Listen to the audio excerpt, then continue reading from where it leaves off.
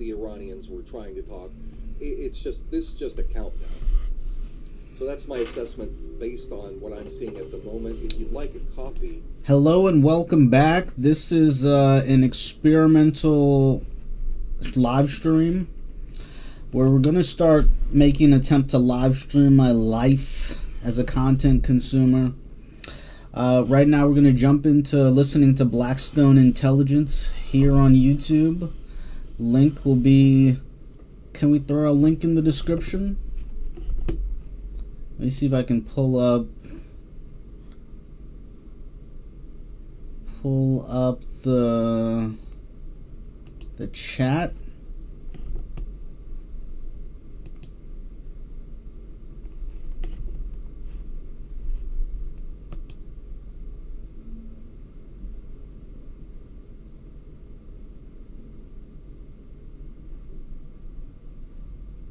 Okay.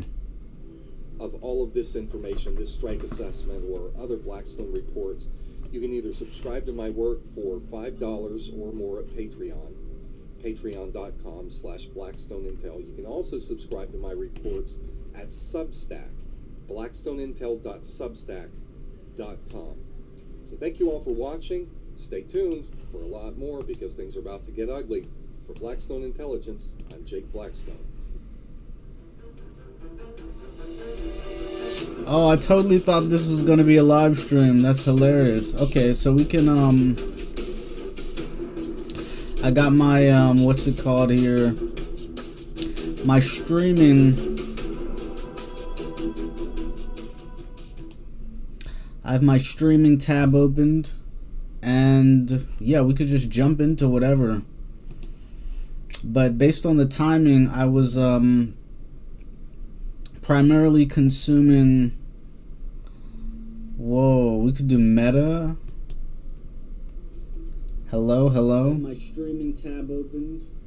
And yeah, we could just jump into whatever.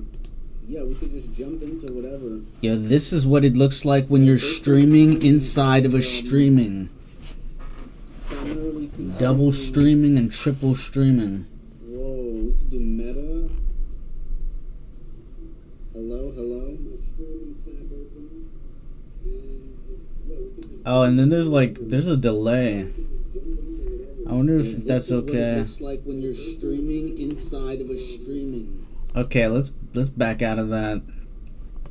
Let's check in to see what's going on Agenda Free TV.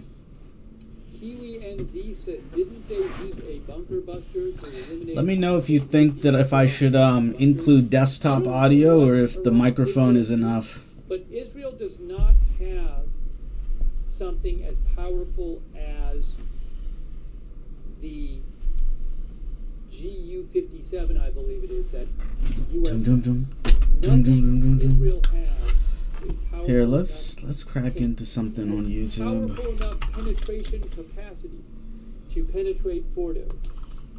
So, I believe it was reported that in the assassination of Nasrallah, they might have used repeated bombs dropped on the same location. I don't know that it specifically... Oh, this is another channel I have. Or not. I'm not sure about what munitions those were.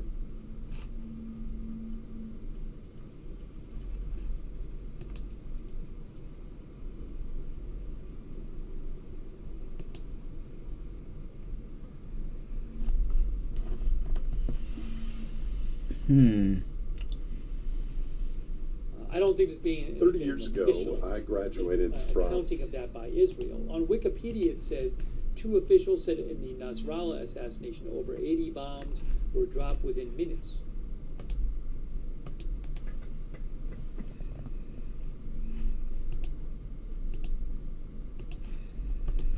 Okay, let's read some commentary from this.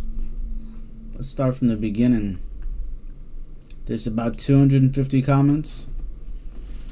We actually have a whole channel set up just for reacting to comments. So this is Nate Hagen's the 10 core myths still taught in business school, frankly number 99. Again, we sorted by newest first, so we're starting all the way at the bottom.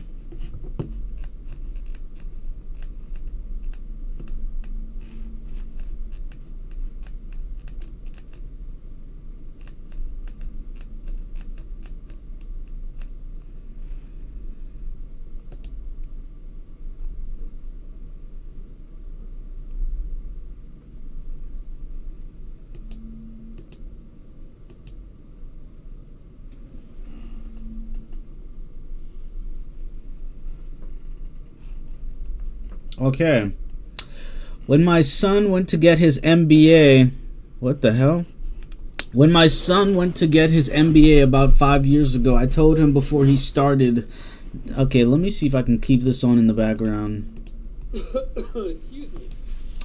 When my son went to get his MBA about 5 years ago, I told him before he started that I would likely ruin his experience in advance. They're going to focus on one area,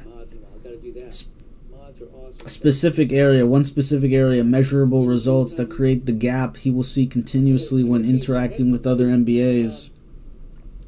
The almost obsessive focus on measurement paralyzes so many potential successes and also creates gaps in organizations that will always be exploitable due to this focus. 2 weeks after he started his MBA, they came over for dinner, and he turned to me and said with a smile, "F you." Modern economics is all about perceptions. It's a magic trick. Often speak in my writings of the subjectivity of value. Subjectivity control mains currency pricing. Debt is always nefarious. Today we have a $315 trillion global debt bubble, and wealth is extracted from leverage and the over exploitation of nature. Greetings. I often speak of value in my writings as well. Curious what is meant by subjectivity control. Single price. We're back. All right, give me 1 minute. I'm coming right back. Since price and real value are very different, Wall Street spends more time enforcing prices or it would collapse overnight. An example, we have a world housing bubble when concrete has been proven to be one of the most destructive materials on the planet. So what is the average house price in the end? Yep. Tennessee Jed, we have a heart. Okay, so let's keep track of timing. Been live for about 7.5 minutes so far. This is 150. Actually, we might want to spend some time consuming some objective personality culture commentary. But we might dip into that later. Myth 8 describes what's taught as economies of scale. One example of the many contradictions taught in contemporary economics. That's what I find most baffling. There's recognition of these issues, but only taught as isolated examples. No one seems capable of extrapolating and identifying the inconsistencies. Another factor in scaling, besides lower marginal costs, especially within the tech industry, is reaching a critical mass whereby the network effect actually improves the quality of the product. Think Facebook, eBay, Twitter, with 1,000 users versus tens of millions. Oh my gosh, Nate, you make so much sense. Then, thank you for this truth. Just mentioned Winston Churchill and his dad. What?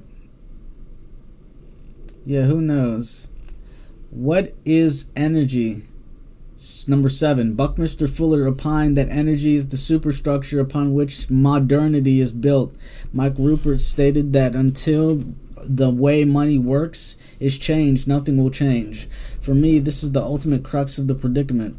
Nate recently said that money is a claim on energy, debt is the claim on future energy. This is the most important distinction because the abstraction of fiat money is used to buy real goods, oil and gas being foremost among the important concepts undergirding the global economy. The only solution is radical decentralization of everything into systems that function according to the ecological constraints that are ...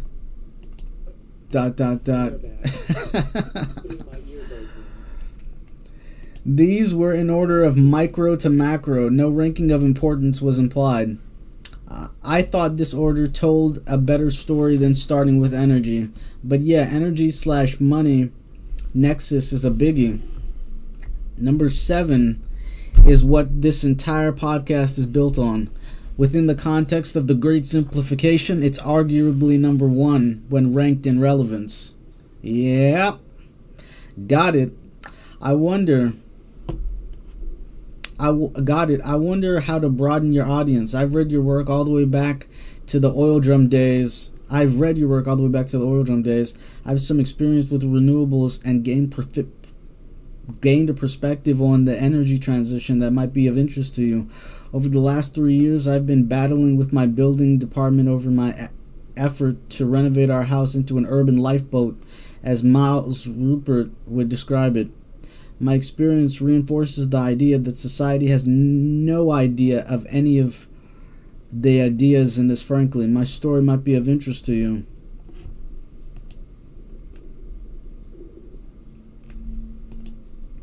For me, Nate, and I like your For me, Nate, and I like a lot of your videos and vision from France. School and their program are following the dogma of money.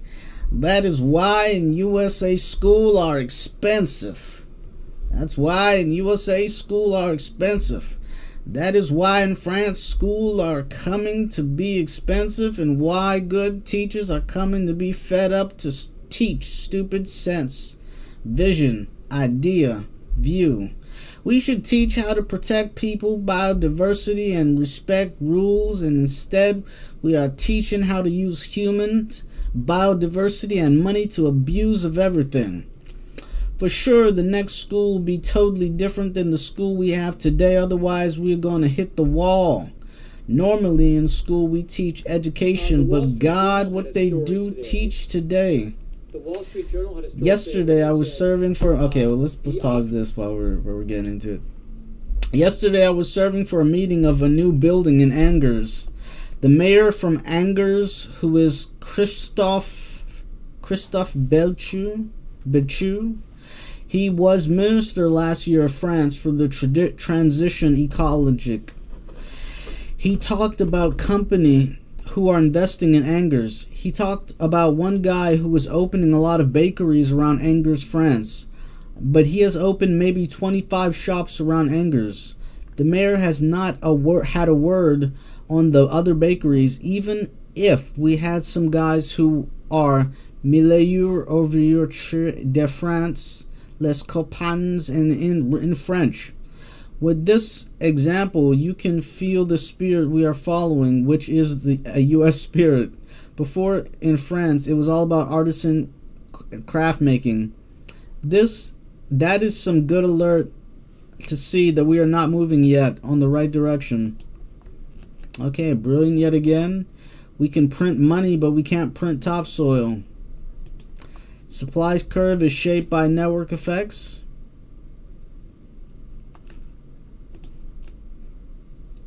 Superorganism. Oh, interesting. Okay, so when we get to around 18 minutes, we'll pivot. The superorganism is like the murmuration of a flock of starlings, created whimsical designs in the air, but not driven by any logic to follow sustainability.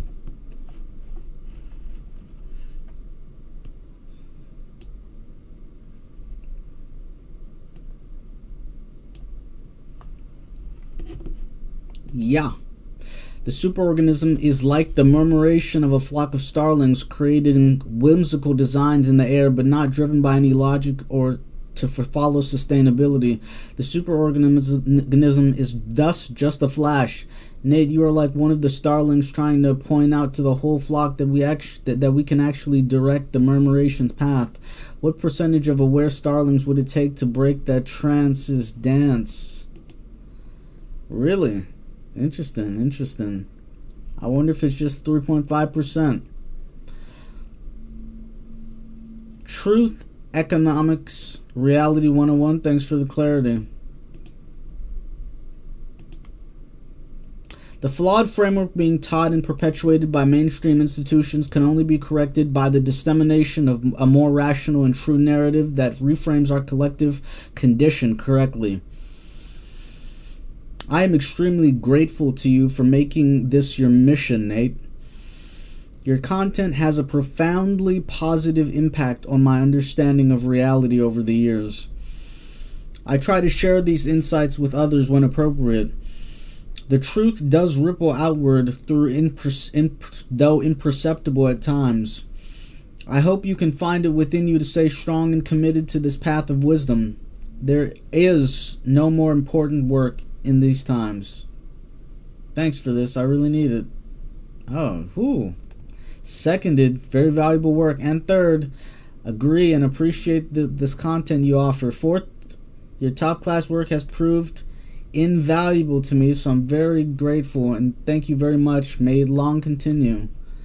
The last to change are the institutions where power is embedded. Too many big words. Oh my goodness. It could honestly be said that within the actual Ponzi scheme of our current capitalist paradigm, a huge portion of humanity itself is deemed to be an externality. Why else would there be such avoidable inequality around the world? The colonial mentality of the arrogant usurpation of everything by a privileged few, and that resultant lethal exploitation of so many others is an integral part of the paradigm. The human ethics of our current system is always an aspect that so often gets overlooked by those who are making bank, writing rules, and mouthing the myths. Yeah, this is such an interesting distinction, right? Because back here we were saying that the superorganism really is like a murmuration. It's like the murmuration of a flock of starlings, right? As opposed to someone sitting behind the scenes controlling everything. So it gets really hard to just take time to really say, like, who or what gives conscious agency over this circumstance that we're dealing with. Okay, scrolling. Remember this from Oil Drum. See it in a good video. Part 2 to the article. Marginal costs continuously. Fusia Utopia. This is AI. It also seems like this too. These 10 myths work well for Scrooge. I failed high school economics in the 70s, citing all parts of the presentation. Could have saved me lots of work. The downward curve would be steeper and more sudden than the up curves. Hey, we're on for a ride. Namaste. Nice, brother. Been watching, witnessing, and learning from you for a while. This is first ever comment on this platform I have ever made. Though the algorithm has taught me quite a bit. Keep up your beautiful simplification of complexity. It's really inspiring to see to more people than you can imagine. Thank you so much. Let's say there's a billionaire who loves coffee. Due to climate change, coffee can't grow anymore, and there's none to be found anywhere. Because he loves coffee and acts quickly, he buys up all the coffee left in stock, regardless of the price. Now he owns all the coffee in the world. Since other billionaires also love coffee, the price for it is exploding. Now, just look at the numbers. He has gained a lot of wealth, but has he really? The numerical wealth is set against the backdrop of diminished real value. There's no wealth without the free stuff it's embedded in. Excellent summary. Thank you. Okay, I'm going to leave this scrolling for a little bit, and I'm going to go get some, make some tea.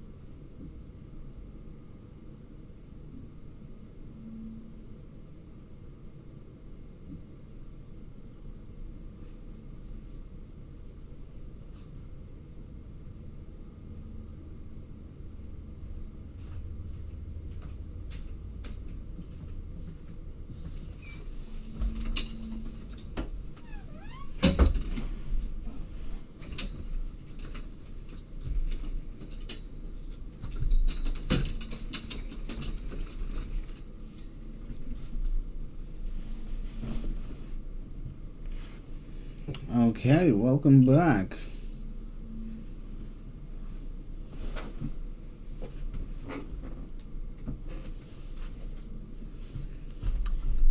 Oh, my bad. Where we were at, I should have let it finish.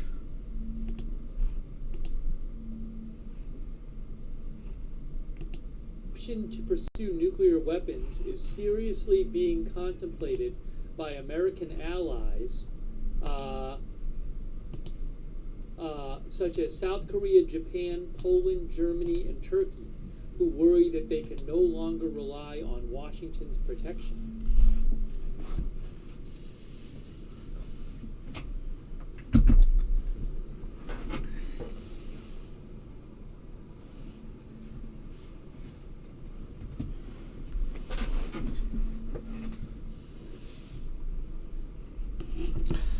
We're gonna add a secondary. Well, actually, yeah, let's play some.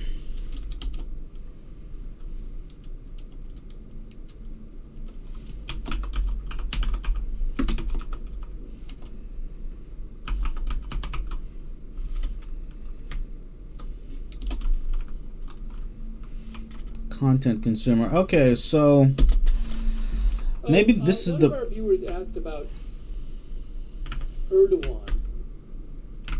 Maybe this is the perfect time to discuss content consumption on YouTube. Some of his comments.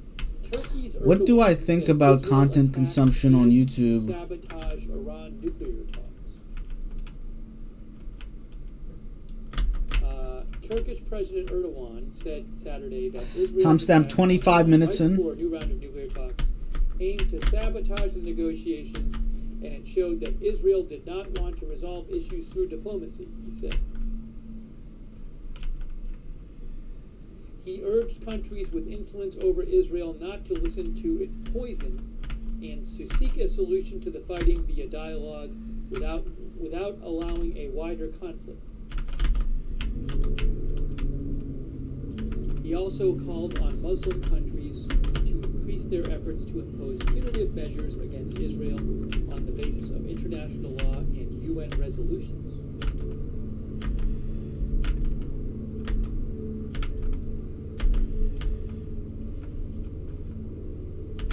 He also said some other things.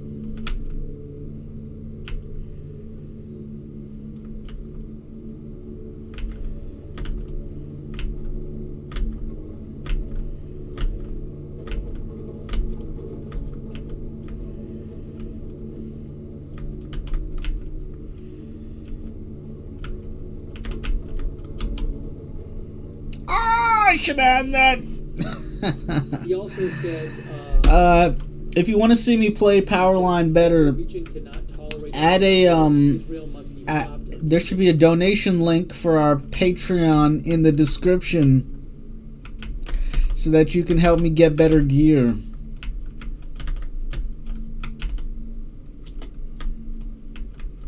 Or at least that's what the talking point should be.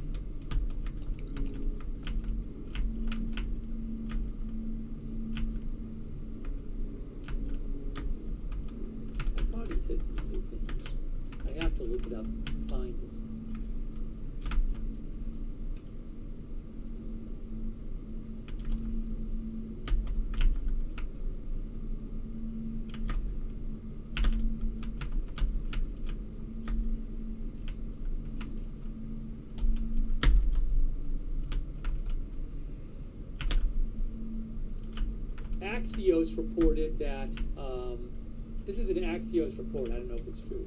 They said President Trump and Turkish President Erdogan quietly sought to arrange a meeting between the U.S. and Iran. Okay, so what does it mean to be a content consumer? For me, this right here is a form of content consumption. Even though I'm playing, right? So it's like I'm a creator and a consumer simultaneously. Because I'm consuming content while playing. Does that make sense? Is it really true that... Because for me, the environment is also content. By President Trump and Turkish President... It's like learning something about the space. I'm not chilling.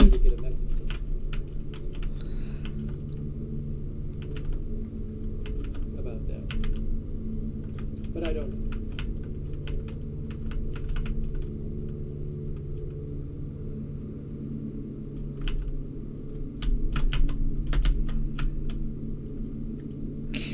Cool. It seems like if the supreme leader can't be reached by President Trump, then that's a problem with the way they have it set up there.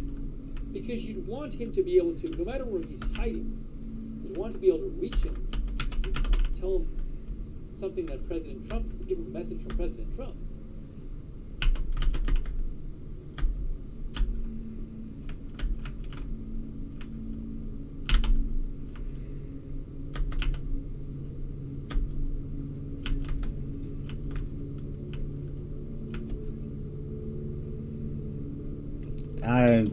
What are those things on thought I had it. I don't know if those are just decks. Okay, so what do you want me to do next? Do you want to go back to consuming culture commentary from the Great Simplification? Or do you want me to listen to Steve Lookner live and see what's going on Agenda Free TV? Or would you prefer left-handed power line? Google AI said they're telecommunications structures. Cranes? Oh, some of our viewers are saying they're cranes. Are they cranes? Are they on top of the buildings? Some of our viewers are saying they're construction cranes. Maybe if I looked during the day, it would be very obvious what they are. Maybe I can pull up the screen from during the day. A little bit of left-handed power line. Most of the viewers say they're cranes. Yeah, I should watch kill cams more. I'm looking here. Hold on. Yes. These are all cranes, because I'm looking at that's crane. I can't. This I believe is a crane on this one too. Yes, those are all cranes because I can see it during the daytime shot. Good job, viewers.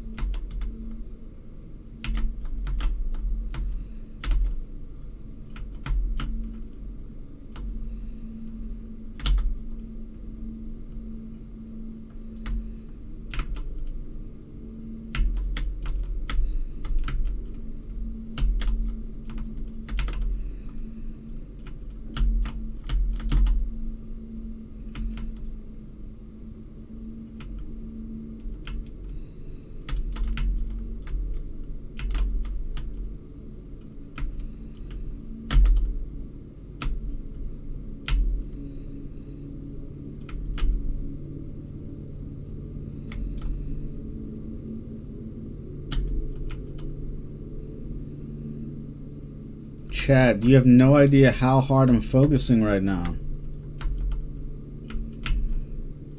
I choked. But okay, so hold up. The whole point of that was to stream.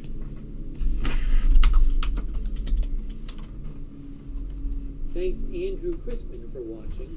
Oh, yo, check this out. This is one of my favorite background for focus and studying. It's called Brown Noise by Healing Sounds by Otto. Brown Noise for ADHD, 40 Hertz Gamma Wave binaural tones to enhance focus and concentration. This account I follow, Israeli news account, security. That's what it sounds like. In Iran, there are reports of an attack in Shiraz that is unusually intense. But now we're going to as an aggregator. That's unconfirmed, but I'll show you where that is. It's like Shiraz, Iran. Shiraz. And we're just gonna leave this on Which is in the background. Give us +1 viewers. Shiraz, Iran. Let me go back to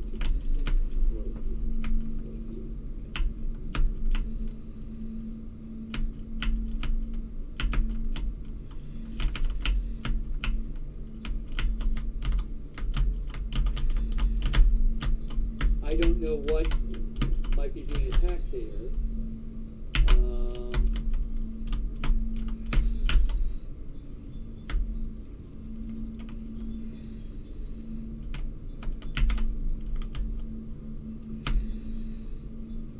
There's not a nuclear facility I'm aware of in Shiraz, but again, the security cabinet, which is a couple of Israeli reporters, they say in Iran there are reports of an attack in Shiraz that is unusually intense and lasts for over 20 minutes.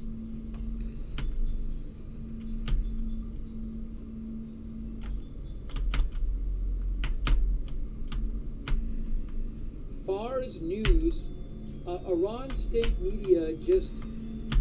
Oh, Iran State Media also says air defense is Yeah, there must be nobody in this lobby right now. Okay, there's that going on right now. Air defense active in central Tehran. Also, I think Iran State Media is claiming that Iranian drones are flying through the air somewhere. Now, let me see if I can figure this out.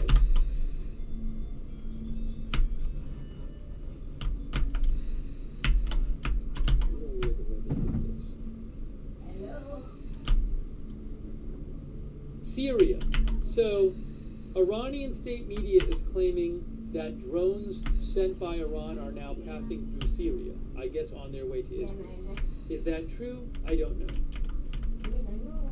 Earlier tonight, the Iranian Revolutionary Guard claimed they had launched some big drone attack on Israel, and that the drones would be getting them. So far, there's been one drone alert.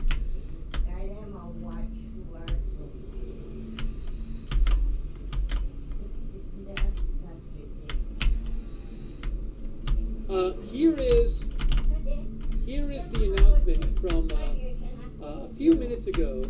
Iranian state media ISNA posted this announcement from the Revolutionary Guard of Iran. They said the Revolutionary Guard's suicide drones are advancing from the north to the south of Israel. Tonight's operation will be continuous, impactful, and disrupt Israel's balance. That's what they said. It's the same announcement we read you like a half hour ago, an hour ago. But it's just posted by one station. Tragic, dude.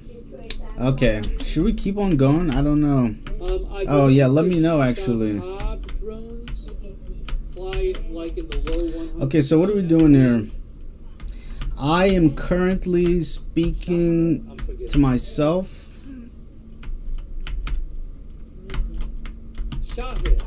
While I play Powerline left-handed. Shahed drones fly. And listening to Steve Lookner. And I guess we'll double back further. Oh, I should have had that. Wikipedia says max speed Shahed 1.61. So what does it mean to be a content consumer? To be a content consumer is like you're traveling a mountain. And that mountain is a place where you can just be you, but in the comfort of your home, right? Now you can take that and you can be a content consumer because you can know what type of content you like to consume. Now think about this. If you were just a content consumer, then you couldn't be anything else if you didn't need to be something unless it was what it was when you were consuming. And that's the power of content consumption, because you can take what you know and you can have it be this magical, mystical, exciting thing.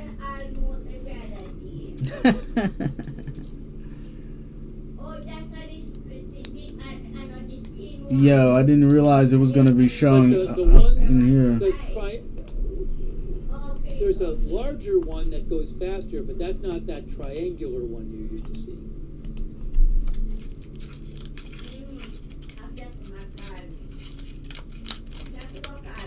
Chris N says not effective when there is drone defense.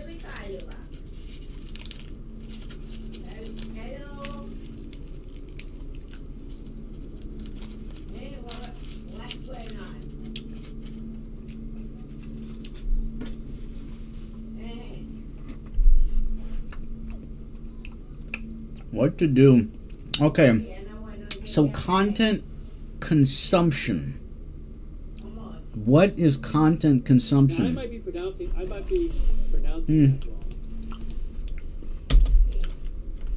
Do that while streaming. Test stream. No, I get the right to not have a prepared syllabus as I get my affairs in order. So if there was to be something in order, then what would it look like? What would it sound like? It would sound like a fully fleshed, like I would have playlists out. Yeah, sometimes you take it because you think you can get away with it. multiple Iranian No state shade, media no outlets shade. are posting the same video. Actually, maybe it's time to tell the story of Powerline. Moving through the sky. Okay, so Powerline is this crazy sick IO game, I have no but it really died off around 2013, 2021. look at Iran, Oh, Lookner's going into maps. and there's Syria here.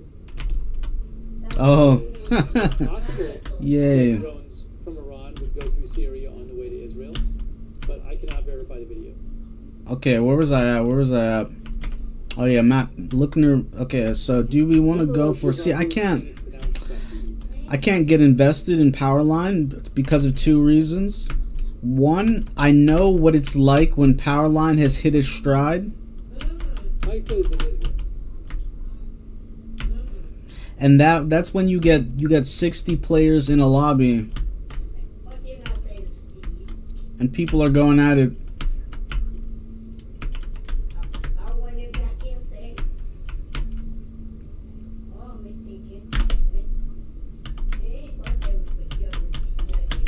Oh, I don't know what I was doing there. Oh, tricky. Now, Google AI says.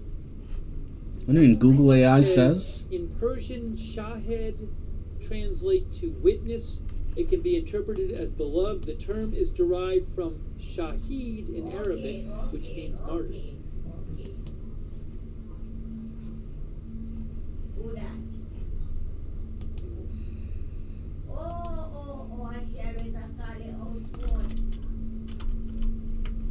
Okay, little by little. Okay, so we have to figure out what we want to consume in the chat. So what is the history of Powerline? I'm thinking that the history of Powerline, it used to be this awesome I was going to show you guys something. program. I'm going to show you this thread. From 2017 to 2020, 21.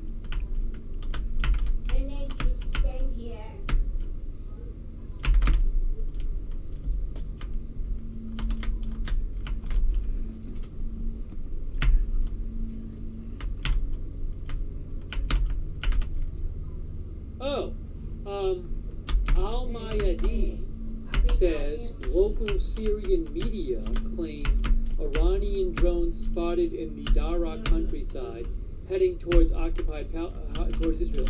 But they might be just looking at the same video that Iranian state media is posting. So I don't know if that's a new report or not. Al-Mayadeen also says the sound of a squadron of aircraft was heard in the skies in a number of Iraqi cities, likely Iranian drones. Look, Iran said, the Revolutionary Guard Cheesecake. said it a while ago, they had launched a bunch of drones at Israel. You know, we haven't heard Israel say there's some huge drone attack. We haven't heard Israel's, I assume if they think people are in danger, they'll issue alerts. It takes hours for drones to get from Iran to Israel. I mean, if it's the ones that fly 150 miles an hour, it's going to take at least, about 5 hours. So I'm guessing if there are a bunch of drones flying towards Israel, Israel's aware of that and trying to take them down. Okay, so this is me getting caught up So we'll in... have to see what happens.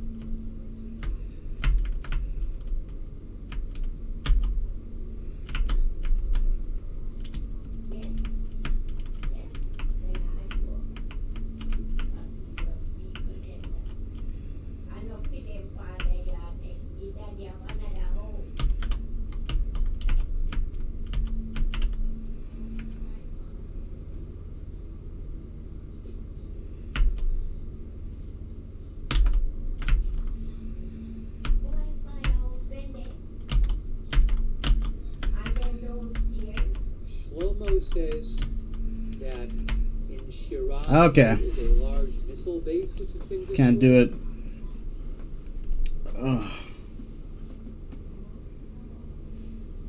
We're gonna pause.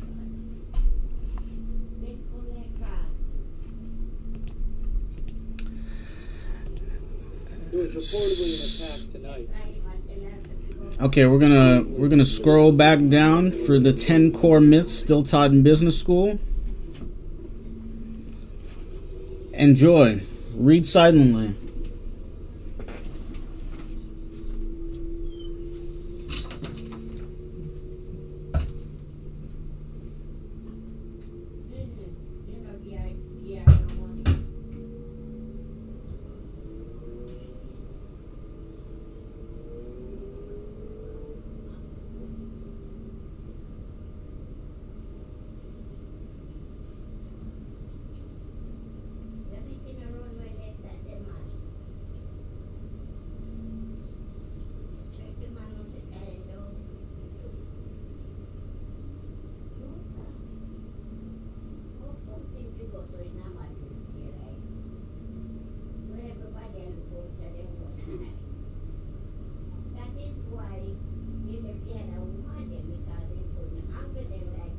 Oh, I was going to mention something to you guys.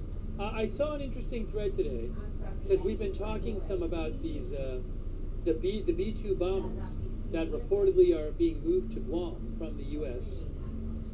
The B-2 bombers that would carry the bunker buster bombs that would be used on the Fordo nuclear plant if Trump decides to go into the war.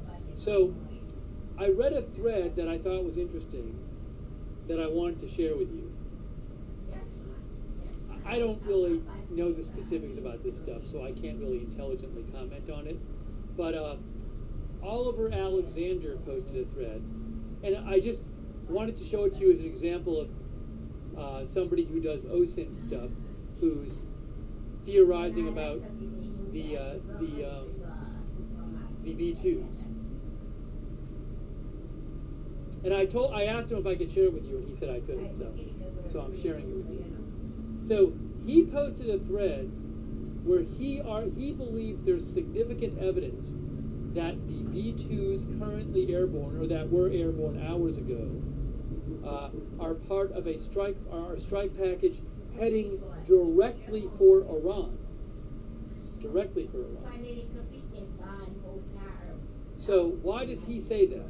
Right, let me put this on the screen, but again, I don't feel like I can intelligently comment on this, but it's kind of just, I thought it was an interesting example of someone in the OSINT community doing this kind of thing. So you can see, hold on a second. Let me do it this way. So you can see what the reasoning is. Whether you agree or not is up to you. So he said, this is some evidence. This is why he it's evidence he thinks that the B-2s are heading directly for Iran. I don't even know that it's been confirmed that they landed anywhere. He says, 1, immediate refueling after departing from Whiteman Air Force Base indicates the aircraft are carrying close to their maximum payload. Yeah, I did see an article before, I think it was a Washington Post article, that said that the refueling, it seems like they were refueled right after they took off, which meant that they were carrying a heavy payload. He also says, if not an immediate strike, he says, it is highly likely that with the ordnance would have been pre-positioned in Guam or Diego Garcia with transport aircraft in order to save the logistical headache of the additional aerial refueling and airframe stress. So what he's saying is he believes that since it appears these were refueled right after takeoff, that he thinks they were carrying like the bombs, these heavy bombs. And he says, well, basically, if you weren't going to have them go directly to Iran, why would you have them take off with the bombs? Why not have the bombs closer, closer to the destination further along the journey rather than having them from the beginning. Then he says, if the B-2s continue forward onto Iran, they will arrive on target a few hours prior to the opening of the futures market at 6 p.m. ET Saturday. This will give the Trump administration time to host a press briefing to calm the markets before they open. Then he says, KC-135 and KC-46 aircraft have been pre-positioned around the world at the exact bases that would enable the world's longest and first circumnavigation bombing mission.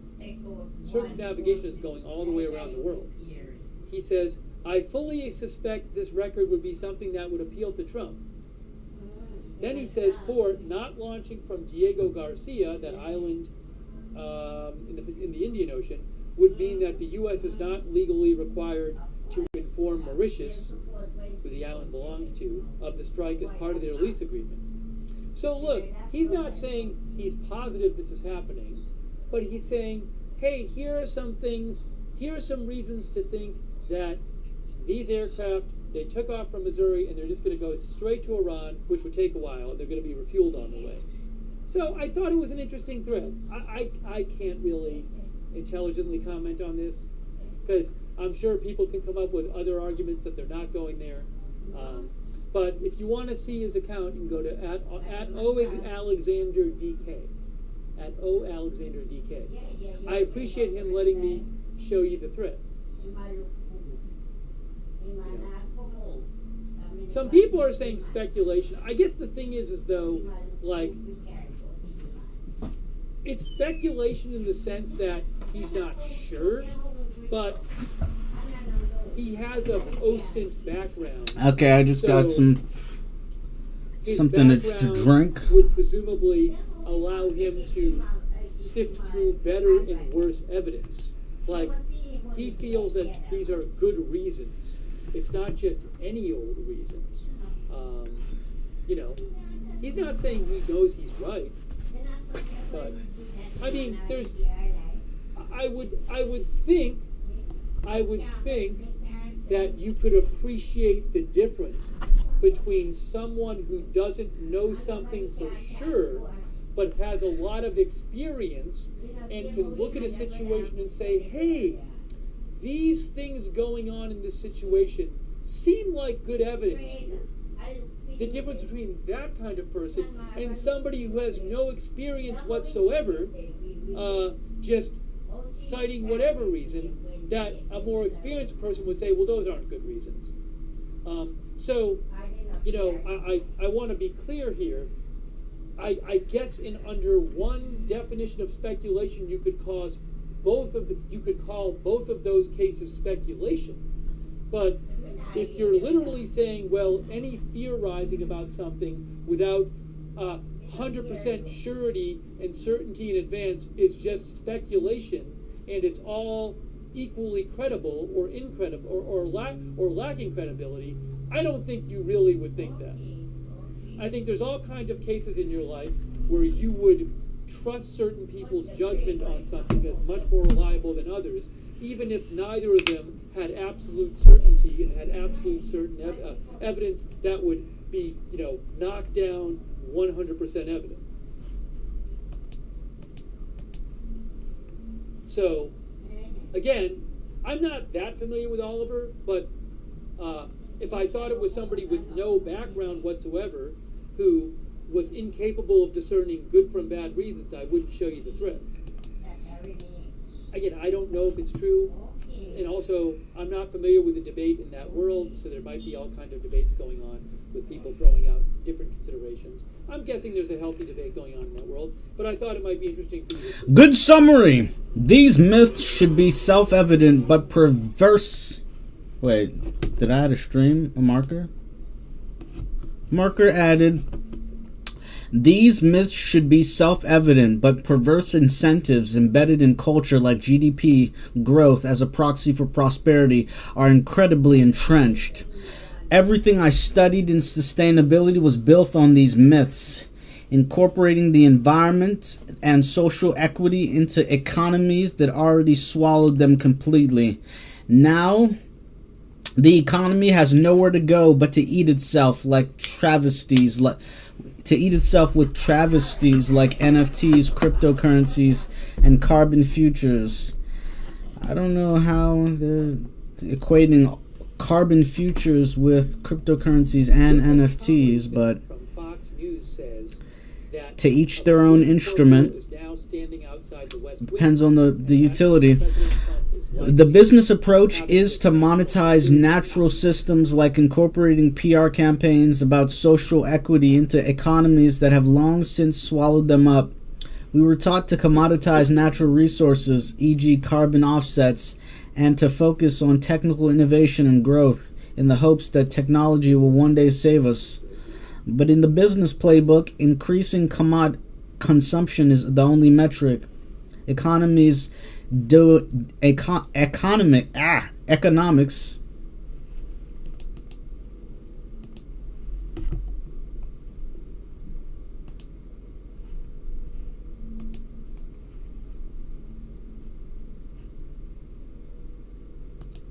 Gary Patey says the CIA director is there. I saw one claim that he was there. I haven't seen it from other sources, but I would not be surprised if he was there. He says the CIA director is there. I saw one claim that he was there. I haven't seen it. By the way, I do want to say a quick apology. I think I got a little too frustrated with the discussion of the what I considered rumors of the whole Fordo thing. So I'm sorry I got so frustrated on the air. And I apologize to Louis R. as well. I think it came off as me singling out Louis R., which I had no intention of doing. So, while I still maintain all my positions on the credibility or lack thereof of the reports, I'm sorry for getting frustrated.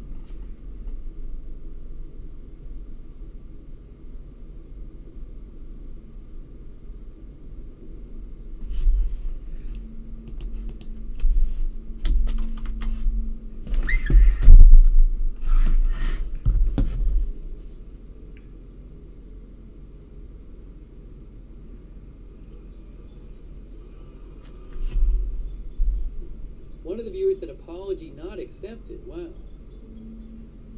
I guess that's the way it's going to have to be.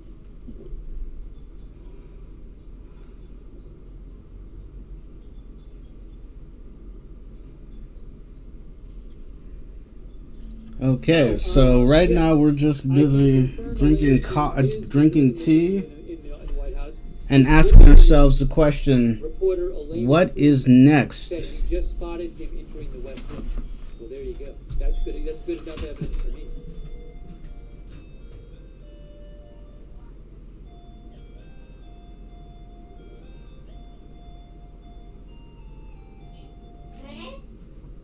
If you've watched this channel, you know that I think how we sort out information from the world in this day and age, when so much information is being thrown at you Oh, from look, all different directions and all kinds of sources, a peanut butter I think our ability chocolate cup to discern with dark reliable chocolate. information from unreliable claims is of the utmost importance for the future of mankind, I believe.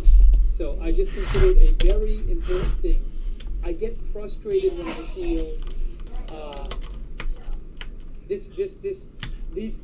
the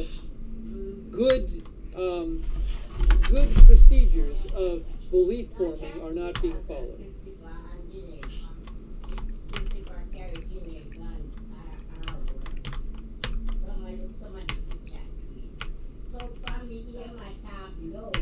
But I shouldn't get as frustrated as I got.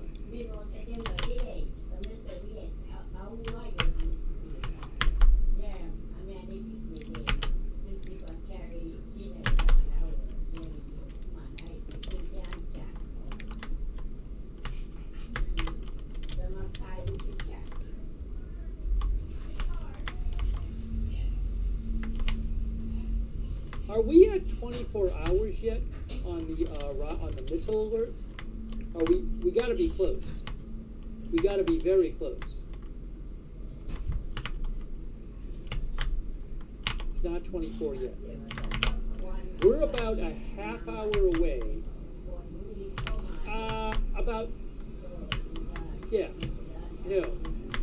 In 38 minutes, it will be 24 hours since the last missile alert, according to So Far Red Alert. Okay. 38 minutes. It will be 24 hours without a missile alert. How about that? And in the last 15 hours, there has been one drone alert, which was an hour ago when the drone got shot down. So in the last 15 hours, one drone alert, and in the last 23 hours, 0 missile alerts. What's up with that? What's up with that, guys? Okay, so now we're going to go through my consume digest for the past few hours. Star Tamer thinks peace is around the corner.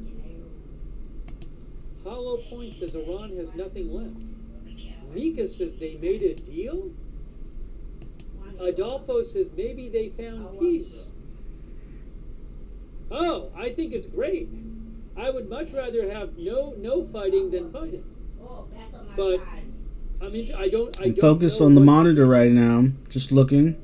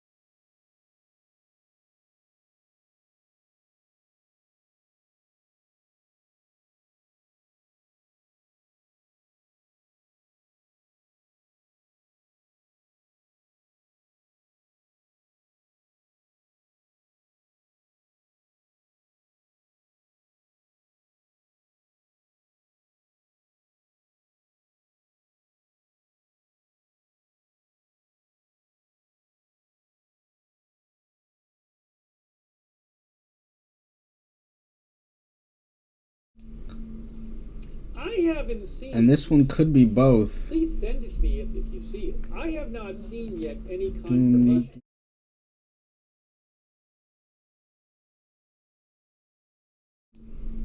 Doom, doom, doom, doom, doom. As an aggregator.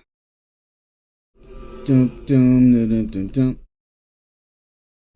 I keep on forgetting that scene doesn't have audio.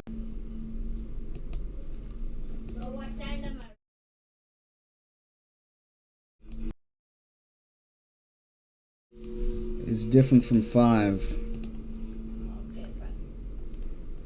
Okay, so long story short, I'm going to mention... we're going to go through our subscription box right now. Which I really like, has an article about the B2s. So I'm going to talk about that in a second. But, hey, let me say a quick thanks to some people. Okay. Thank you to No Name. Let me know what you see. No Name. Oh, actually, Also, we can watch this Serena space. And Donna Lauer, thank you for the gift memberships. Alaskan Barons. Thank Excuse you, me. Alaskan Barons.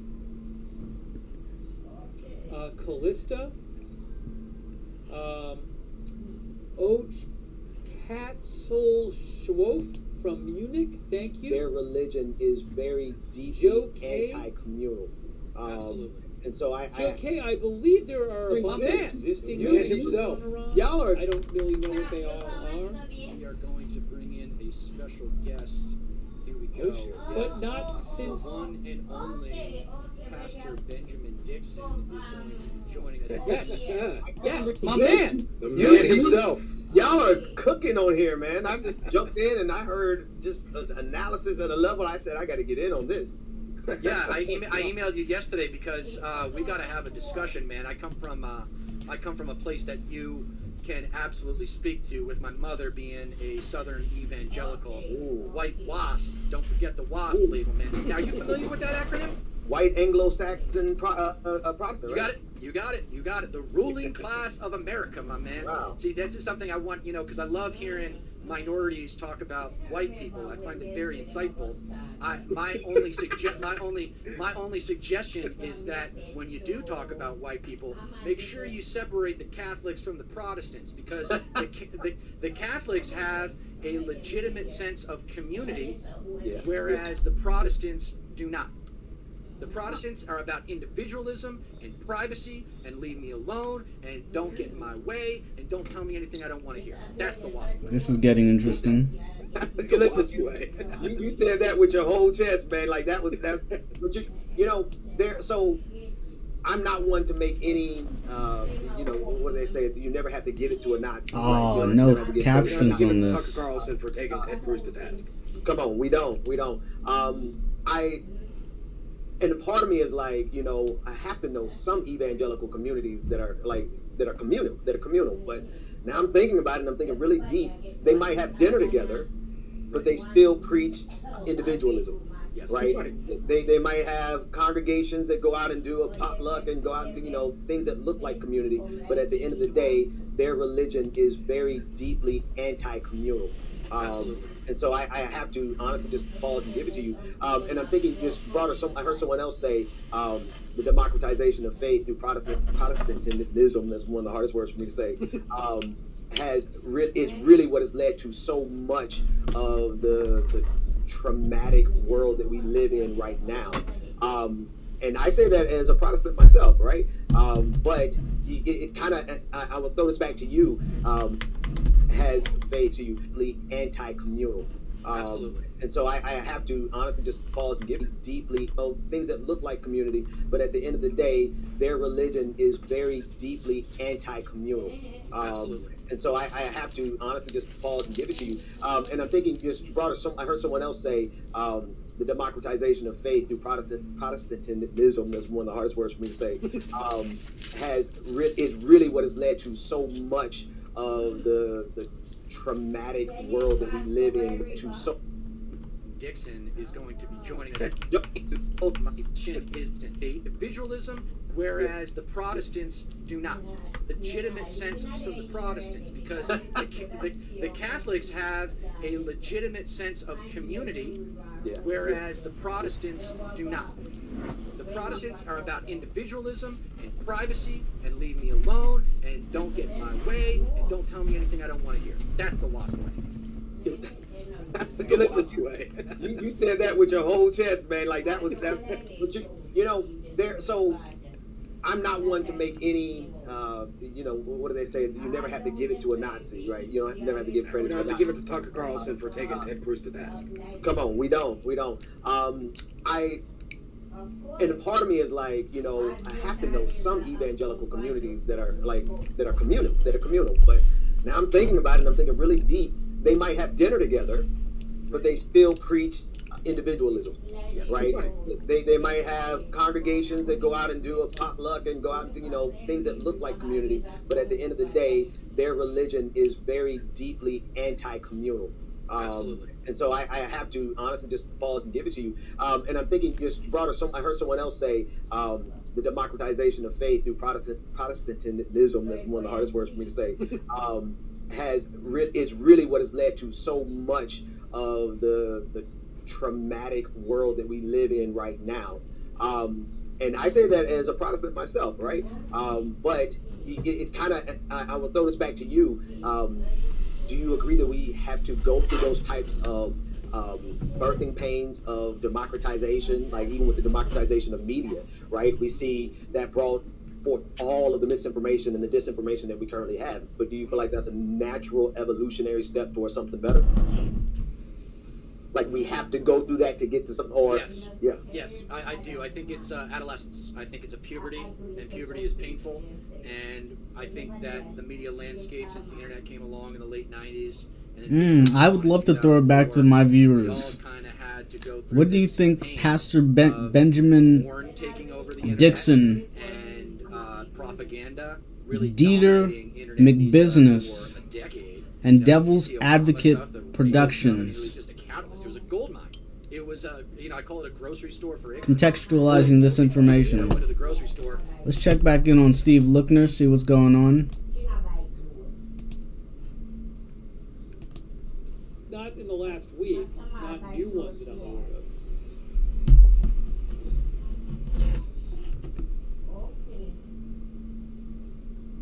of. There's a whole page about it. Sorry. Well, there's a whole, I don't know about that. Anyways, there are a lot of sanctions on Iran. Wikipedia has a whole article. It says the Iran regime should be removed, and you will see that the Iranian and Israeli people are good friends. Thank you so much, Armin Khatiri. Thank you, Damon Reinhardt. Thank you, Damon. We might talk about that in a bit. Damon, thank you. Joe K, thank you. David Martin, thank you. Thank you, David Martin. Granny Yaya, Kurt, W9BBW, Shaft for the gift memberships. Hevlush for being a member. Sem Sift from Turkey. Thank you, Sem Sift from Turkey. Sem Shift, I'm probably pronouncing that wrong. Rohady Rodriguez, thank you, who says maybe Iran is not firing missiles because they're getting ready because of the U.S. bombers heading to Guam. That's what Rohady says. Thank you, LTC Army Retired Pent. Thanks for your service. Thanks for being a member. Thanks, Francis Dunn. Mel Espinoza, Rick Butler. All right. Also, thank you so much to help the turnaround time for follow-on missions. Each of the stealth bombers can only carry 2 of the bunker busters at a time. So we're hearing stuff about stealth bombers and bunker And if you busters. missed it, Reuters was reporting today. We talked about this earlier. Very interesting report from Reuters. Well, they updated their B2. Hold on. They updated the chart.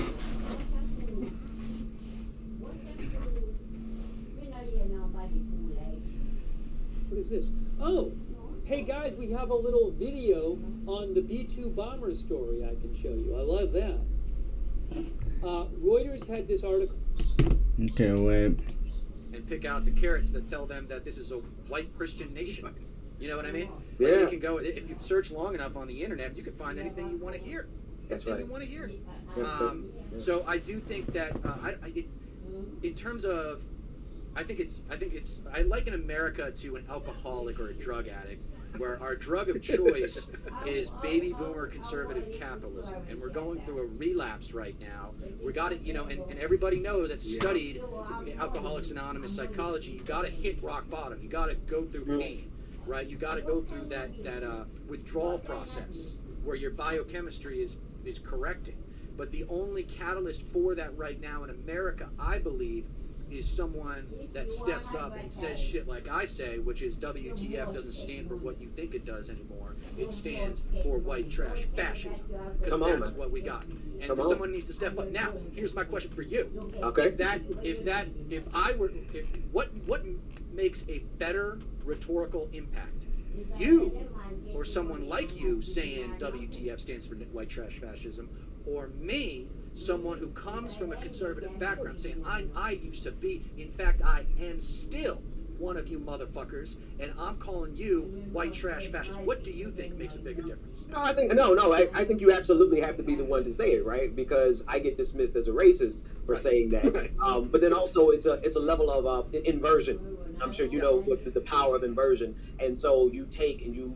This is the irony of life. I'm struggling with this with my own kids. The next generation has a tendency to do the exact opposite than the previous generation if you're not careful. Sometimes that works out really, really badly, right? It's kind of like if you think of what's that show that used to have Alex P. Keaton, but Family Ties, right? Family Ties, right? And so you had Michael J. I got called an Alex P. Keaton when I was a kid. A bunch of times. I never seen that show until like a year or two ago, and I was like, So this is what I would be doing normally. I would just be combing through my Consume Digest and consuming content. Like just classic. I watched it in the intro music. But right, you see that inversion, right? You see he came out and did the exact opposite than his hippie parents, and it became like but it became kind of like a laugh, just kind of the motif of the show. But it really models reality, and so it happens. And if it happens on the good flip of the coin, right? On the, then you get someone like yourself who, I don't know your parents or anything like that, but you come from a background, you analyze that background, and you say no.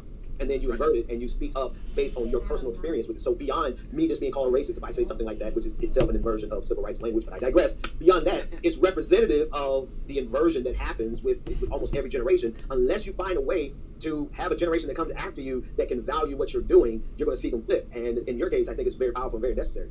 I think behaviorally, the thing that was missing and the reactionary behavior that you're talking about, I think, in terms of ideologies flipping with moving generations, if the parents listen, and if they respect the intellect of their kids once they finish college, then they're going to be less likely to live a fuck you life. But yeah, right now, I'm living a fuck you life because we live in a fuck you society. Yeah. And if you want to know, the classic cultural example I draw from is O.J. Simpson. Johnny Cochran politicized that case. Now I wish I had a way to continue listening to what I was hearing through here and to be able to transit. And Kim Kardashian is a celebrity because Right. and is a multi-millionaire. Yo, I didn't know who that was until I saw American Crime Story, the O.J. Simpson series. I didn't know her dad was like his friend / lawyer. Yeah. I didn't know where it came from. And it's sad because Bob Kardashian was actually like this great guy. Right. Bob Kardashian was like the best guy in that whole family. He fucking died. He just left the rest of them to terrorize us. I'm interested to hear what you have to say about this, Ben. I think that the left's biggest problem, the whole left, neoliberals, everybody, is, I call it the left's narcissism. They want the method by which we achieve change to reflect themselves, to reflect their character, their diversity, their credo, whatever. Me, I'm like, we're at war. What's the strategy that gets us to win? Right. And I think it's like, I was talking to Alex in the previous episode. I mean, I'm ready to go with the Black Panthers approach, man. Don't come to our blue cities, our kick-ass blue cities, with all the best live entertainment in the world, and the best bars, and the best restaurants, and the best pub. Okay, we're going to pause this and go get something to drink, and we'll be right back. B-2 bombers moving to Guam amid Middle East tensions, but we now have a video from them. So we're going to play that video right now on the B-2s. I think maybe this is a video of the B-2s. Hold on a moment here. Let me pull this up on the screen for you. Get rid of that, get rid of that, get rid of that, get rid of that. Get rid of that, get rid of that. Is it here? Turn the volume down so I'm going to put the video up.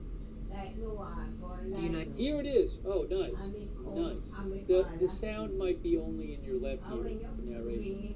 Oh, look, we got a nice video about the B2 situation. Look at that. Why does it say Haifa? I know why it says Haifa. I think I do.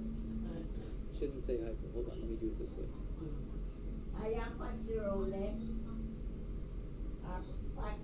Okay, here we go. Here's the video from Reuters. Look at that. Wow. I'm sure you can see all this. I think we're good. The United States is moving B-2 bombers to the Pacific island of Guam as President Donald Trump weighs whether the U.S. should take part in Israel's strikes against Iran. The bomber deployment was relayed to Reuters on Saturday by 2 U.S. officials. It's unclear whether the move is tied to Middle East tensions. The B-2 can be equipped to carry America's 30,000-pound GBU-57 massive ordnance penetrator designed to destroy targets deep underground. Experts say it could be used to strike Iran's nuclear facilities, including the deeply buried site at Fordow, the crown jewel of Iran's nuclear program. The officials declined to disclose any further details. The Pentagon did not immediately respond to a request for comment. Israel on Saturday said it had killed a veteran Iranian commander during attacks by both sides in the more than week-long air war.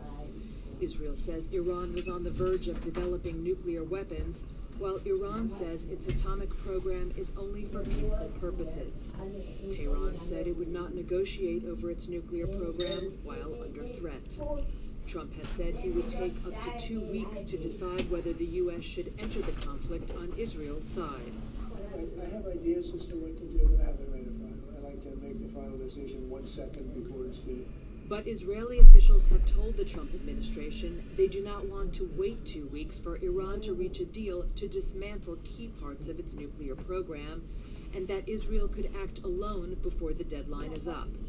That's according to 2 sources familiar with the matter, who said Israel communicated their concerns to Trump administration officials on Thursday in what they described as a tense phone call. Participants on the call included Israeli Prime Minister Benjamin Netanyahu and Defense Minister Israel Katz, according to a security source, as well as U.S. Vice President J.D. Vance and U.S. Defense Secretary Pete Hegseth. The White House declined to comment. The Israeli Prime Minister's office did not immediately respond to a request for comment. Iran's mission to the United Nations also did not immediately respond. The United States is moving That footage of the B-2 is quite something. Look at that. So what do you think is going to transpire here in the future? See a little of that again.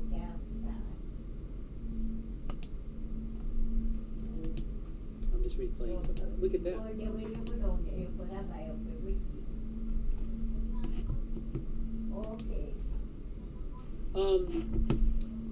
Just as a Julin says, what a sharp-looking plane. Let's see if it works. Well, the plane has been used before in combat. The bomb has never been used in combat.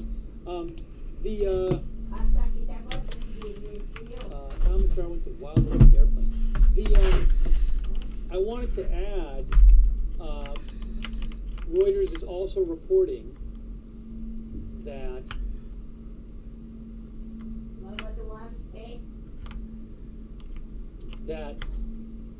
as you heard in that video, they're saying Israeli officials have told the Trump administration they don't want to wait 2 weeks to reach a deal to dismantle key parts of the nuclear program, and Israel could act alone before the deadline is up.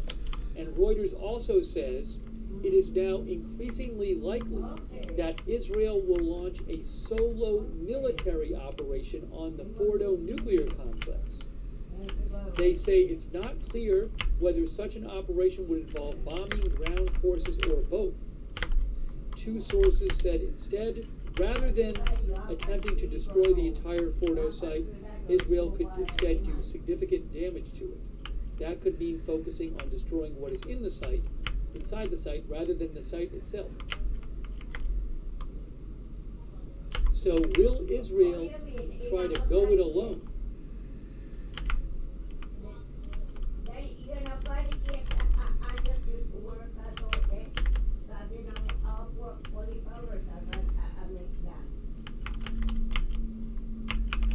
Maria says, I think it's closer than we think.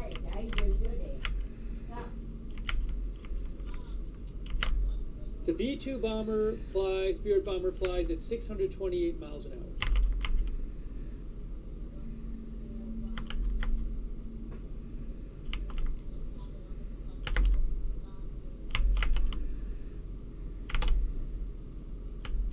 There is a picture from the Air Force website of the B-2.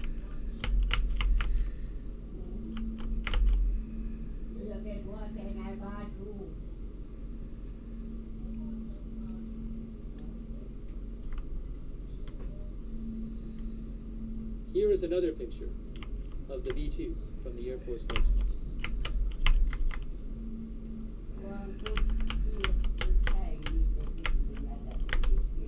Did we hit 20? No, we didn't hit, we're almost at 24 hours of no missile alerts.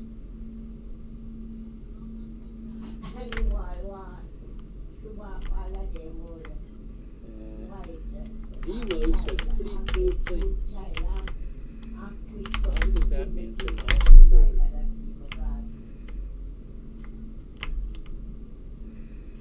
Max the French Canadian says peak engineer.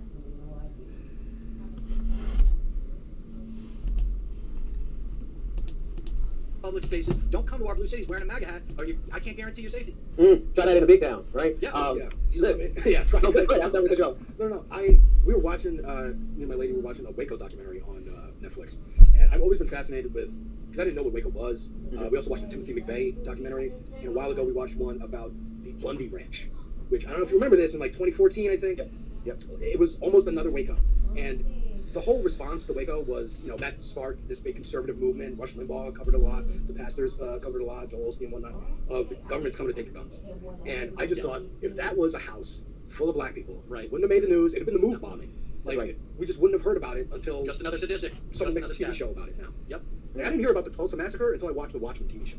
You know, Really? Yeah, really. no, you'd be surprised how many people didn't. I mean, but in Tulsa, it was illegal to teach it for a minute, if I'm not mistaken. So one of the primary functions of empire, I'm coming to learn, is the erasure of history. It can't function without erasing portions of history. But Dita, to your broader point that Alex tied in there, the aggressive approach. Actually, we need folks who are willing, at least, right? I don't advocate for violence except for in self-defense. Then it's no apologies, no hesitation, no reservation. Do what you got to do, protect your people immediately, right? I'm not like Rick Grimes going through the first 2 seasons of Walking Dead, right? What I'm like is, as soon as we see a threat, we neutralize that threat and we'll ask forgiveness later if we have to. To that end, I do that from a self-defense perspective. Now, those are my caveats. I put them out there, right? We need some more John Browns. We need white folk who will stand up in this moment and say we will stand in solidarity with every marginalized group, whether it's racial marginalization, or whether it's gender marginalization, or orientation, it doesn't matter. We need a level of solidarity because right now the narrative that the empire is trying to weave is to say that white folks are tight. Well, the counterbalance to that is to show us all the white folks that are about that life and that will be right there beside us, whether we're in Black Panther uniforms, whether we're flying the flag of Antifa. You know what I mean? Like let's ride together. And there was something else you said, but it escaped me. Go ahead. It'll come back to I was just going to say, in 2020 protests, it was the biggest protest movement on the planet, I believe, right? And one of the things in this country that I think really inspired more and more people to keep going out there was the videos of the police harassing white people. Because, again, you can write off the police harassing black people. They've been doing that since the country began. But when they saw grandpas and grandmas getting pushed around, they go, oh, that could be my grandma. That could be me. That could be my relative.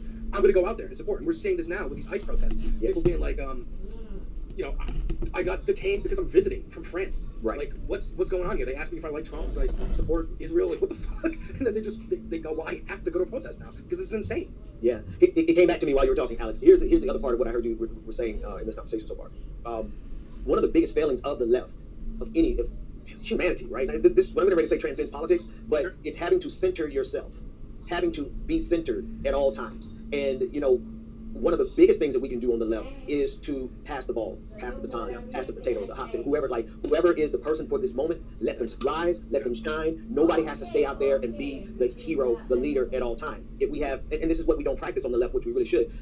It's funny, we are siloed into very small, broken down communities, but when it comes to leadership, we don't really look for decentralized leadership. We keep looking for a singular figure to be that person. Love Bernie, but Bernie was that person. And then, but the problem was when Bernie was no longer that person, we're like, well, where's our leader? Where's the team? Yeah, Where's the team? Exactly. Dude? We need the team. And so that bench needs to rotate. And if we're smart about it, that bench will rotate through first of all, what do the times require? Who's being attacked right now, right? Then we need to put up the precise antidote for that attack. And that might be the person from that community. And then it might be somebody from the opposite community, right? If we're talking about a racial issue right now, it might be the case that we need a white person, white people, white men, white women, white gender non-conforming individuals to say, hey, F all of you racists, you're not going to mess with our people, with our allies, with our friends, right? Whatever the combination is, we have to be willing to let that attention economy rotate and never be so selfish to say, oh, it's not centering me, so I'm not going to participate. That's narcissism. Narcissism. Yeah. That's narcissism And that's right there. you were talking earlier about being a reactionary to your parents or a certain kind of community, like being the white guy to stand up and be like, hey, this is not okay. But that's it. But I will say that Ben, a lot of white people want to get involved, but a lot of whites are used to leading, and they don't do well with necessarily following a woman or a black person. Yes, I got to stop when I'm drinking coffee, man. Maybe that's a whole Go ahead. So I'm very aware of the white savior trope. I'm very aware of that. And my counter to that, I tell all my white friends, I'm like, get involved. Don't feel awkward. Don't let you're going to say things wrong, and don't be embarrassed. And it's all a part of the team effort of working together. I want to be a white weapon because we are at war. And in order to win a war, you need weapons. And so we say the team, I want an arsenal of political figures. I want, and Mahmoudi out of New York, man, he's going to be a nice arrow in the quiver.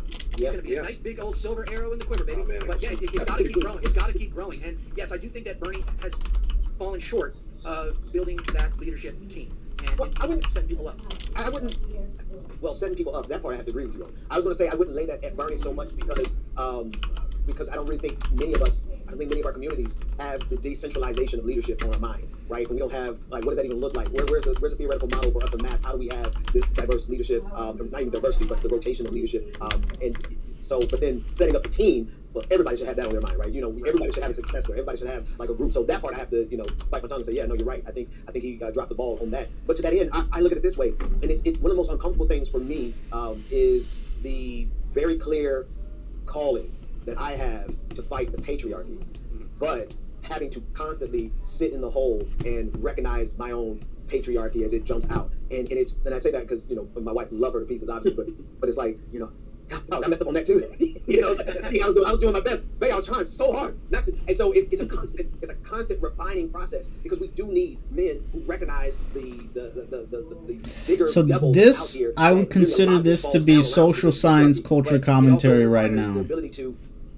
have the thickest of skins. I'll put it like that. If you're a person and you want to be a weapon for a certain issue or group, you're going to have thick skin because if you do mess up, you got to be able to take some critique, right? If you do drop the ball, you have to be willing to be held accountable. And I'm using myself as an example because I think the secondary tied for first, if not first, war that we have to realize and fight against is patriarchy. And then I think tied very closely to that is white supremacy. And then both of those have become the backbone for capitalism. So it's like a 1, 2, 3. I think they're all probably co-equal, interlocking, like almost like the unholy trinity. Yes. In capitalism. Yep.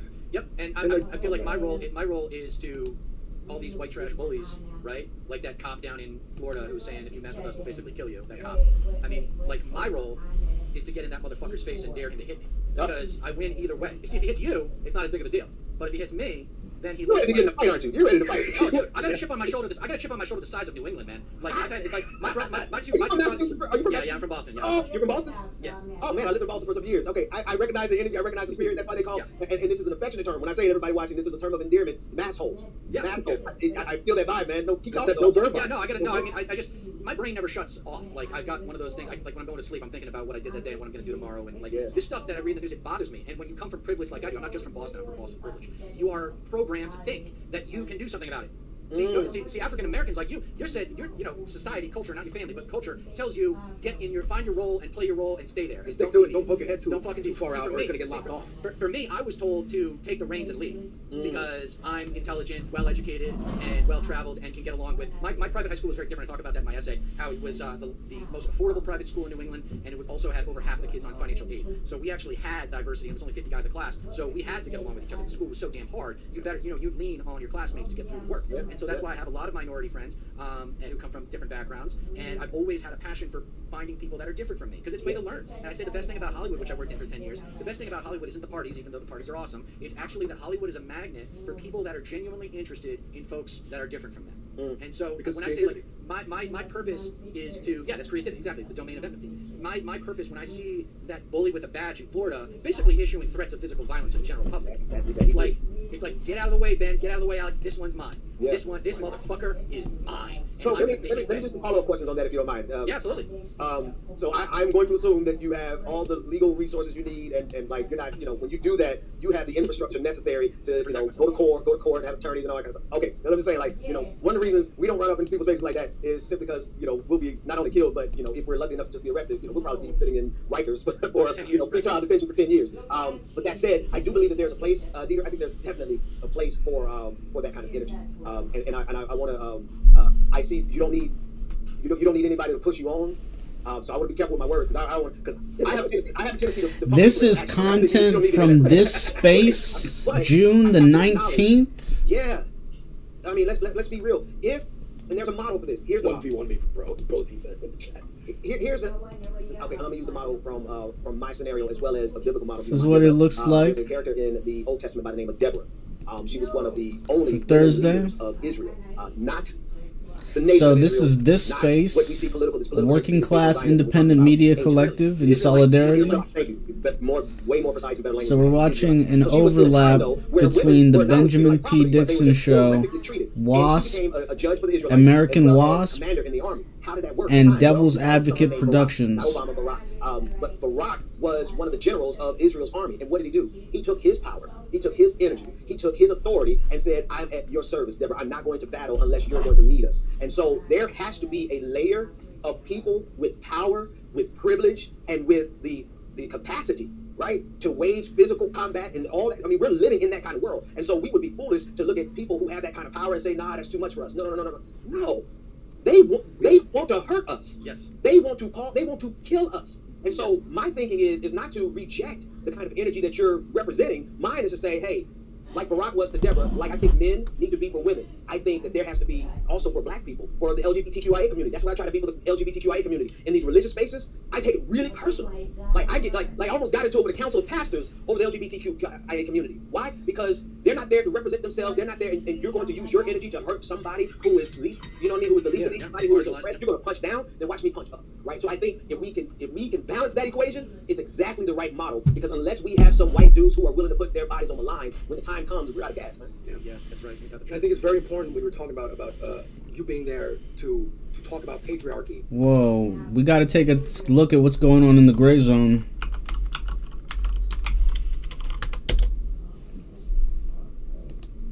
I'm going to receive my coffee. On behalf of a psychotic, tiny, little apartheid state, thousands of miles away, in a war that could cost many American lives, lots of the administration. Record, what I and my close collaborator here at the Gray Zone, Anya Parnville, have gathered from a Trump of... What's up, everybody? Welcome to the Gray Zone. It's Max Blumenthal. It's just me today. This is sort of an emergency stream. And, I'm going to see my coffee. America runs on Dunkin'. This is sort of an emergency stream. I thought it was necessary to go on and put this on the record. What I and my close collaborator here at the Gray Zone, Anya Parnville, have gathered from a Trump official. Someone who knows what's going on inside the administration as the U.S. moves closer and closer to one of the most fateful decisions in its history. Going to war on behalf of a psychotic, tiny, little apartheid state, thousands of miles away, in a war that could cost many American lives, lots of blood and treasure, and everyone's seeing it now. Everyone's seeing it for what it is. Smile. Everyone except the president. I'm reading comments. Everyone's seeing it in America first. You watch Steve Bannon. Have you not realized you all tell on each other? Has Israel Vice President Donald J. Trump lost his mind, or is he just following orders? Somebody get Max a new coffee mug. Heart, heart, heart. Iran is not our enemy. Greetings from Australia. This insane decision to bomb Iran. Iran is not our enemy. Greetings from London. Several weeks ago with Anya. But hasn't your Prime Minister hugged Netanyahu recently? And they were confused. But let justice roll on like a river. Righteousness is is like a never failing stream. I stand with Iran. Thank you, Max. Max deserves to be in the Journalism Hall of Fame. Independent journalists with journalistic integrity are the heroes of our time.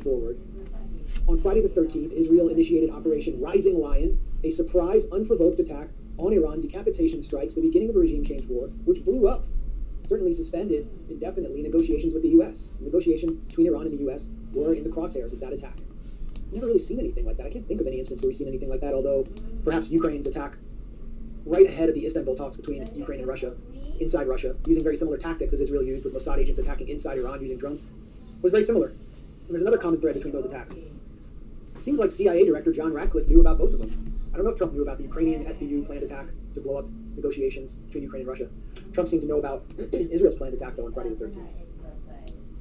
But the Israeli attack was not designed to finish a war. It was designed to launch an open-ended war of attrition with Iran, in which Israel would deploy all assets available inside the United States, and particularly in the Trump administration, to finish that war for them. That's been Netanyahu's agenda throughout his entire career, is to get the U.S. to carry out a regime change war on Iran. Netanyahu understands, as he told a family of settlers in a leaked video back in 2001, the U.S. is a thing you can move easily.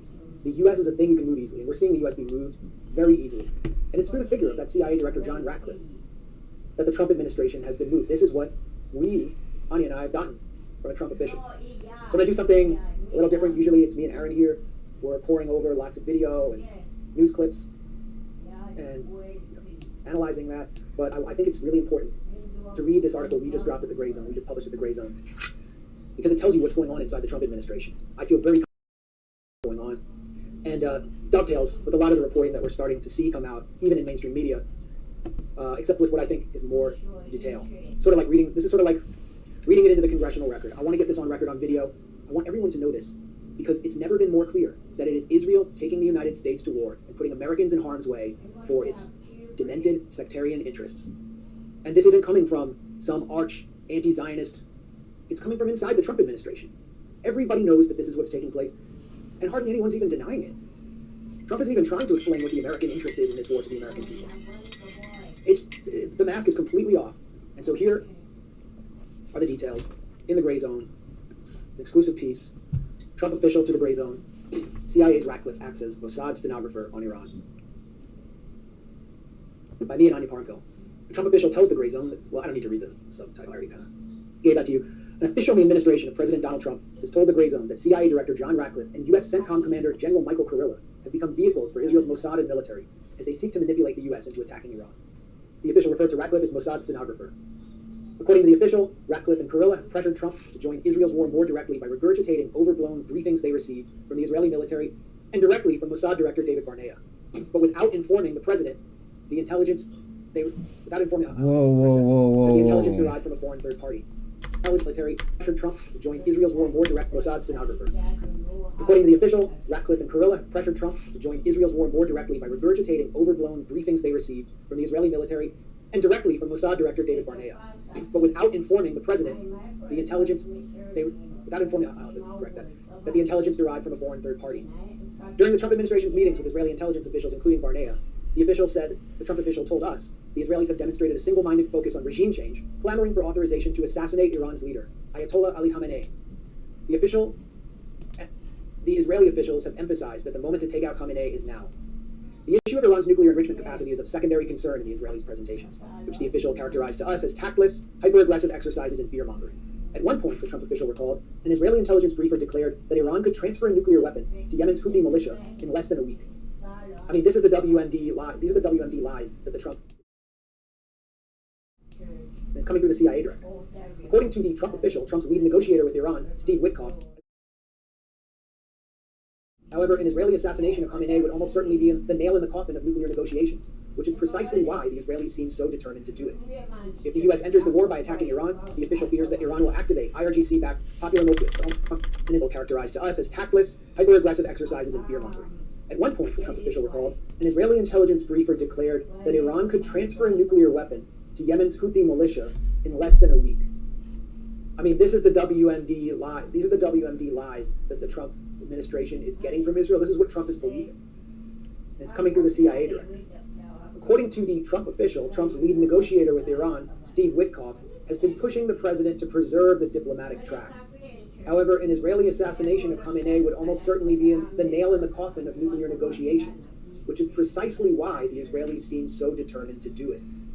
If the U.S. enters the war by attacking Iran, the official fears that Iran will activate IRGC-backed popular mobilization units to attack U.S. troops and bases in Iran and Syria, leading to American casualties and triggering escalation well beyond the initial scope of Iran's nuclear program. Having launched a damaging war of attrition with Iran, Tel Aviv is deploying every mechanism at its disposal to compel the U.S. to lurch headlong into the conflict it initiated, but which it cannot finish on its own. Inside the Trump administration, the source told the Gray Zone that top officials who have questioned the logic of attacking Iran, such as Director of Intelligence Tulsi Gabbard and her deputy, former CIA officer and Director for the National Counterterrorism Center Joe Kent, have been excluded from meeting by White House Chief of Staff Susie Wiles. So Susie Wiles is the key figure here on the pro-Israel side, on the Israeli side. Taking the lead in briefing the president is a highly suggestible CIA director whom Israel has groomed since he first entered Congress. And you can see, this is the video, this is the audio that I obtained from an off-the-record private AIPAC briefing in Washington. Remarks by AIPAC's CEO, new CEO, Elliot Brand, boasting of his control and Israel's control over John Ratcliffe. So let's go into that section, and if you have questions for me when I'm done with this article, send me a super chat. We'll keep going. AIPAC director boasts of influence over Ratcliffe. This April, the Gray Zone released exclusive audio of remarks by AIPAC CEO Elliot Brand. to an off-the-record Israel lobby session in Washington, D.C. Boasting of his organization's success in recruiting members of Congress, he described CIA Director John Ratcliffe as a quote-unquote lifeline inside the administration. You know that one of the first candidates I ever met was an APAC professional in my job when he was a candidate for Congress, was a guy named John Ratcliffe, Brandt recalled. He was challenging a longtime member of Congress in Dallas. I said, this guy looks like he could win the race, and we go talk to him. He had a good understanding of issues. And a couple of weeks ago, he took the oath as the CIA director, for crying out loud. This is a guy that we had a chance to speak to, so there are a lot. I wouldn't call them lifelines, but there are lifelines in there. I would play you the audio, but it's just not very good audio, so it's better that I just read the comments by Brandt. You can listen to the audio at our site in this article. Besides Ratcliffe, We're going to pick this back up when I get back. I'm dipping back out to go fill up my drink. Let's go check in with Lookner.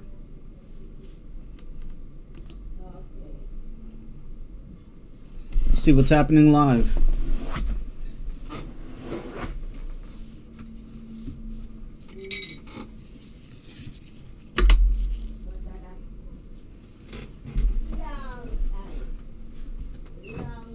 One of our viewers said 2 weeks was just a bluff.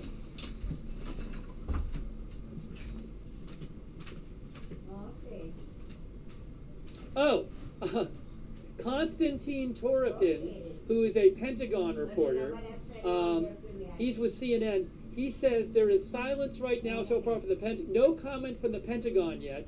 And one official, when asked, directed me back to Donald Trump's post. All right. Elint News, who I follow, thinks that the B-2s to Guam were a diversion and that other B-2s might have taken off towards Iran. Hey, all right. Oh my gosh.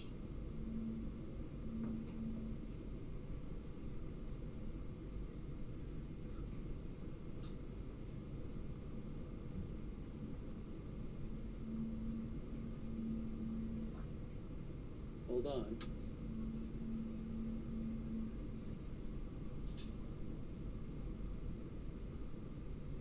I am looking for other updates.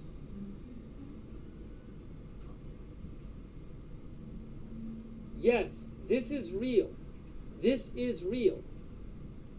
This is real. It's a real post. It is real. This is a real post. This is true. He really posted it. It is not fake. I know it's pretty stunning to hear this all of a sudden. But it really is true. Wow. Wow.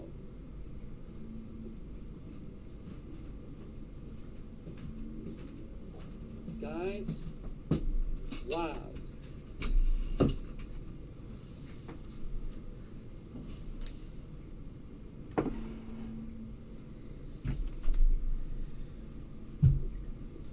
All right, well, there's going to be a lot to cover now. I probably should have eaten earlier.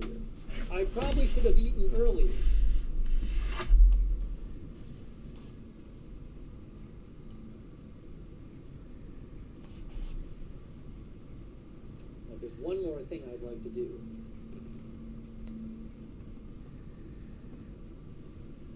Whoa, breaking news. Donald Trump says Wow.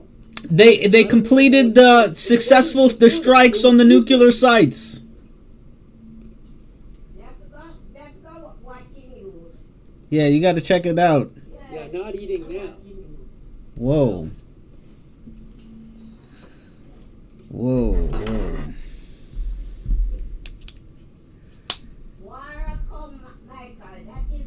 You feel it? You feel so in your bones? Shine Moore says this is serious. I'm just stunned. I did not expect to just have this presented to us all at once. So it's just stunning. It's just stunning. I'm trying to process it. Yeah, Lookner is trying to process it. I took a step away too while I was trying to consume it. Oh, I'm sure she's somewhere outside. I'm streaming right now, by the way. I'm live. In the future, if Will Iran attack U.S. interests? Okay, we're gonna back it up. We're gonna put this full screen. A successful attack. Military in the world that could have done this. Now is the time.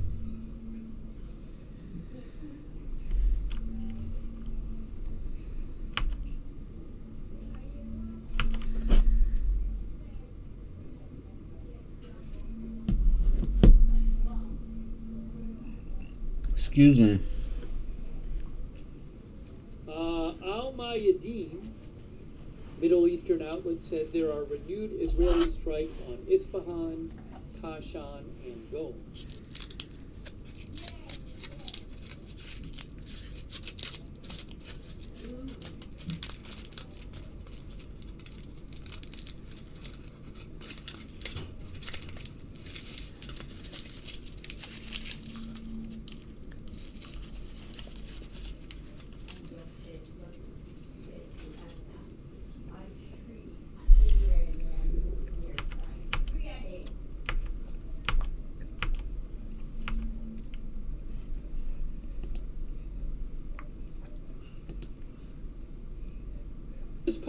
Posted. Look at Trump's post. Breaking news, breaking news, breaking news, breaking news. Trump, what? Look at this, guys. Look at this. Breaking news. Huge, huge.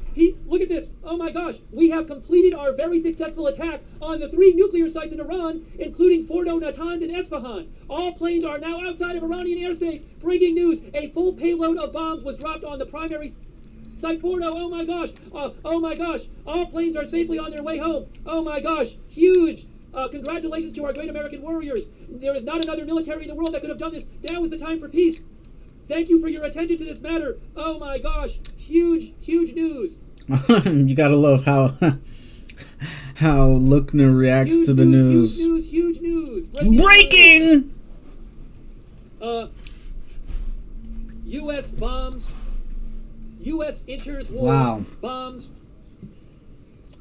Fordo, Natanz, and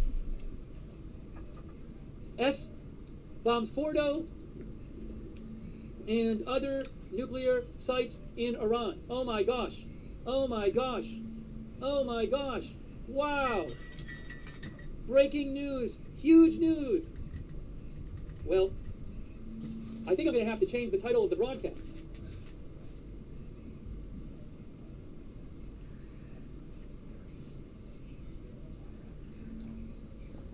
Right? U.S. bombs Iran. Well, this is huge news. When I get a chance, I'm going to change the title of the broadcast. But this is huge. I mean, I gotta get this up on the screen. Let me get this up in some kind of more permanent way, because I gotta throw it up there. We gotta leave that on the. We gotta get that up on its own little place there. All right, hold on a second here. This is just absolutely enormous. 3 different sites. 3 different sites. Can you believe this? Oh my gosh. We have completed our very successful attack on the 3 nuclear sites in Iran. By the way, thanks to the chat. One person in the chat let me know that this had been posted. Including Fordo, Natanz, and Esfahan. 3 sites. All planes are now outside of Iran airspace. A full payload of bombs was dropped on the primary site, Fordo. Breaking news.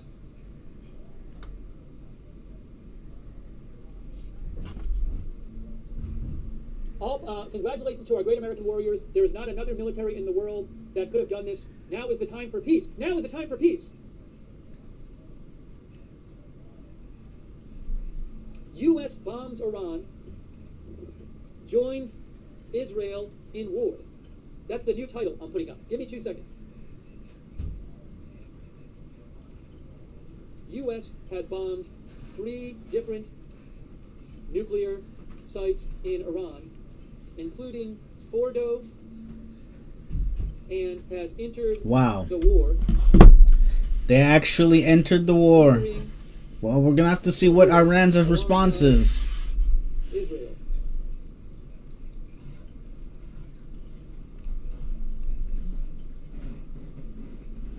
Fordo, Natanz, and Esfahan.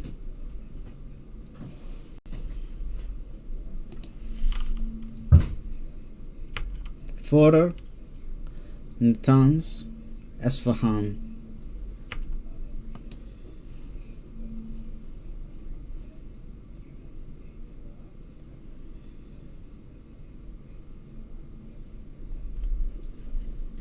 Wow.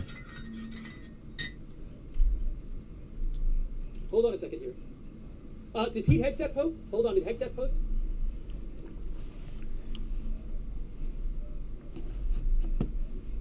Okay, so right now, if you're catching this on replay, we're reacting to Agenda Free TV reporting that the U.S. bombs Iran. Okay, anyways. Joins Israel in war. Wow.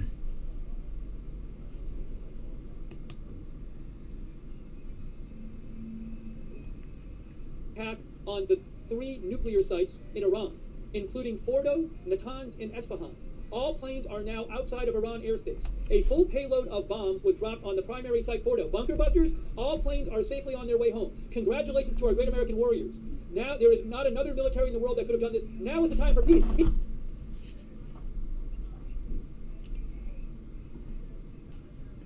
He says, now is the time for peace. Thank you for your attention to this matter.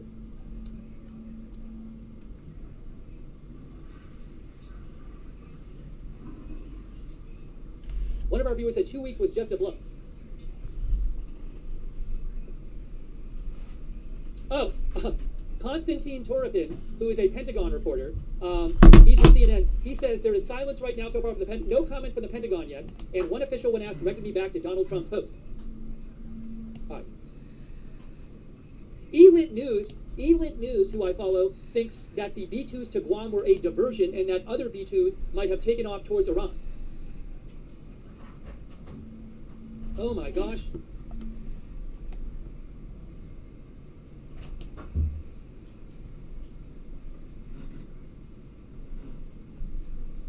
Hold on.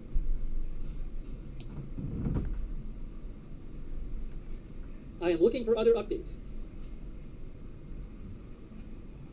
Yes, this is real. This is real.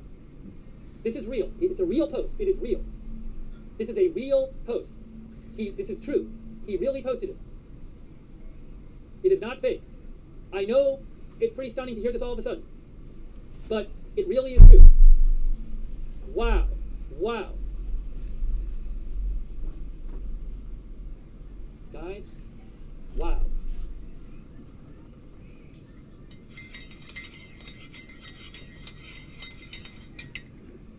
All right, well, there's going to be a lot to cover now. I probably should have eaten earlier.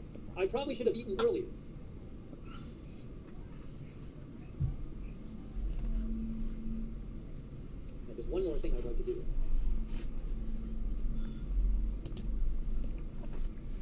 Yeah, nothing to do with that. Anyways. This, wow. Just, I don't even know what to say. Yeah, it is a little bit overwhelming and underwhelming at the same time. Yeah, not eating now. Well.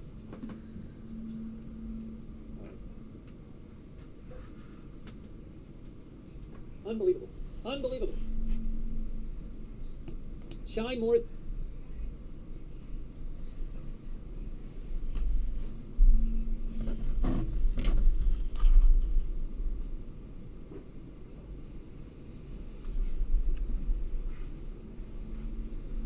Tux News points out that there's nothing yet in Iranian state media. Let me see. Well, ISNA is an Iranian media outlet, and they are posting about it, but they don't have any comment on it.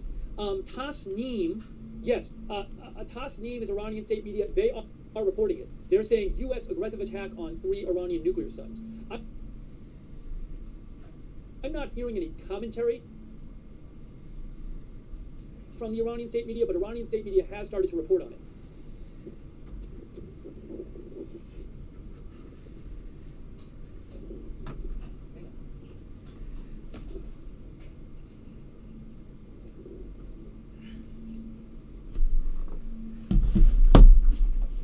People are saying that they don't know to what extent, because Trump just tweeted or retweeted a truth. All of a sudden to hear this. Again, retweeted a truth. Wow. I mean, That's hilarious.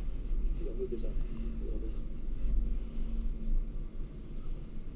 bit. Barak Ravid reports with Axios that he says that B-2 bombers were used. Israeli official. The U.S. informed Israel in advance about the attack on Iran, and the matter was coordinated. I'm not really surprised. I would be surprised if they hadn't coordinated it.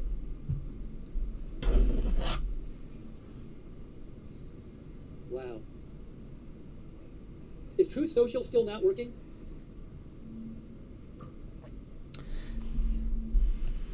Truth Social is still not working.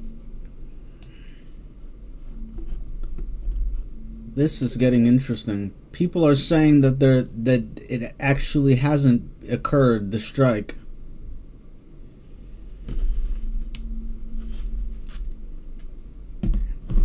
Oh, hold on a second. I can't get it on Truth Social right now. I cannot access Truth Social. Somebody said it's loading for them. Well, it's not for me. Yeah. This is what happens when I go to Truth Social. That's what happens. No truths.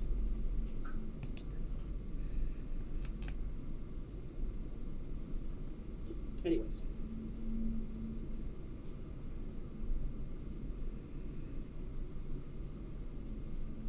What happens now? What happens now? Breaking news! Breaking news!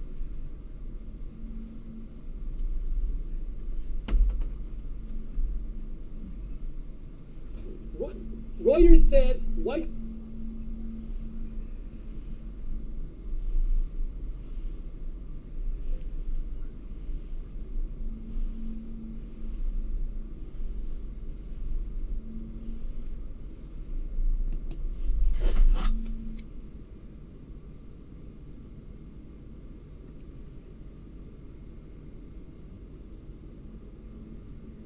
House alerts television networks that the president was expected to address the nation later. Wow, a lot is going on right now. If you're following me live, we're saying that there's one person who just... Breaking news. Okay, so Trump's Truth Social account just went down. As it was up again, Trump is saying...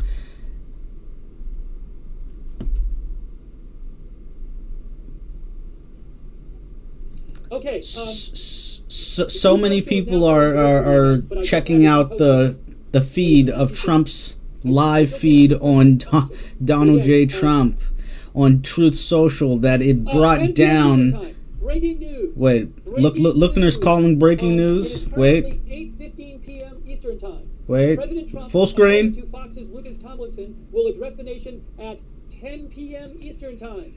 Oh, okay. We're getting a 10 p.m. discussion.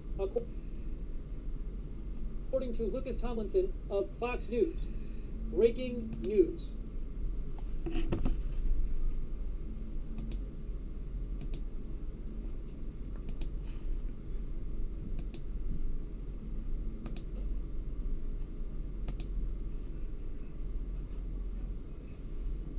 Breaking news.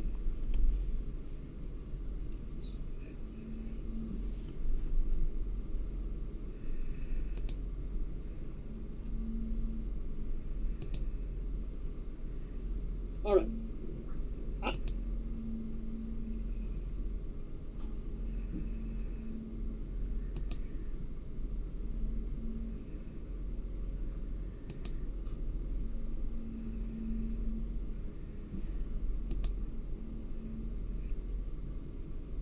I need to take 1 minute. I'm not going to eat right now, but yes, I have to take a bathroom break. Okay, so we're going to double back to the gray zone. Give me 1 minute. I'm coming right back. You can stare at this APAC post for a minute CEO and absorb Elliot that this Brandt, is also happening. named It is Marco enormous Rubio news. and Mike I'm Waltz, still two processing it. former I'm going to Republican disappear for 1 congressmen minute. Come right cultivated back. by APAC in advance of their appointment to key national security positions in the Trump administration. They all have relationships with key APAC leaders from their communities, said the APAC CEO, referring to Ratcliffe, Rubio, What and happens Waltz. now? So the lines of communication Guys, are good the should US there be something questionable or curious, and we need access on the conversation. The And U.S. that's what is taking place right now. They're getting access. This May, Waltz was outed by colleagues for secretly coordinating with Israeli Prime Minister Benjamin Netanyahu to orchestrate a U.S. attack on Iran, costing him his job as National Security Council Director. Secretary of State Rubio assumed the role of acting National Security Director, granting him control over more cabinet-level positions than any U.S. official since Henry Kissinger. Meanwhile, Ratcliffe quickly emerged as the key channel of Israeli... We're going to back it up a little bit. For chat, we'll keep going. AIPAC director boasts of influence over Ratcliffe. This April, the Grey Zone released exclusive audio of remarks by AIPAC CEO Elliot Brandt to an off-the-record Israel lobby session in Washington, D.C. Boasting of his organization's success in recruiting members of Congress, he described CIA Director John Ratcliffe as a quote-unquote lifeline inside the administration. You know that one of the first candidates I ever met was an AIPAC professional in my job when he was a candidate for Congress, was a guy named John Ratcliffe, Brandt recalled. He was challenging a longtime member of Congress in Dallas. I said, this guy looks like he could win the race, and we go talk to him. He had a good understanding of issues. And a couple of weeks ago, he took the oath as the CIA director, for crying out loud.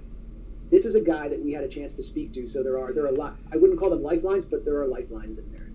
I would play you the audio, but it's just not very good audio, so it's better that I just read the comments by Brandt. You can listen to the audio at our site in this article. Besides Ratcliffe, AIPAC CEO Elliot Brandt also named Marco Rubio and Mike Waltz, two former Republican congressmen cultivated by AIPAC, in advance of their appointment to key national security positions in the Trump administration. They all have relationships with key AIPAC leaders from their communities, said the AIPAC CEO, referring to Ratcliffe, Rubio, and Waltz. So the lines of communication are good should there be something questionable or curious, and we need access on the conversation. And that's what is taking place right now. They're getting access. This May, Waltz was outed by colleagues for secretly coordinating with Israeli Prime Minister Benjamin Netanyahu to orchestrate a U.S. attack on Iran, costing him his job as National Security Council Director. Secretary of State Rubio assumed the role of acting National Security Director, granting him control over more cabinet-level positions than any U.S. official since Henry Kissinger. Meanwhile, Ratcliffe quickly emerged as the key channel of Israeli influence in the administration. The CIA director has come a long way since entering politics as the mayor of a backwater Texas town with a population of just 7,000 people. With no experience in the U.S. military or intelligence, Ratcliffe spent the early part of his political career as mayor of Heath, a small town outside Dallas, which was broken by a year-long stint as a U.S. attorney between 2007 and 2008, appointed by George W. Bush. He entered Congress in 2014 and emerged 2 years later as one of Trump's fiercest attack dogs on the Judiciary Committee. The backbencher Ratcliffe also served on the House Intelligence Committee, despite having no intelligence background. Trump rewarded Ratcliffe's loyalty by nominating him as Director of National Intelligence in 2019, but quickly withdrew the nomination after Ratcliffe was exposed for lying about his role in several federal terrorism cases. This is amazing. His most absurd embellishment was on the prosecution of the directors of the Dallas-based Holy Land Foundation, in which he boasted that he, quote-unquote, convicted individuals who were funneling money to Hamas behind the front of a charitable organization. In fact, Ratcliffe played no discernible role at all in the case, prompting several Republican senators to withdraw support for his nomination when the lie came to light. But it's notable nonetheless that Ratcliffe sought credit for taking down the Holy Land Foundation, as the case was one of the most politicized and legally dubious prosecutions of the Bush-era war on terror, leading to life sentences for Palestinian-American defendants whose only crime was sending charitable donations to organizations in the Israeli-occupied Gaza Strip, which were not on any government watch list, and which also received support from the International Committee of the Red Cross and USAID. What's more, the case was heavily influenced by Israeli intelligence. Following a mistrial that proved embarrassing for the U.S. government, Israel's Mossad dispatched an agent to Texas to testify against the Holy Land directors. The judge allowed the agent to testify in secret, with the courtroom completely cleared except for the jury and the lawyers, and to do so under an assumed identity as Avi. The agent proceeded to brandish a series of questionable documents that supposedly proved the Holy Land Foundation was set up as the nexus of a vast terrorist financing network that had enabled several suicide bombings by Hamas. So once again, Israeli intelligence interferes in American politics and the American legal system here to convict Americans with dodgy documents with secret evidence in a closed courtroom, basically in a secret court. And Ratcliffe claims credit for this falsely. While Ratcliffe's fantastical claims about his role in the case tanked his nomination in 2019, Trump successfully installed him as DNI the following year, paving the way for his nomination as CIA director upon Trump's re-election. In 2024, the Jewish Daily Forward listed Ratcliffe among Trump's Jewish advisors and pro-Israel cabinet. And then we have Michael Kurilla. We haven't gotten to him yet.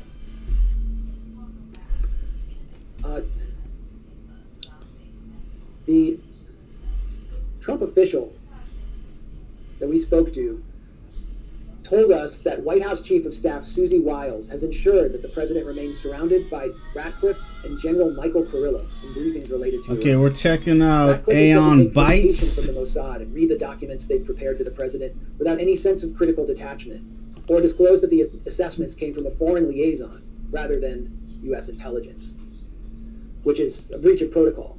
Then there's General Kurilla, Michael Kurilla, who appears singularly focused in meetings with Trump on making the case for a U.S. attack on Okay, Iran. so we're adding stuff to my 2024, Consume the Digest. Yahoo Israeli outlet Israel Hayom described Kurilla as, quote, a vital asset to Israel. The UK's Telegraph just this week referred to Kurilla as, quote, Israel's favorite general. Former Pentagon officials have even speculated that Israel's decision to launch an unprovoked surprise attack on Iran this June 13th was partially influenced by Kurilla's looming retirement in July, as Tel Aviv did not want to go to war without him present at CENTCOM, which is pretty stunning.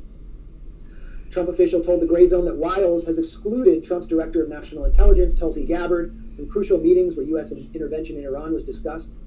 That included a June 8th meeting at Camp David where Ratcliffe used a clumsy sports metaphor to insist that Iran was just days away from producing a nuclear weapon. It's like saying a football team marched 99 yards down the field, got to the 1 yard line, and oh, they don't have the intention to score, he argued to Trump. 2 days later, One Earth, Gabbard One released a Health, social Yoga media video 2025. of the American military's destruction of the Japanese city of Hiroshima with a nuclear bomb in 1945, and warned that a similar horror could soon unfold between, in her words, political elite warmongers, because, in her words, political elite warmongers are carelessly fomenting fear and tensions between nuclear powers.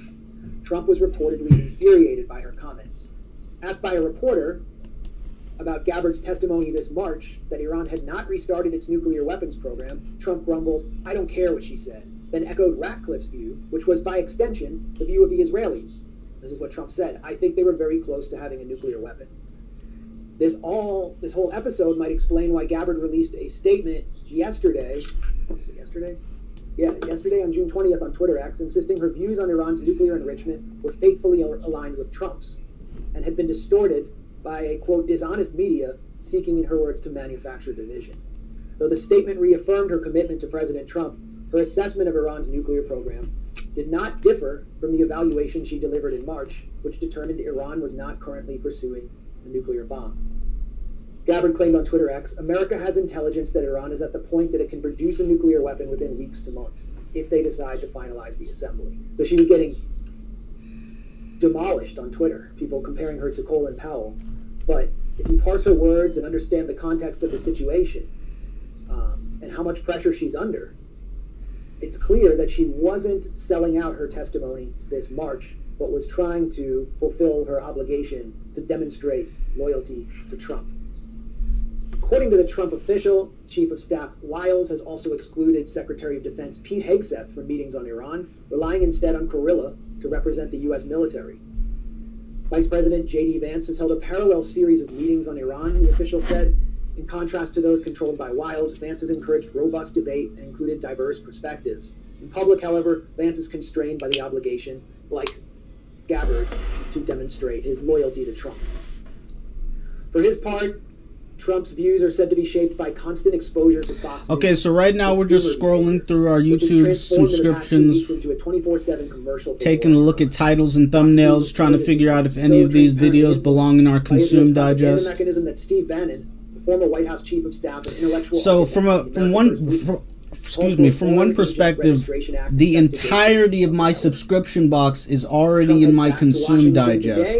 It's what I consume, it's what I'm getting ready to, or figuring out whether or not I want to watch it. To go to war on Israel's behalf. And so it could be going down at any moment. And going down because Professor Melanie on abundance activation. Underground World News. If there's any questions about this article or anything else, I'll take super chats. This isn't really a question, but thank you. This is what tactical nuke on Iran. Great question. The Guardian has reported that one of the reasons that Trump has now issued some kind of 2-week timeline for further negotiations was lack of confidence that this would be a Top Gun scenario in which the lethality of the U.S. military and its warfighters would penetrate preserving the soul with their powerful bunker buster, mother of all bombs, 3,000-pound warhead, and be able to achieve their goal, and that they may actually need to deploy a tactical nuclear warhead. And I have seen this for months in several war game scenarios that the U.S. would have to use tactical nuclear weapons. So this would become a nuclear war on behalf of Israel, which is already a nuclear power. And there are conflicting reports with Trump officials saying they haven't ruled this out.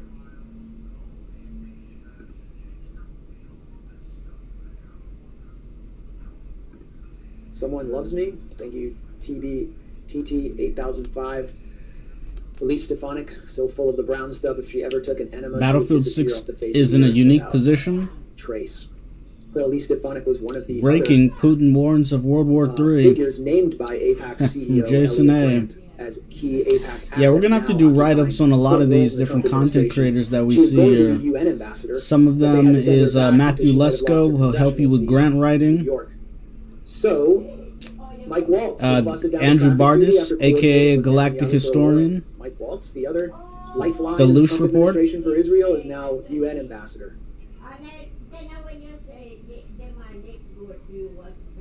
Pakistan is a CIA stooge, bogus state, says WF451.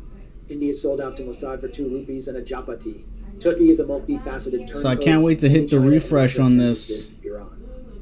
Well, Pakistan, has announced its intention to support Iran. I don't know what could come. Their Senate has issued a resolution. The Financial Times interviews John Bolton.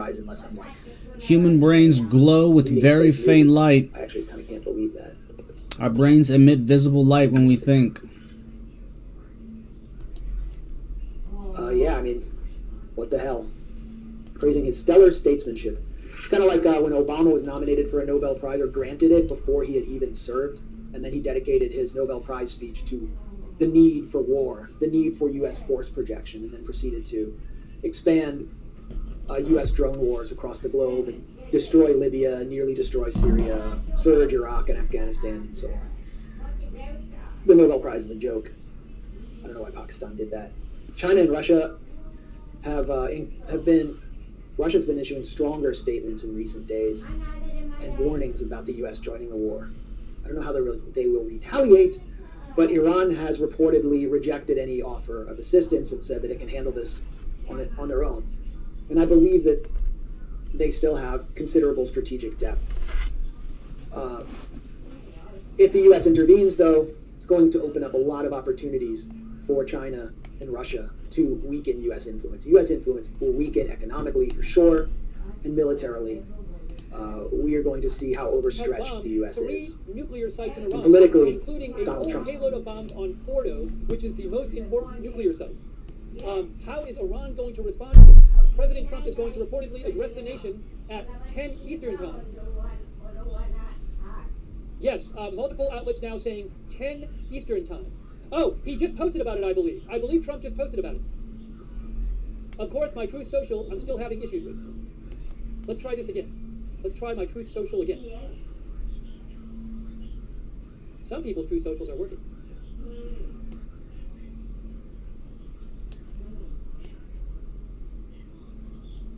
It's crazy. All right, for whatever reason, I am having issues with Truth Social, but I am seeing that Trump has posted on Truth Social. So here it is. Fake Tux News posted it. I'll pull it up on my phone, just to make sure. I'm going to confirm it on my phone. Okay, so right now we're looking at Steve Lookner on Agenda Free TV reacting to breaking news coverage that the President of the United States will be giving an address to the nation at 10 p.m. speaking about the operation in Iran. Iran must now agree to end this war, he says. a number of our viewers are saying they are not, True Social is not working for them either. It's working for some people. It's not working for me. It's not working. So I'm going to listen to this while I continue forth consuming and adding videos to my playlists. Now, he says Iran must end the war. Now, just to be clear, this started when Israel launched an attack on Iran's nuclear sites. But I guess the implication, so I was a little confused. I guess he's saying that Iran needs to agree to American and Israeli terms. Or what? So what's the idea? If Iran doesn't agree to American and Israeli terms, then there can be more bombing? Maybe? I'm not sure. We'll see what he says.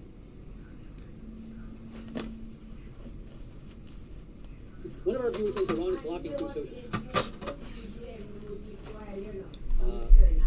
Oh, Carolyn Levitt posted his post as well. All right, now I gotta put a second thing on the screen. No, I'm gonna leave that up. But again, President Trump is speaking at 10 p.m. Eastern time. Oh, hold on. Let me do this. Trump to address nation at 10 p.m. ET. Should I put the red ticker up? Well, I don't want to get in the way of the video.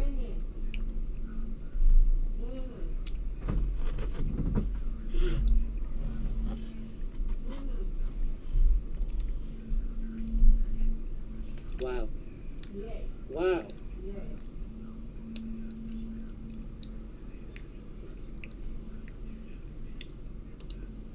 All right, let me try to give you guys some updates. There's so much to talk about.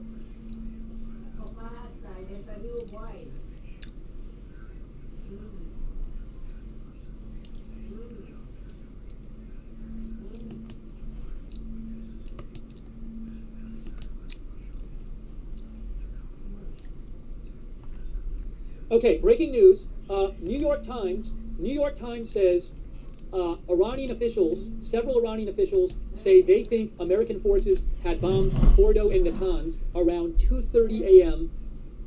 in Iran. So 2:30 a.m. in Iran would be, that'd be 7.5 hours. 7 p.m.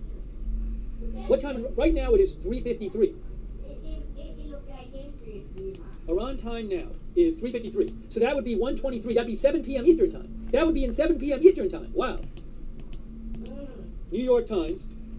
Julian James Society. That's one thing that I've been meaning to go into on this channel. Iranian officials consuming content from the Julian James Society. And Natanz around 2:30 a.m. Iran time, which would be 7 p.m. Eastern time.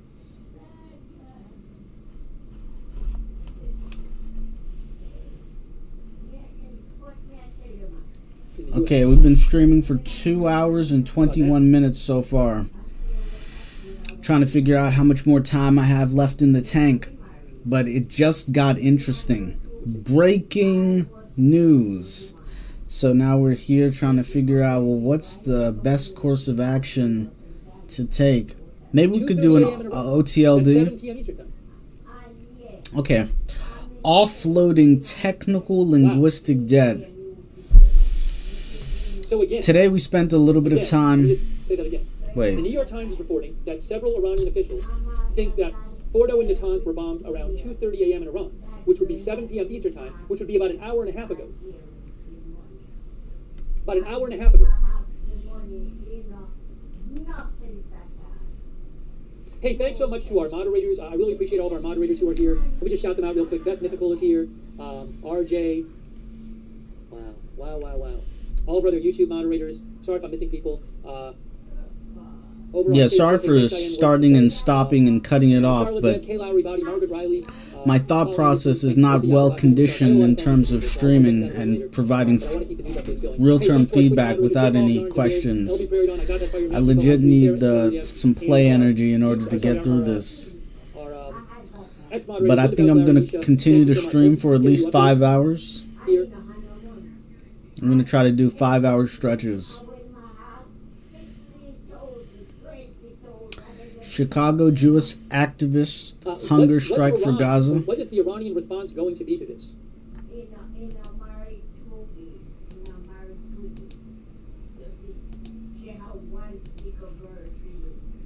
Contextual AI, CEO of Contextual AI.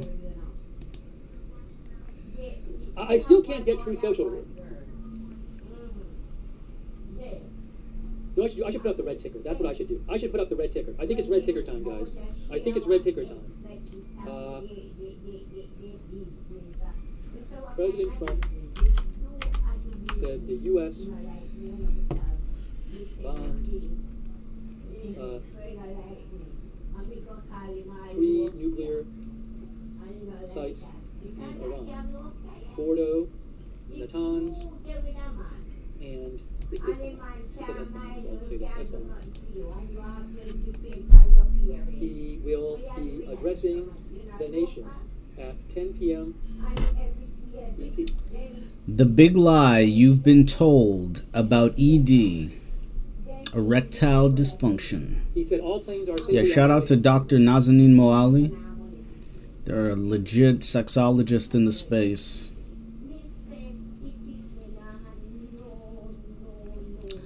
$3 billion Nances, therapy GPT, and the death of the subject? Question mark.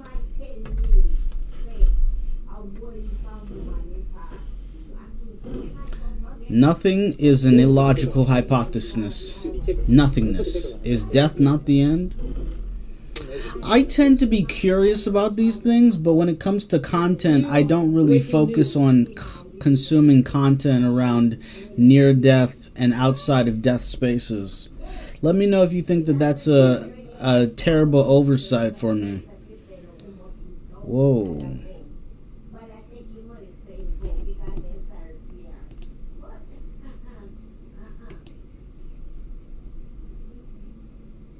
Osin Technical, who I follow, says I would not want to be on a tanker in the Strait of Hormuz right now.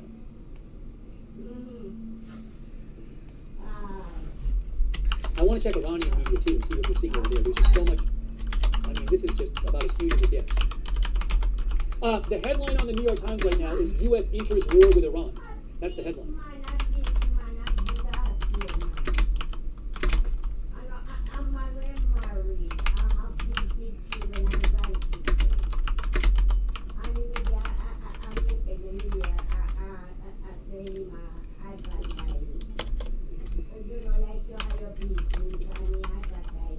Also, I want to check Israeli media too.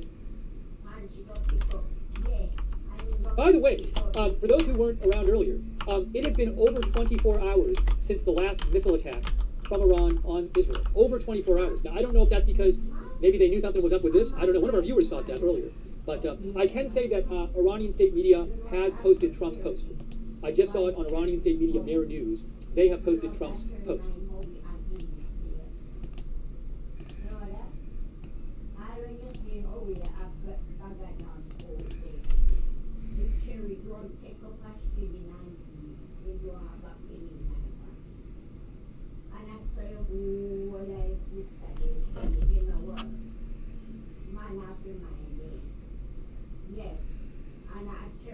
Again, he is speaking at 10 p.m. Let's see here.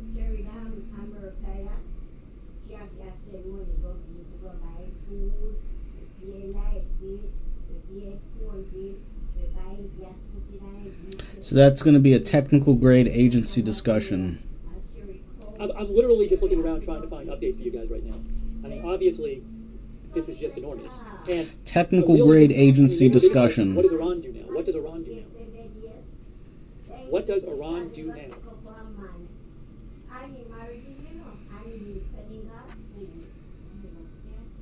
Former defense minister of Israel, Yoav Gallant, posted and said. So for this one, I would Israel/US-Iran military conflict explained. I would click into these, but I've been so overtaxed for geopolitical culture commentary recently that I can't do it. I have Steve Luckner reporting on breaking news coverage live, and we're probably going to pause this so that we can pick back up on what's going on with the gray zone. Is going to quickly unravel. And we have a backlog of this space culture commentary from Israel's always been an extension of the War Department. Ben I can't speak Dixon. for other procurements, but the 25 F-15s I helped build in the 90s were gifted to Israel. American Wasp. Well, Israel was also gifted the F-35. Dieter McBusiness And this was / American Wasp and Devil's Advocate Productions. APAC congressional seminar that I obtained, whose audio I obtained. Dana Strahl, who was planted in the Pentagon as a civilian official, she doesn't have a military background, and she's an Israel lobbyist and a dyed-in-the-wool American Zionist, actually said that Israel was testing our F-35s for us. And who are they testing them on? They're testing them on the besieged Palestinians of Gaza, who have no air defenses. Iran has air defenses, and there's been some news that they took down several fifth-generation F-35s. Sure, but I mean, it wasn't. I was seeing pogroms in Jerusalem, in the West Bank. I mean, it was all happening, and it was going to play out on a much greater level. Then the following year, after I published that, you can see the book to its right, 51-Day War.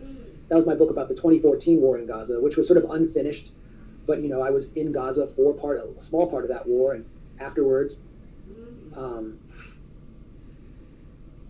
And what I saw resembled what we see today, but just in part of Gaza. The whole of Gaza was not destroyed. It was just part of Gaza. And, you know, going into that part of Gaza, Shujaiya, Hosea, east of Khan Yunis, all the frontier areas that were totally destroyed. You meet people whose families had lost 20 members, 30 members. And so you can see Israel preparing for a much greater genocide. And we went to the Russell Tribunal in Brussels, was a people's tribunal with many legal experts serving as a jury to determine whether Israel had committed genocide.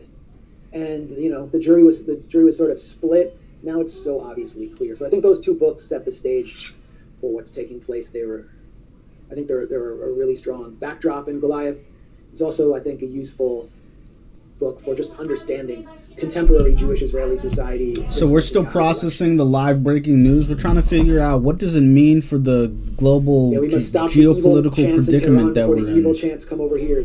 Yeah, this is like the principal talking point I'm seeing for the low IQ Republican crowd is that they chant death to America in Tehran because they can't demonstrate that Iran poses any threat to the United States. We're going to let this run and we're going to pause. Why we need to wage this war.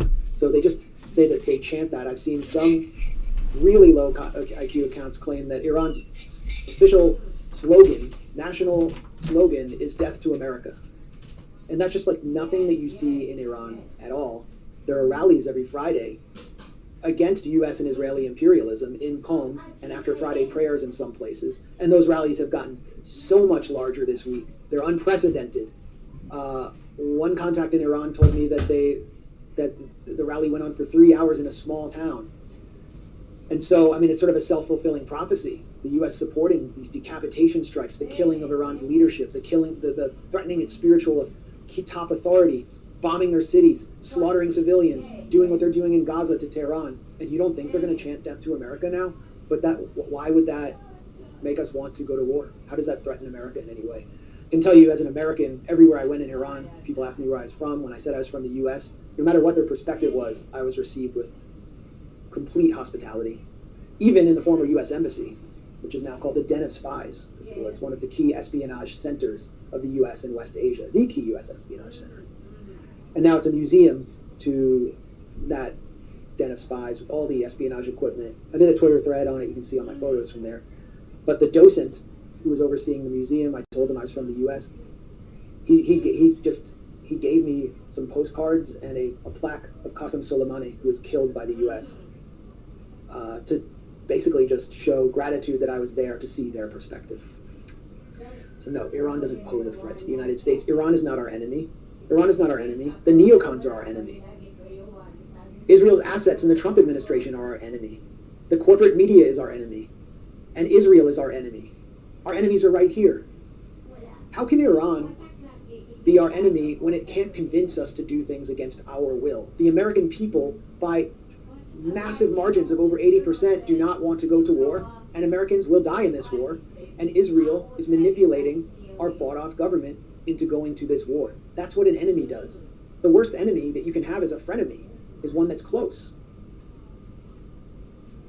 It's not some guy across town who's like a mean dude, corn pop, but he's not threatening you in any way. It's the frenemy that gets you to go confront corn pop. And that's what Israel is. And that's what the corporate media is. And that's what the neocons are. And that's who Israel's assets in the Trump administration are. Iran is not our enemy.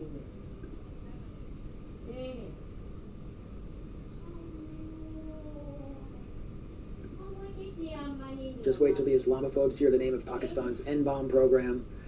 Yeah, I mean, most Americans probably don't even know that Pakistan has a nuclear bomb or how it obtained it. But I remember the National Review, neocon, Bush stooge Rich Lowry did a front page piece on how brilliant it was that Bush let India get a nuclear weapon. It was like a real 3 cheers for Bush for doing this. So now when they go to war with Pakistan, there can be mutually assured destruction.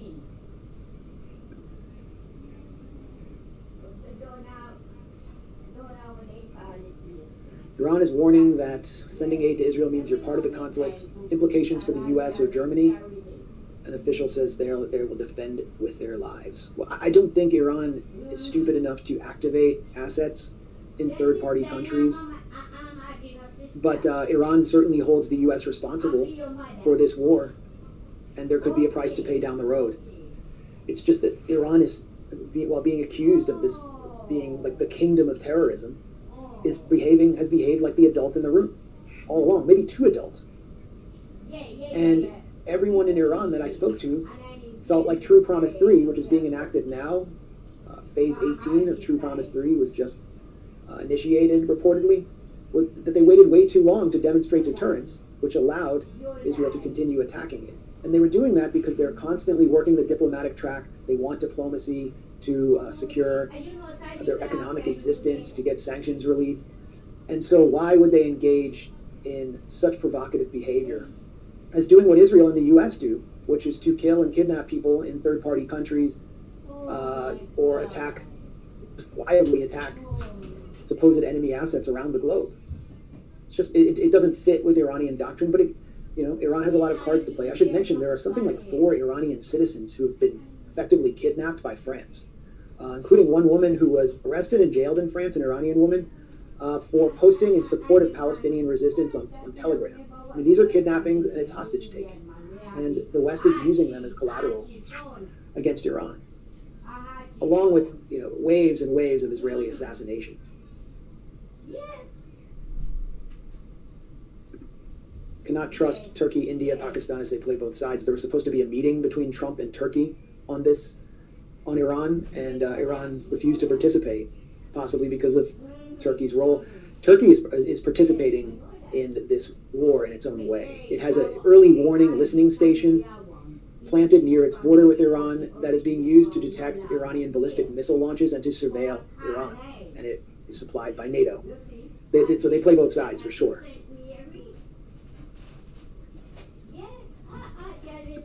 Are the remaining members of the Madleen still detained in Israel? I think some members have demanded that they go to trial, where Greta Thunberg accepted deportation. You can easily look this up, though. The Madleen was the flotilla that went to Israel that was just, basically boarded, everyone arrested for trying to bring food. This was, the moral way of trying to stop the siege, and you see where it goes. The crew gets humiliated. The Israeli, I think was it the defense minister or interior minister who wanted to force them to watch footage from October 7th of Israelis being killed, which I guess would have been footage of the Hannibal Directive being enacted, in which Israel killed hundreds of its own citizens. I don't know why we can't see that footage. I think they don't want us to be able to analyze and verify it. But that would have been some form of psychological torture. Anyway, there's no way of stopping the siege.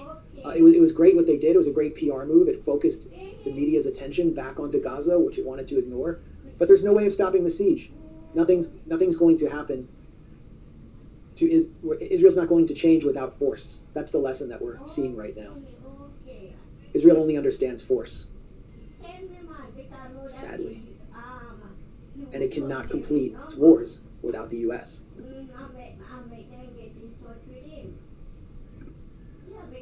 B-2 bombers and other military assets rapidly gathering feels like living out the final days of a cancer diagnosis traitor Tulsi. Well, I would go back to my article and what I said about Tulsi Gabbard. I don't know if she's on the verge of being fired or was threatened with firing, but Trump was glowering at her. He apparently snapped at her in person. He said he didn't care what she thinks. So you can kind of like assume that she could be in a precarious position. But her comments didn't change her assessment from this March that Iran does not have a nuclear weapons program. It's not on the verge of producing a nuclear weapon. It still contradicts everything the Israelis are planting through CIA Director Ratcliffe. It's important to make that point. It was something she did in order to, it seems like, in order to save her standing with Trump, who demands total loyalty. Because she issued that statement on June 10th, comparing what's about to happen to Hiroshima. Yeah, living out the final days of a cancer diagnosis. We're not living out the final days of a cancer diagnosis. It's going to be a long, slow. I'm going to leave this scrolling from here on out. Why is it happening? Because Israel is a cancerous tumor on the face of humanity, and no one can deny it now.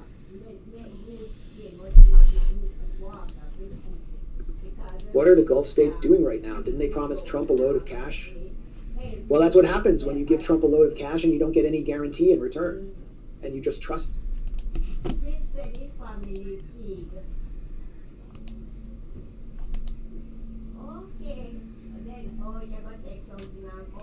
Senate Majority Leader John Thune, Republican, says the regime in Iran, which has committed itself to bringing death to America and wiping Israel off the map, has rejected all diplomatic pathways to peace. The mullah's misguided pursuit of nuclear weapons must be stopped. As we take action tonight to ensure a nuclear weapon remains out of reach for Iran, I stand with President Trump and pray for the American troops and personnel in harm's way.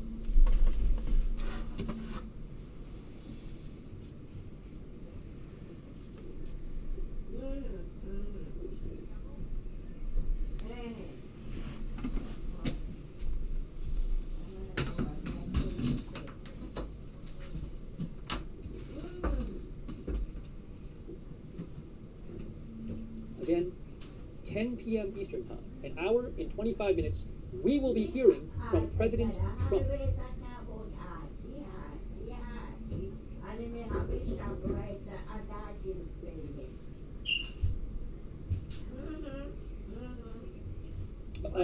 There's no the video. You're hearing noise in the background, like wind and dogs barking. Those are from the different live cameras I have. I can turn it off. I'd rather leave it on. That's how we've been leaving some of the audio on from the live cameras. ABC News. Multiple outlets are saying that the U.S. told Israel in advance about the strike, which I certainly would have expected to happen.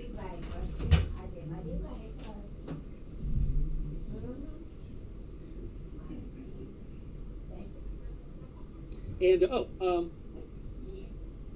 again, the New York Times reports that Iranian officials told them that this happened during that two of the sites, including Fordo, were attacked around 2:30 local time, which would have been 7 p.m. Eastern time.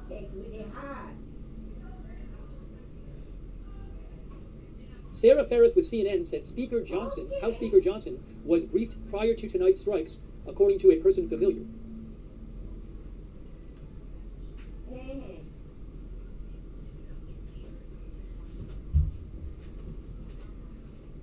Hold on a second here.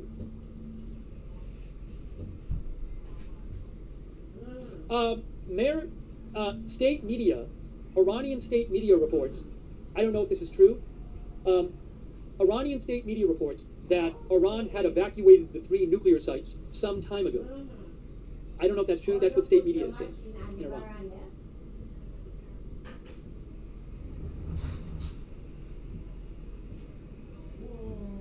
I kind of want to post the other post that you posted, but I'm going to leave it up there.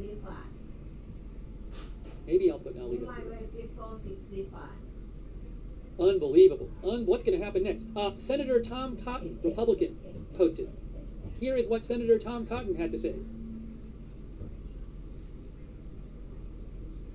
Tom Cotton says, Iran has waged a war of terror against the U.S. for 46 years. We could never allow Iran to get nuclear weapons. God bless our brave troops. President Trump made the right call, and the Ayatollahs should recall his warning not to target Americans.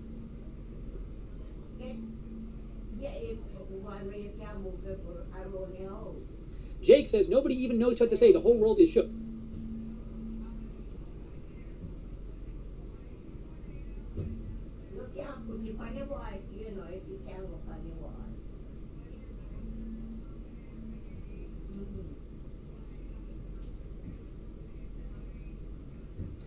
Senator Roger Wicker Okay. posted and said, Okay. he's a Republican, I believe, Roger Wicker. Yes. Our commander-in-chief has made a deliberate and correct decision to eliminate the existential threat posed by the Iranian regime. We now have very serious choices ahead to provide security for our citizens and our allies and stability for the Middle East. Well done to our military personnel. You're the best. At some point, there will be videos. Well, there'll definitely be satellite footage of this. I would not be surprised at all if the U.S. has video footage of these attacks on these targets. President Trump will be speaking in 1 hour and 19 minutes. 1 hour and 19 minutes.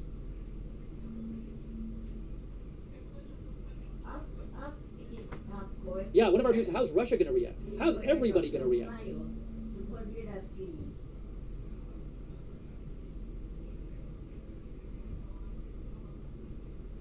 I still can't. Oh, True Social is now working again for me. President Trump reposted a post 36. I know a bunch of you know this. President Trump reposted a post 36 minutes ago from somebody else that just said Fordo is gone. So he reposted that, and he posted here, you can see, I will be giving an address to the nation at 10 p.m. at the White House regarding our very successful military operation in Iran. This is an historic moment for the U.S., the United States of America, Israel, and the world. Iran must now agree to end this war. He says, Iran must agree to end this war. Thank you. Mm. Yes, of course, we will definitely have the speech.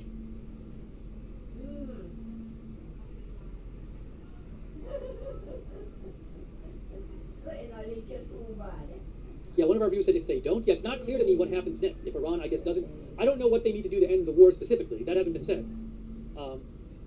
If there are certain things they need to agree to, and if they don't, what happens?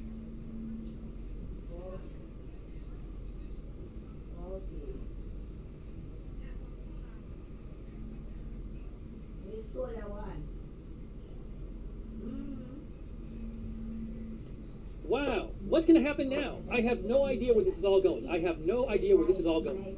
And I don't think anyone does, because first of all, nobody knows how Iran is going to react. And not just tomorrow, long term.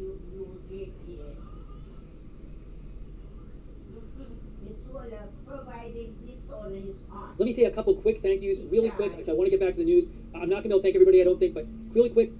Floppy Iskus, Sweet Sassy Malassi, Tallulah Abel, Dream Squad HD, Serena, Red Squirrel, Brian Carter, Zach Hudson, Greg Berry, MVT Hoff, Just Mike, Kate89, Regular Joe, Street Guru, John Oliver, Lee Salmonin, Julius, Brad Boda, Louis Bilbrout, Scrappy O, a couple more, Portex 7, Star Lord, Sean, Eminar, Barb Mac, Alex Glans, BZRN, Zach Hudson, Machiavelli Sucks, AMT, NMCT, Mitchell Pilot, Shackle Text, TMS, Salamander Wilds, John Root, Tubular Mindwave, William C. Pineapple Water, Nah, Joshua, Anthony Childers, Harzard, J-Man, Timothy Creed, YKA, Robert Farrow, a few more, Andrew Devon, Adventures with Crystal, PC Papa Zulu, Jules, Susanna Branch, Sunflower, Teresa Vladinator, OU Mike, Javier Lane, YKA. All right, I'll have to get to some more later. AKF, Tex-Mex, Billy Cusack. Thank you guys for your support. I'll get to Twitch soon as well. But trying to just bring you the latest updates here. So bear with me.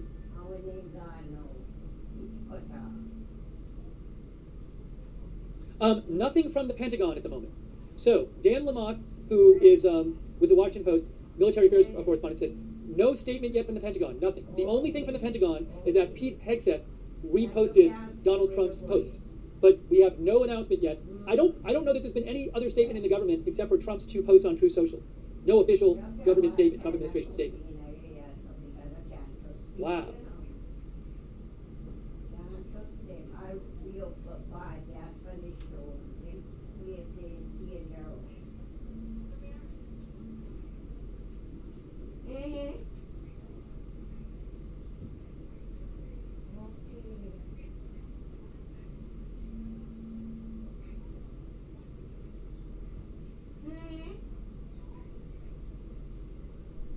So presumably, we heard B-2 bombers. Fordo was buried in a mountain.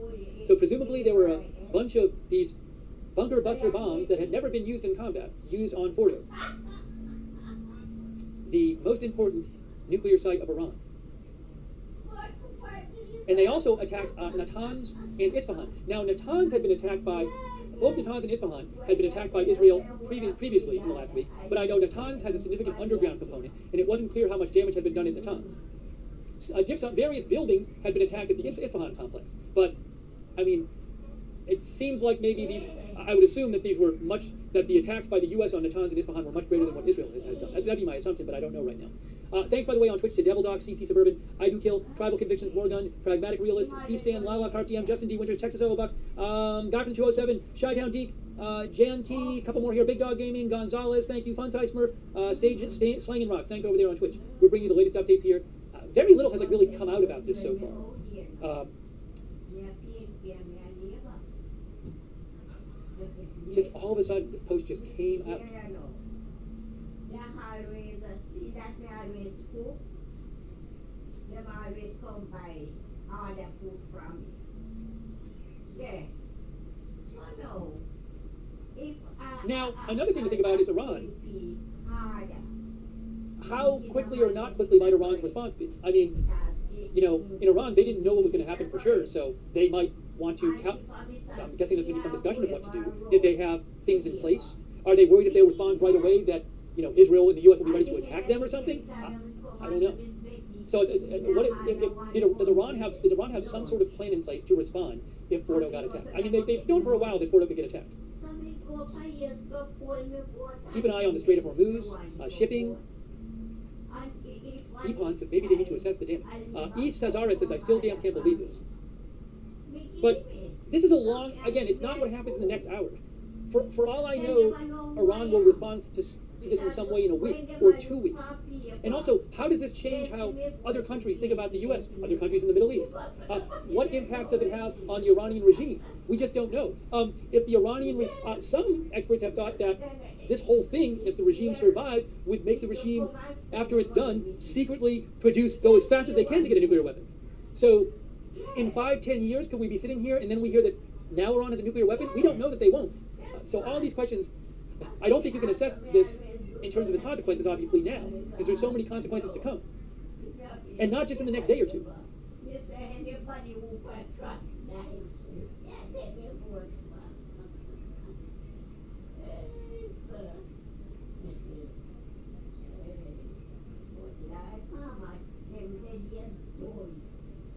AP says the attack by President Trump threatens to reignite America's war with Yemen's Houthi rebels. I don't know if America was really at war with them.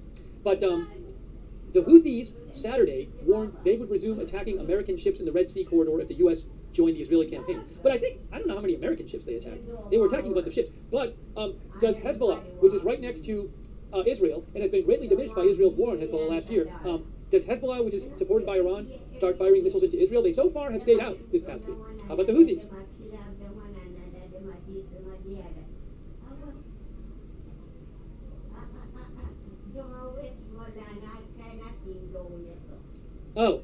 Joe Trusman says Israel has changed its home front command guidelines. The IDF said, it's already started, all regions in Israel will move from a partial and limited activity to essential activity status. Educational activities, public gatherings, and non-essential workplaces are now prohibited in Israel. So, home front command update in Israel. Hold on a second. Yes. I can read you the post from the IDF. With the approval of the Minister of Defense and following the situational assessment, it was determined that as of today at 3:45 a.m., which is 8 minutes ago, immediate changes will be made to the Home Front Command Civil Defense in Israel. As part of the changes, it was decided to shift all areas of the country from partial and limited activity to essential activity only, basically is what it is. These instructions include a prohibition on educational activities, gatherings, and workplaces, except for essential sectors.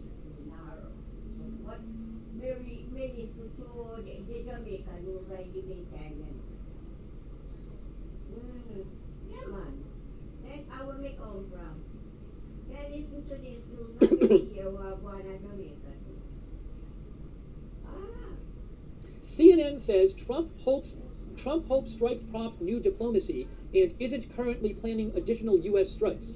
That's according to CNN.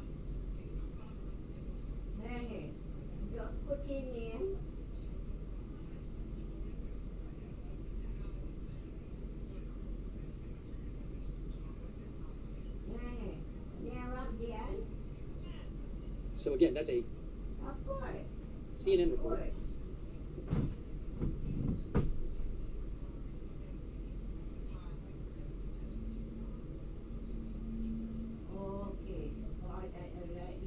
I have some audio on from the live cams, by the way. Oh, Barack Ravid reports. Barak Ravid, who is a journalist, says, oh, hold on a second here. Hold on. Barak Ravid says, President Trump tells me in a phone call, we had great success tonight. Your Israel is much safer now. Barak Ravid is a journalist from Israel. He literally just posted, President Trump tells me in a phone call, we had great success tonight. Your Israel is much safer now. I am aware that President Trump retweeted some X account or True Social account that said Fordo is gone. That to me is not, I don't know what him retweeting that means. I can't read into exactly what happened to Fordo. He might just thought it was really cool to have that message out there. But I can't read in from him reposting something what the exact condition of Fordo is. He did say they dropped a full payload of bombs on it, so I assume it did a lot of damage. But I'm going to hold off on drawing great conclusions from him reposting a screenshot of a post that says Fordo is gone.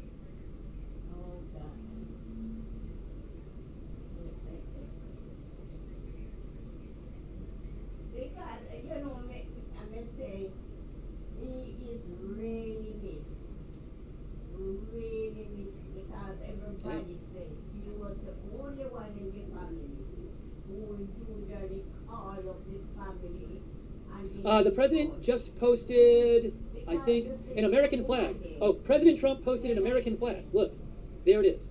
He posted an American flag 13 minutes ago. If you missed it, he also posted, I will be giving an address to the nation at 10 p.m. at the White House regarding our very successful military operation in Iran. This is an historic moment for the United States of America, Israel, and the world. Iran must now agree to end this war. Thank you. I'm not sure what Iran needs to agree to end the war, because they didn't start it. So, again, maybe we'll get clarification from President Trump on what Iran needs to do to end the war. Harry W., our viewer, says the key point is how will Iran respond?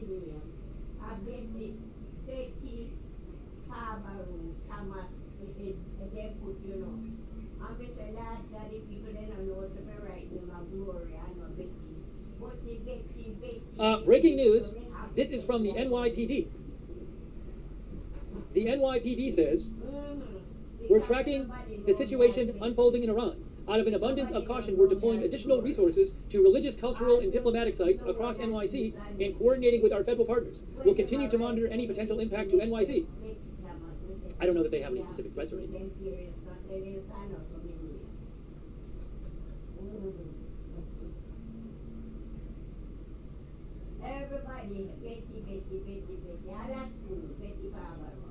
Dan Lamothe, who is with the Washington Post, says Iran is certain to want to strike back. How? Where? If you're Iran, I mean, of course they could fire some missiles or drones. I don't really know how effective that would be, given that they've already been doing that. Although maybe they fire more of them or something. But it's possible they'll just go another route. They could go after shipping, the Strait of Hormuz, soft targets somewhere, American military bases. I don't know, but I wouldn't just assume that they're going to just fire more missiles and drones. They might, and then do something else. I just think if they're trying to actually impact, I think it's pretty clear right now, unless they've been seriously holding something back, what the missile and drones can do and not do. So I would not be surprised if they did something beside that, but I don't know. The other thing is, remember, Trump said that they have to end the war. So this really important piece of all this is that clearly Trump has said, now that Trump said in his other post, Iran needs to end the war. So clearly Iran, Israel, and the U.S. are going to demand that Iran takes a certain position, right? I don't think Israel's leaving Iran tonight, and Trump just says, okay, that's it, we're done, and then Iran can just do whatever it wants again, right? So, Iran's got to be thinking to themselves, what are they going to try to make us do? And, I don't know what the attempted terms are going to be imposed on Iran are. The U.S. has said they don't want it to enrich uranium, and Iran has said, no, we're going to enrich uranium. So, that's really unclear. But does the Iranian regime think they can go along with whatever terms the U.S. and Israel insist they go along with? And if they don't, then what do they do about it? Also, let's see what we hear about from Russia and China and other countries. I haven't really heard from other countries.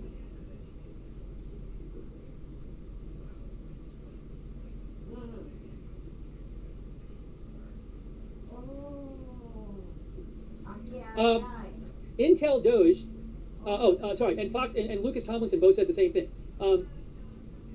Intel Doge, Lucas Tomlinson both said this. Lucas Tomlinson from Fox News says, Sean Hannity reports on Fox that 6 bunker-busting bombs were dropped on Fordo from B-2 bombers. Isfahan and Natanz targeted with Tomahawk cruise missiles from submarines. Very interesting. I'm going to read this again. Sean Hannity says 6 bunker-busting bombs were dropped on Fordo, and Isfahan and Natanz were targeted with Tomahawk cruise missiles from submarines.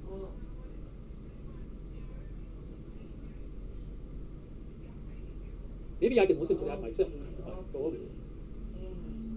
Hang on a moment. Yeah. Do I have it? I don't think I do. Yes. Ask me the young woman. The man has sent this in. But I'm going to read that one more time. According to Lucas Tomlinson from Fox, Sean Hannity reports 6 bunker-busting bombs were dropped on Fordo from USAF B-2 bombers. Isfahan and Natanz targeted with Tomahawk cruise missiles from submarines.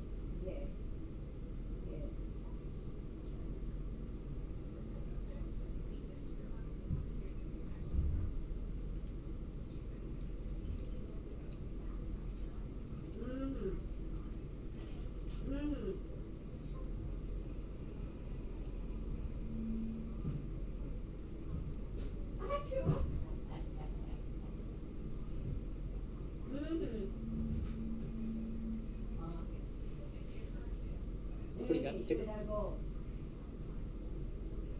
Wow. Hey guys, we have 55 minutes until Trump speaks. 55 minutes.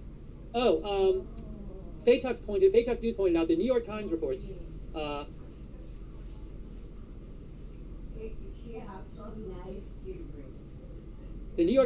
where is it here? That a news anchor said on Iranian state television, Mr. Trump started it and we will end it. And it showed a large graphic of American bases in the Middle East with the headline, within the fire range of Iran. So again, that is a pretty common thing for Iran to make big threats toward the U.S. and Israel. We'll have to just see what happens. Oh, what did Mirror News post? Hold on. I'm seeing another piece of information here. Mirror News Agency.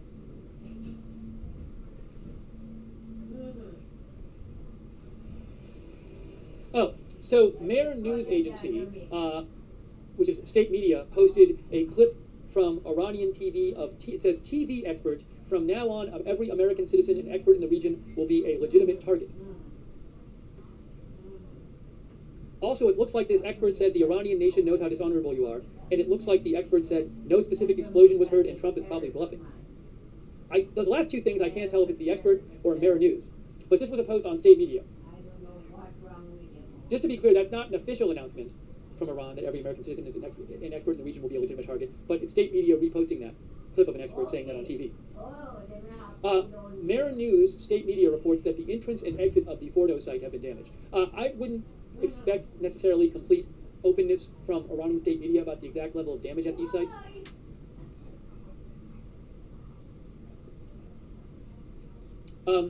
A strategic advisor to the Speaker of Parliament, Mehdi Mohammadi, in Iran, said that nuclear sites have long been evacuated and the facilities have not suffered irreversible damage in this attack. I don't know what to make of that. I'm just passing that along. Everybody come back on the graveside. Also, Mr. Down and Landing Zone, she have catering service.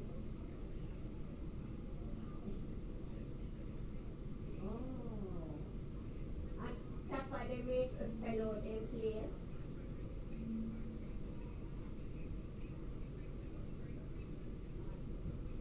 Okay.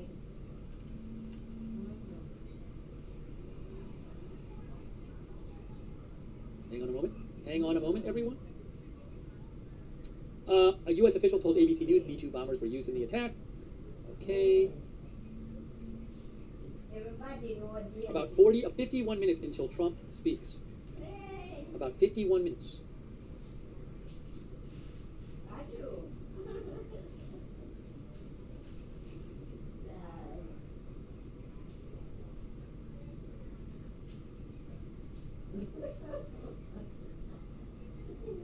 And you know, so they always have to say, people who don't Before the strike, the Iranian defense minister had said if the U.S. attacks Iran, all U.S. bases are within our reach and we will boldly target them. I don't know if that's really going to happen.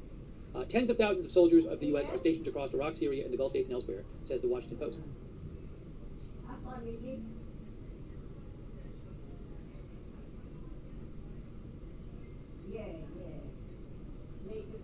Bernie Sanders says that Bernie Sanders posted on his social media, and he calls it an unconstitutional attack. Probably she was sick.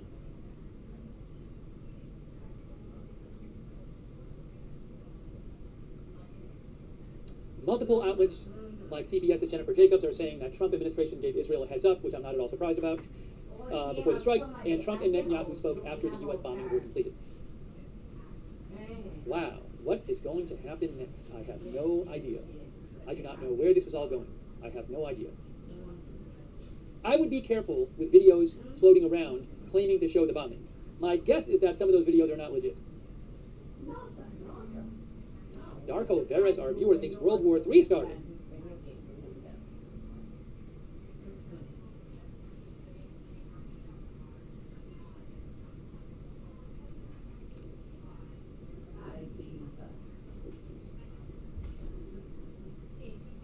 If you are going to notice that, I don't know, so not everybody thinks.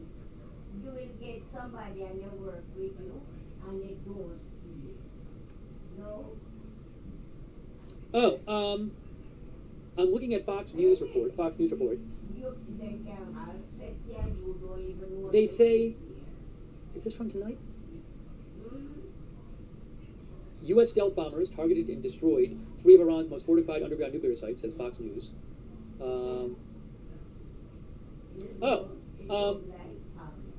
Fox News' Jennifer Griffin reports that the B-2 bombers, which were reportedly headed west to Guam, actually headed east, maybe over the Atlantic. I just saw that on the Fox News site.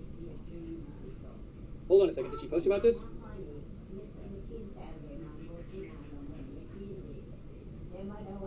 So Fox News says, the mission followed reports of 6 B-2s taking off from Whiteman Air Force Base in Missouri around midnight. While initial chatter suggested the aircraft were headed west toward Guam, Fox News national security correspondent Jennifer Griffin noted the true flight path was likely east, directly toward Iran, and what appears to have been a calculated deception. Look, that's what she says. I don't know if that's true. I'm just telling you that's on Fox News right now. That's what they're reporting. A westbound route would have taken too long to match the strike's timing. A direct eastern route is roughly 15 hours.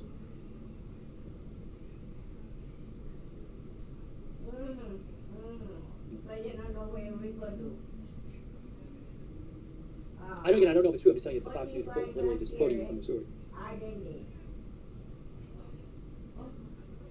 And maybe, look, some of you were saying like maybe it wasn't even those B-2s. But I'm just passing along the Fox News report. Yes. Oh my. Yes.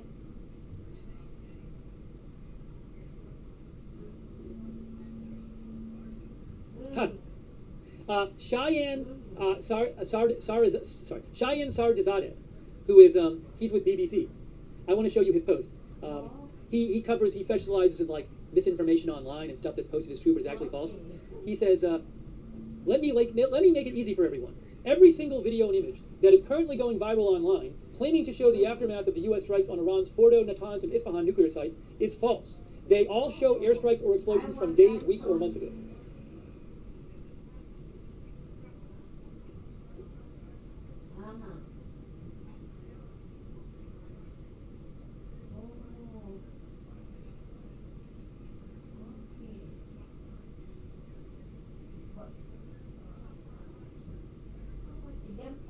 Up in the air.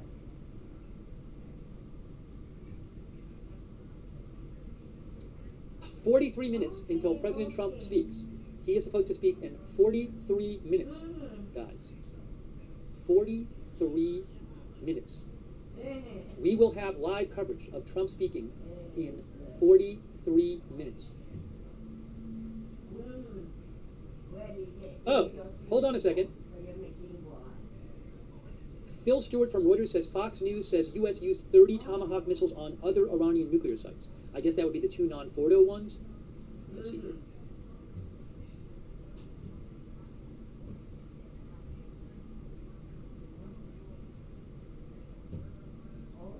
Yes, 30 Tomahawk missiles. Fox News says, Sean Hannity said, 6 bunker buster bombs on Fordo and 30 Tomahawk missiles from U.S. submarines. Okay? So Fox News reports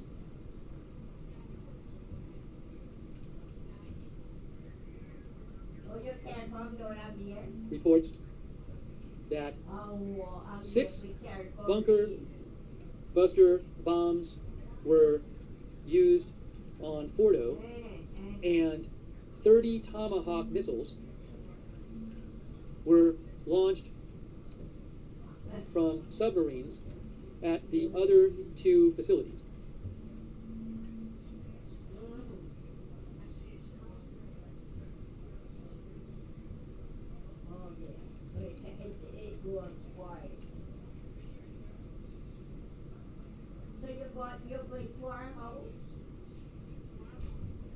So again, Fox News says, according to Sean Hannity, 6 bunker buster bombs on Fordo, 30 Tomahawk cruise missiles launched from U.S. submarines on Natanz and Isfahan.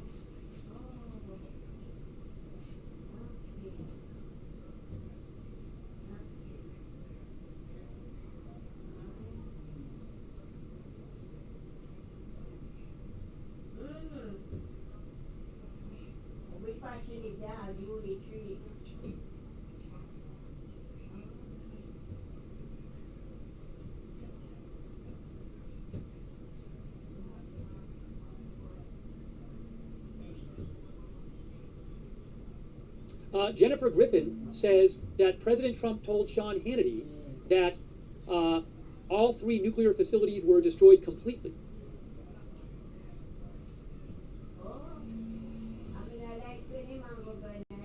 Oh, breaking news! Breaking news! Breaking news, guys! Trump told Reuters in a phone interview, according to Reuters' Phil Stewart, Trump told Reuters in a phone interview they should stop immediately, otherwise they'll get hit again. To repeat, Trump to Reuters in brief phone interview. This was an amazing success tonight. They should make peace immediately. They should stop immediately, otherwise they'll get hit again. Stop what? Okay, I'm a little confused. What are they stopping? How I laugh is anime cringe. What they've been doing so far is, fire missiles and drones in response to the Israeli attack. So I'm sure he doesn't just mean stop firing missiles and drones. It sounds like the U.S. and Israel want Iran to agree to some terms. I just finished eating dinner. Had a brief salad. It was delicious. The mass desire for fascism. Something like that.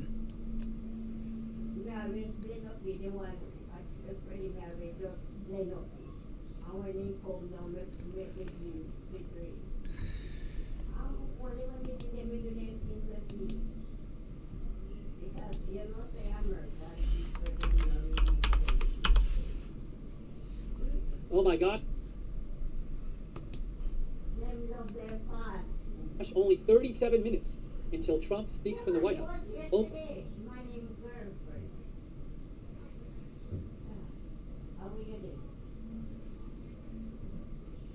Only 37 minutes. Wow. I don't know where this is all going. We're about 30 minutes away from here. Where all the nothing ever happens, folks? What happened to them? Where did they go that nothing ever happens crew? That nothing ever happens, folks. Come on, nothing ever happens crew. Come on, you're not gonna show out? You're not gonna represent?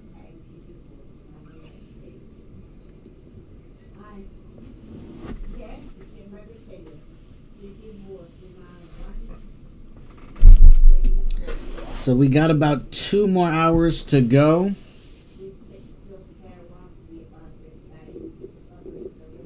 International Relations Theory, Neoclassical Realism, and Critique of Realism.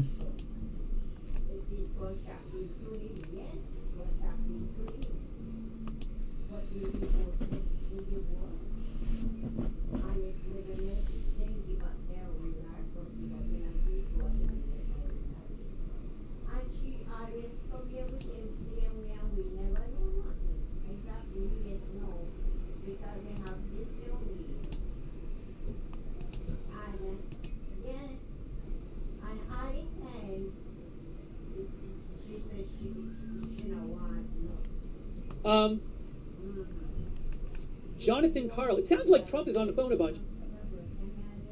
Jonathan Karl of ABC just said, Jonathan Karl of ABC News says, what to expect from summer Davos and what the West gets I called wrong President Trump about 10 minutes ago. He didn't talk details about China. OpenAI wins a $2 million contract with the U.S. military for warfighting. Again, Trump calls in backup for LA I called President Trump protests. about 10 minutes ago. He didn't talk details or next steps, but he wanted to say this tremendous success tonight.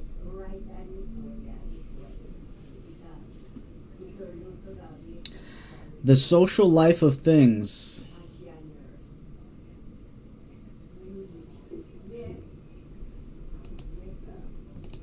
That just sounds interesting.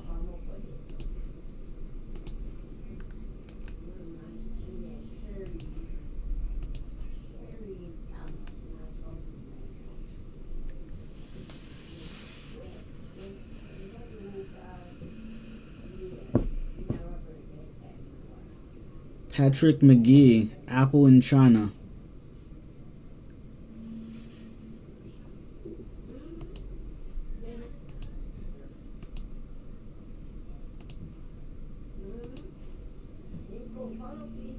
I'm trying to think about whether or not that belongs in Culture Commentary 2 or whether it belongs in Culture Commentary 6 or a derivative playlist. You see, okay, so Apple in China is a... Customize and save with Liberty Mutual. It's an entry about...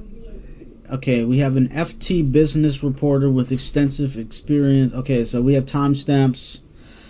Apple Foxconn partnership, China's industrial transformation and Apple's role, automation challenges in Apple's production. I'm thinking Culture Commentary 6B. If you don't know, we have a derivative playlist for our main category specific buckets. I'm sure I'll get around to showing them.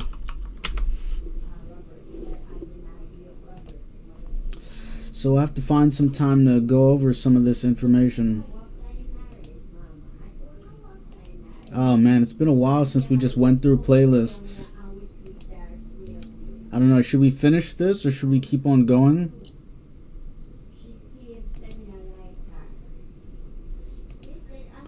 Okay, we're still about 30 minutes out from President Trump giving his statement on what's going on. His address to the world following the strikes on Fordor, Natanz, and Estefans. Natanz and Esfahan. I'm just trying to get you the latest updates here. Oh, is there a statement from the Revolutionary Guards? Let's see. Hold on. Hang on a moment. Let me check some of Iranian state media. And you just trust the orange man. I wanted to say you just, trust the white man. They're not doing any. Find it on his Twitter account. What a development. And increase its power in the region. We don't know which way this war is going to go. The only force that wants this war is Israel. But we can see how Israel manages to get its way when it's certainly basically paid and bribed Trump through Miriam Adelson. Okay, what was that? 50 minutes? He sees BRICS as a threat and wants to... Okay, so this is an interesting one if you want to get into what it means to... Travis Mackey, our viewer, says, I want to see video. I'm guessing eventually... Okay, to navigate videos. Say you had no idea what this video was. We refresh it. How would you navigate it? You can use Fibonacci retracements to navigate it. We start with Fib 1, which is about halfway through a video. And then we cut it into a 25% segment or flip it on a 75% segment. And then we start from there. So much donations went into it. Millions and millions from the U.S. Jewish community went to Israel after October 7th. Record numbers of donations, including to groups like Zaka, which stole all the money. This was just reported in Haaretz. Surprisingly, they stole the money after fabricating all the lies about beheaded babies. They need to do that because it makes them feel... It makes them feel like they have an identity. They have a transcendent identity and a transcendent cause, and they have to show solidarity. And Israel at peace will make their identity become hollow and evanescent. And that's the disturbing reality of the Jewish establishment in the U.S., which is ruled by Zionism. And Jews on the outside of that have no way of organizing.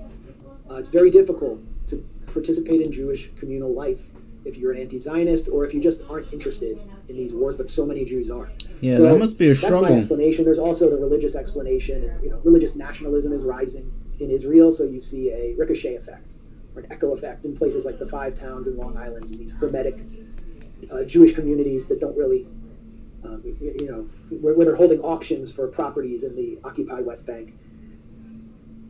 And increasingly, you're seeing that young Jews who support Israel in the U.S. are more religious, more ultra-conservative, and the rest are just kind of drifting away from it. So we're really dealing with a phenomenon that's not just among Jews, but in general, where it's I meant to add this. And only Republican boomers within the two parties, Republican boomers are the only group that still support Israel. I'm behind actually on consuming episodes of Theory of Everyone. We might actually consume Theory of Everyone tomorrow. By the way, Fox News, they've been doing a lot of AIPAC commercials recently. That or tonight. To basically pay Fox News, which is why Bannon is called for a foreign agent investigation. Where are we?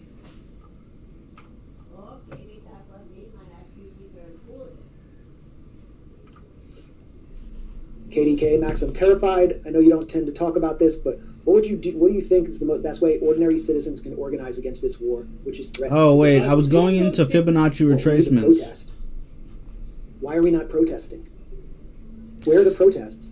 There are these no. So if you catch something that you like in between, like I'm consuming something right now, and then we're saying, hey, well, how do you? It would be easier to use a Fibonacci retracement on a video that is one, not a live stream, but also two, under about an hour or 90 minutes. So you can jump in. I like to jump wide just so I can get a sense of what's going on at the end. But all of this is culture commentary. He's just reacting to comments after he did a emergency live stream on the Gray Zone to talk about an article that they just published. Critique of how Netanyahu is really the king of Israel and represents the beating heart of Zionism today and cannot actually be replaced. Why he's there. They present him as some sort of rogue actor who's manipulated everyone. Also, it's kind of boring.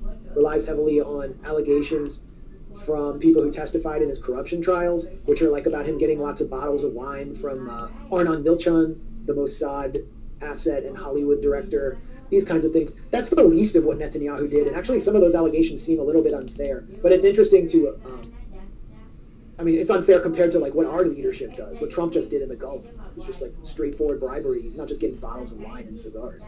But it's also interesting to watch to understand why Netanyahu is waging this war. As Bill Clinton said.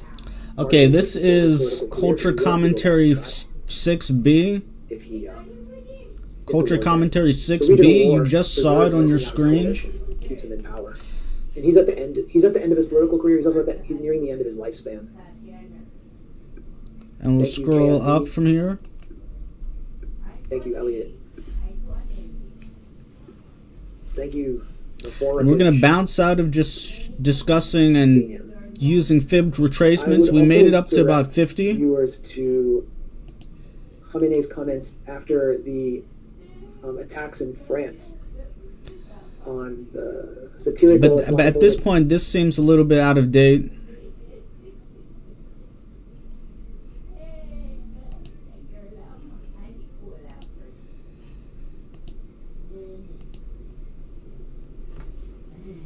I'm just trying to get you the latest updates here. Oh, is there a statement from the Revolutionary Guards? Let's see. Hold on. Hang on a moment. Let me check some of Iranian state media.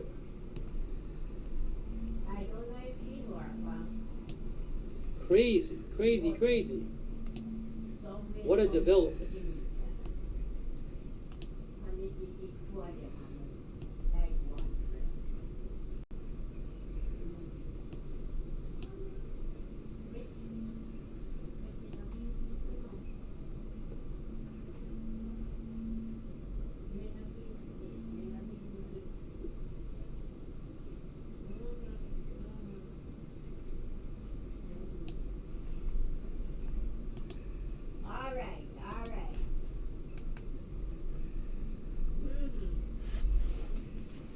So if you're interested, you can take a look at some of the content that we've been curating in Culture Commentary 6B. Travis Mackey, our viewer, says, I want to see video. I'm guessing eventually you will see video. Whew, guys. What next? Right. Exploring the history of typewriting.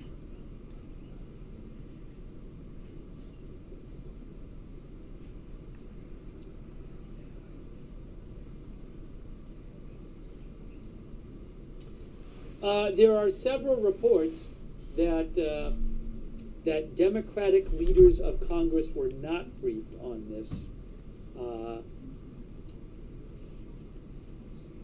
That's, for example, Lisa Desjardins of PBS is reporting that. Speaker Johnson, she says, and Senate Leader Thune were briefed on the operation. I've seen a couple reports like that. I mean, I don't know for sure. I'm sure we'll eventually hear more about that.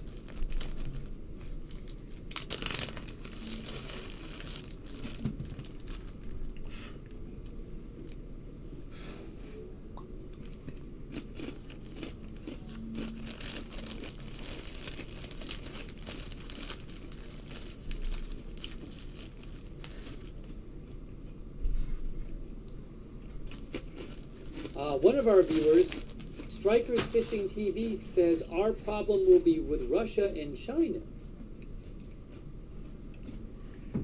Yeah, it's always interesting to see time spent going back with 30 minutes until Trump speaks. With perceiving some of the playlists where I just add videos to it. TV, Miss Curvy, Deborah Wiley, Fabian Dirks, Pro Gamers, Angle Blacks and Robbie Gravino, TB309, Van Dreamen, John Oliver, just thanking a few people, Cam, Kiwi, God Soldier, Dream Squad HD, Beebs, Ricky W, Brianna Brooke, Patrick Tuttle, Jason Carlton, Drift Outlaw, Hebrew Jerusalem Prince, Smooth, Andrew Devon, Viking, Gary Fry, the lithium Iran has is.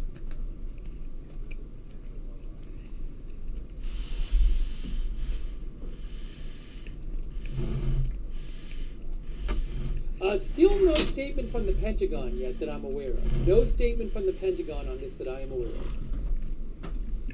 of. House Minority Leader, Democratic House Leader Hakeem Jeffries posted and said, Donald Trump promised to bring peace to the Middle East. He has failed to deliver on that promise. The risk of war has now dramatically increased, and I pray for the safety of our troops in the region who have been put in harm's way. President Trump misled the country about his intentions, failed to seek congressional authorization for the use of military force, and risks American entanglement in a potentially disastrous war in the Middle East. He says, first, the Trump administration bears the heavy burden of explaining to the American people why this military action was undertaken. Second, Congress must be fully and immediately briefed in a classified setting. Third, Donald Trump shoulders okay, I'm going to get responsibility for any adverse consequences my tea. Bear with me. Military action. That is from Hakeem Jeffries.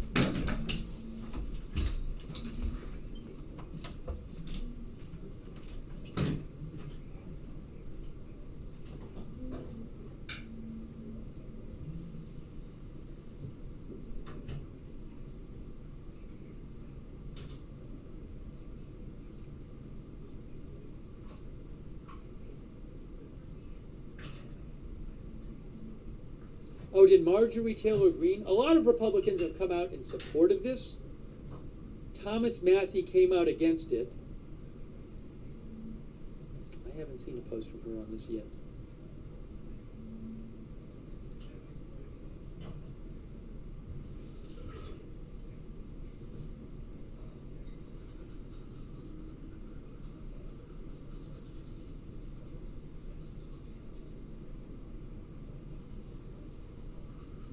Let's try to get you guys some updates here.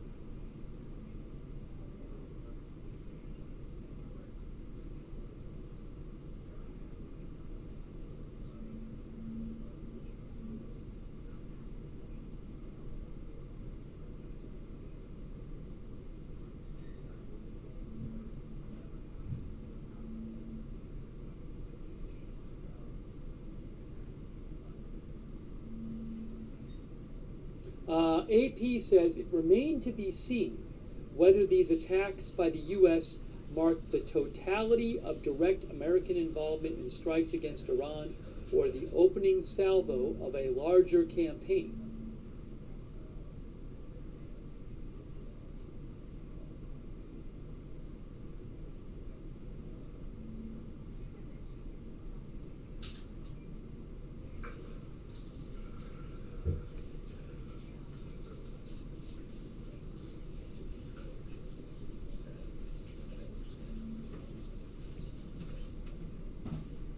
Wow.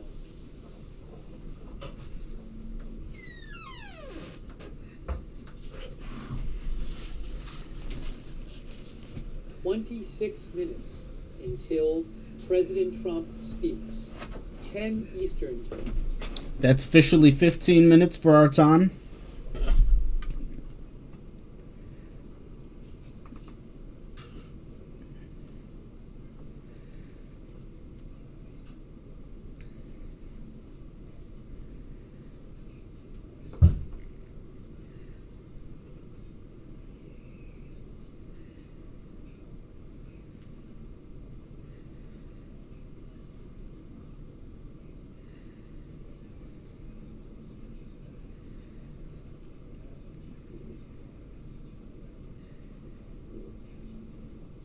There's so much we don't know. There haven't even been that many big updates, I would say, since then.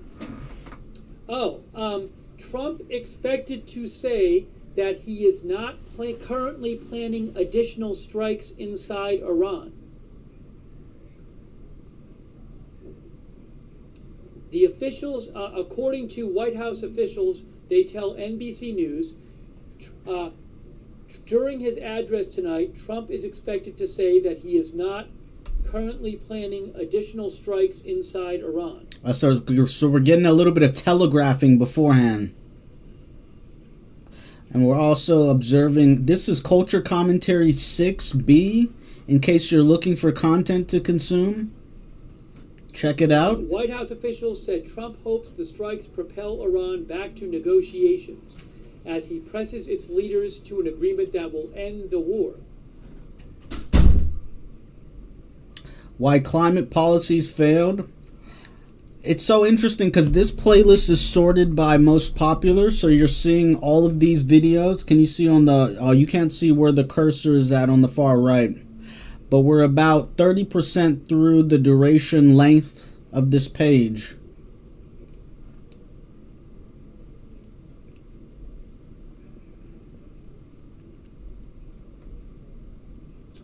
Lollipop says, I worry about our troops still in Syria. Pause. In a brief, so Trump has done a bunch of calls tonight, because I've seen a lot of different outlets and journalists that they talked to him. In a brief call with NBC News tonight, Trump called the strikes on Iran a great success, a complete and total success. A great success and a complete and total success. Trump noted he had to go because he's about to make a speech about the strikes. Hey, for those watching over there on Facebook, hey, Facebook viewers, a special message for our Facebook viewers. If you are watching on Facebook,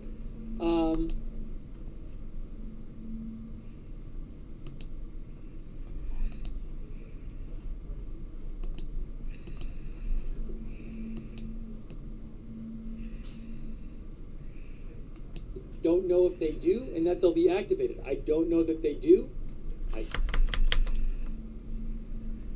Right now, we're actually listening to Kyle Kalinske on the. Actually, maybe that's what we should do. President Trump, I thank you.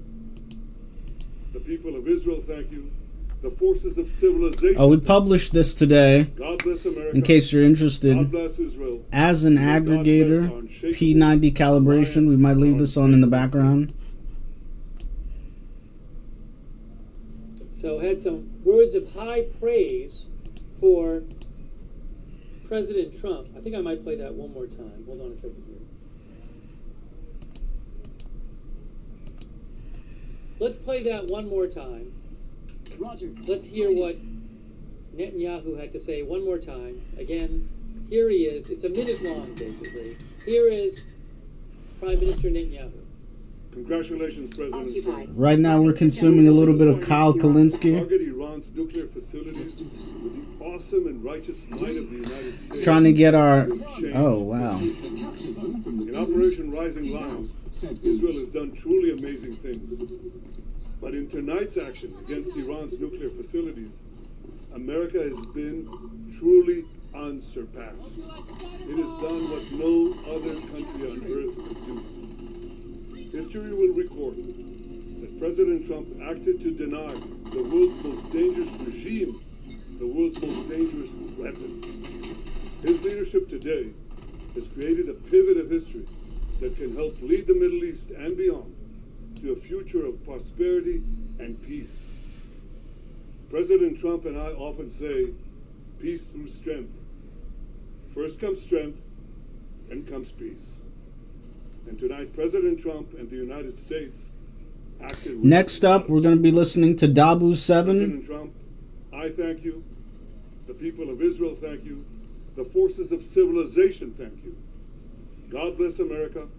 God bless Israel. And may God bless our unshakable alliance, our unbreakable faith. Well, there you go. There's Netanyahu's speech. In English. Maybe he'll make one to the... I wouldn't be surprised if he releases one in Hebrew as well. Addressed more to the domestic audience. But there you go. Okay. President Trump is speaking in 10 minutes. President Trump is speaking in 10 minutes. Wait a second here. In 10 minutes. I got to get ready for this. Wow. It snuck up on me. Guys, President Trump is speaking in minutes. All right. We're getting ready for this. Whoa. All right. I'm getting ready.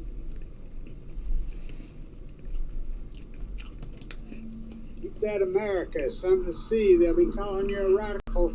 So Trump has bombed Iran. Thinks he's John McCain. Bomb, bomb, bomb, bomb. I mean, what a fucking low-life liar.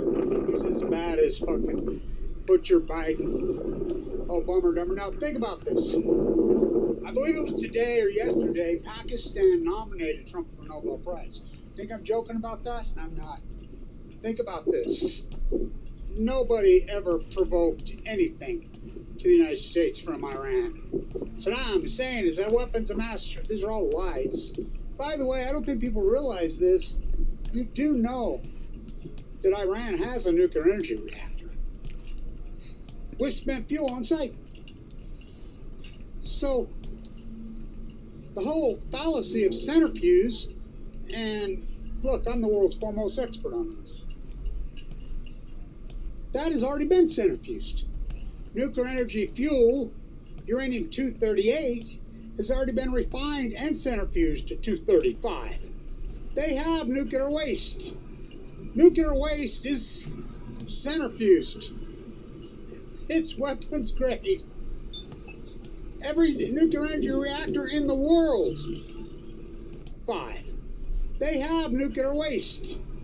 Nuclear waste is centrifuged. It's weapons grade. Every nuclear energy reactor in the world has weapons grade. That's why they're there. So, Trump has bombed Iran. Well, maybe get a Nobel Peace Prize. Obama got one. You know, who knew I was really good at killing people? I mean, how long must we sing this song? If you think about it, what is the United States, especially this century? BB's bitches on a leash. I mean, think about how many people BB has killed. Think about how many people. Then you lower that flag and put up the Israel flag. I mean, I think that's what everybody needs to do in the United States. This is the United States of America. It's not the old USA. This is the United States of BBism. He's from Poland, by the way. He's I mean, how is Iran going to retaliate? I guess we're going to find out, but they're going to retaliate. And so, 25 years of this. I started with, well, when Bush stole the election, well, that's the Women League of Voters. So, 9/11. I mean, the gift that keeps on giving. What a fucking sham. So Trump, and I like how you're all freaking out. Even Larry and all those guys, I mean, fuck, come on, man. You're on the judge's show. And what's his name? Fleek Titus says they're going to bomb him this weekend. They argued, oh, no, he's not.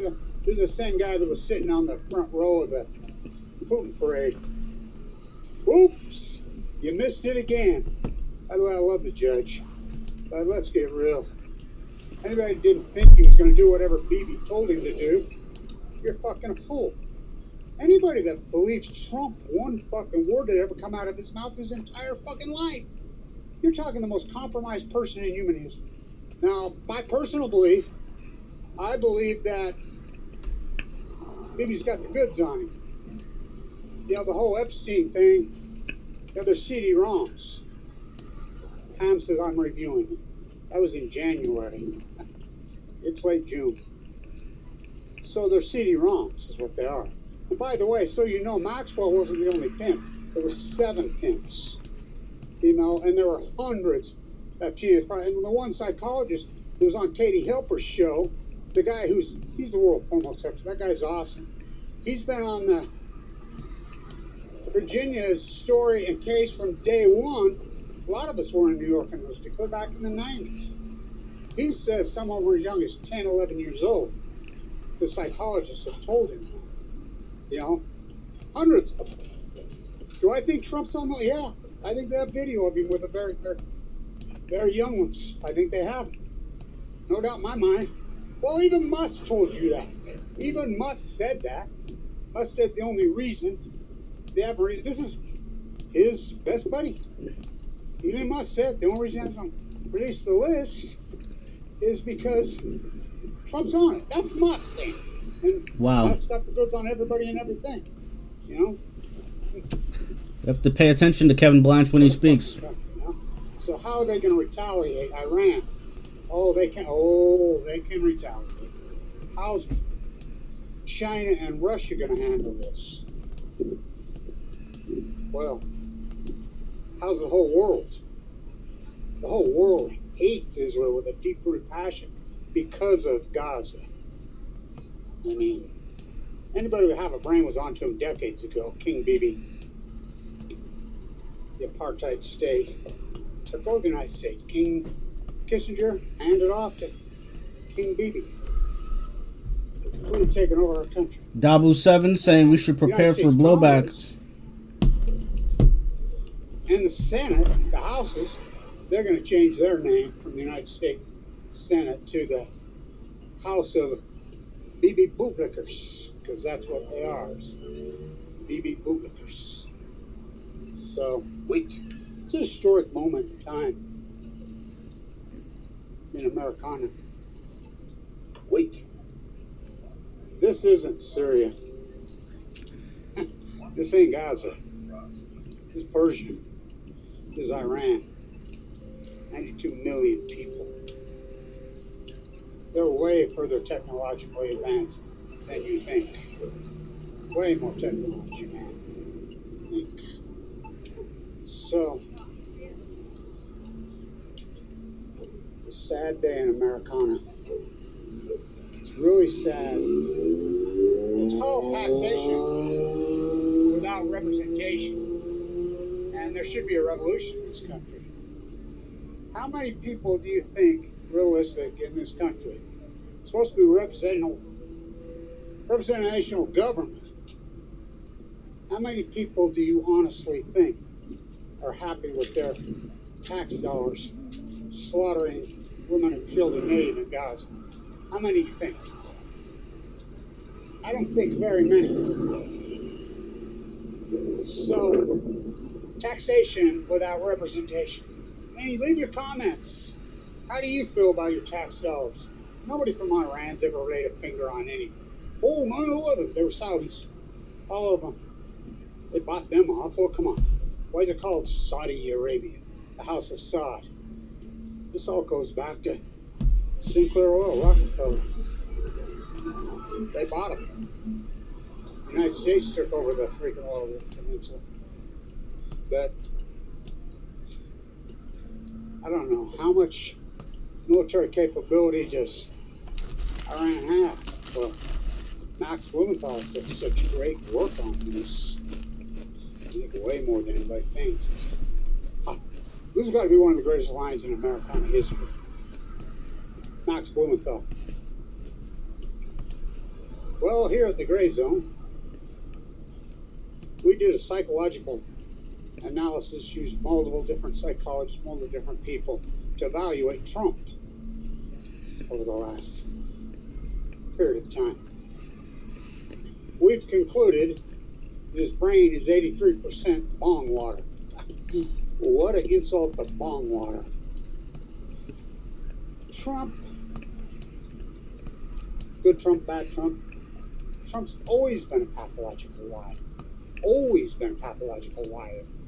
You know, and then you think about the DNC who handed us this guy. Because of just loved you Biden. Just loved you Biden. Just loved you Biden. Nobody voted for Joe Biden. They voted for Bernie Sanders. Debbie Wasserman Schultz, twice. I was at the White House 2016 that night. You fuck Bernie. You fuck Bernie. Was the chant, that's all you could hear. I was walking over here to Third World Ogden's, the cool Safeway. What the fuck? 2 cats in the yard. Now life is so hard. Because of you. Dr. Buck's policies. Okay, so we're getting ready to switch back over to Agenda Free TV. Then a wannabe carpetbagger. He's a Middle East of Eden car. He went to Jerry. He honestly believes. Oh wow. That he'll be the reconstruction guy. Didn't start with Pond. Get up all the land. No, yeah, we started with Duck Hunt. Philly D has been live for 25 minutes. For us, AP, you got anything new? No, you guys are waiting on the same feed as us. AP News has dick in hand. I'm gonna top off my drink. I'll be back. Let's make sure I don't have several feeds up at the same time. That would be a total move. To everyone here, wish you could be under better circumstances. Thanks for being with me right now, though. Because otherwise I'd just be doom scrolling by myself on the phone. You're currently having a heart attack? Okay, but here's the thing. Actually, I feel like this is a good poll time.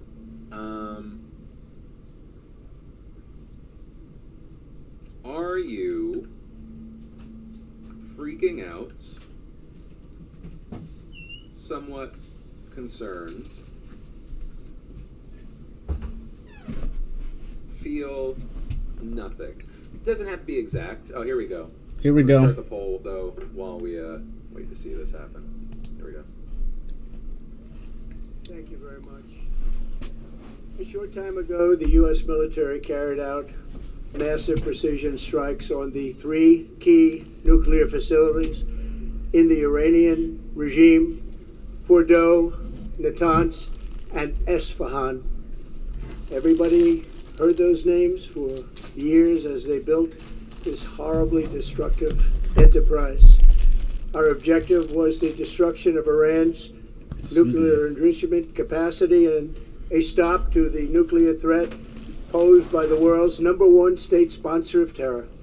Tonight I can report to the world that the strikes were a spectacular military success. Iran's key nuclear enrichment facilities have This been is the Trump press conference. totally obliterated. Iran, the bully of the Middle East, must now make peace. If they do not, future attacks will be far greater and a lot easier. For 40 years, Iran has been saying death to America, death to Israel. They have been killing our people, blowing off their arms, blowing off their legs with roadside bombs. That was their specialty. We lost over 1,000 people, and hundreds of thousands throughout the Middle East and around the world have died as a direct result of their hate. In particular, so many were killed by their general, Qasem Soleimani. I decided a long time ago that I would not let this happen. It will not continue. I want to thank and congratulate Prime Minister Bibi Netanyahu. We worked as a team like perhaps no team has ever worked before. And we've gone a long way to erasing this horrible threat to Israel. I want to thank the Israeli military for the wonderful job they've done. And most importantly, I want to congratulate the great American patriots who flew those magnificent machines tonight, and all of the United States military on an operation the likes of which the world has not seen in many, many decades. Hopefully we will no longer need their services in this capacity. I hope that's so. I also want to congratulate the chairman of the Joint Chiefs of Staff, General Dan Raisin-Kane, spectacular general, and all of the brilliant military minds involved in this attack. With all of that being said, this cannot continue. Wow. There will be either peace or there will be tragedy for Iran far greater than we have witnessed over the last 8 days. Remember, there are many targets left. Tonight's was the most difficult of them all, by far, and perhaps the most lethal.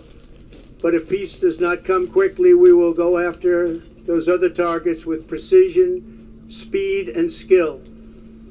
Most of them can be taken out in a matter of minutes. There's no military in the world that could have done what we did tonight, not even close. There has never been a military that could do what took place just a little while ago. Tomorrow, General Kane, Secretary of Defense, Pete Hegseth will have a press conference at 8 a.m. at the Pentagon. And I want to just thank everybody, and in particular, God. I want to just say we love you, God, and we love our great military. Protect them. God bless the Middle East. God bless Israel, and God bless America. Thank you very much. Thank you.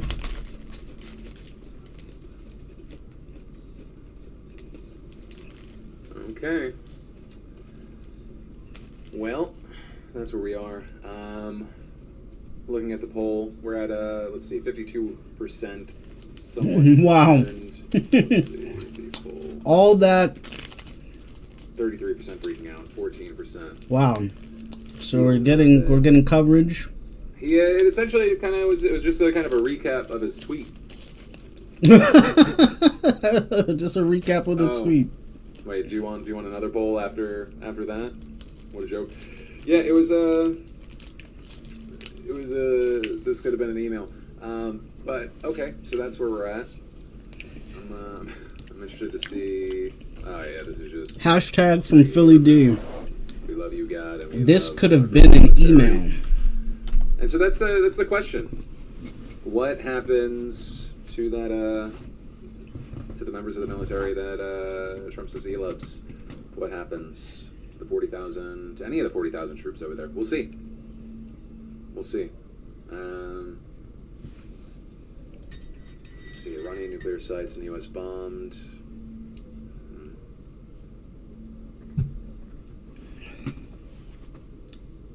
Wow.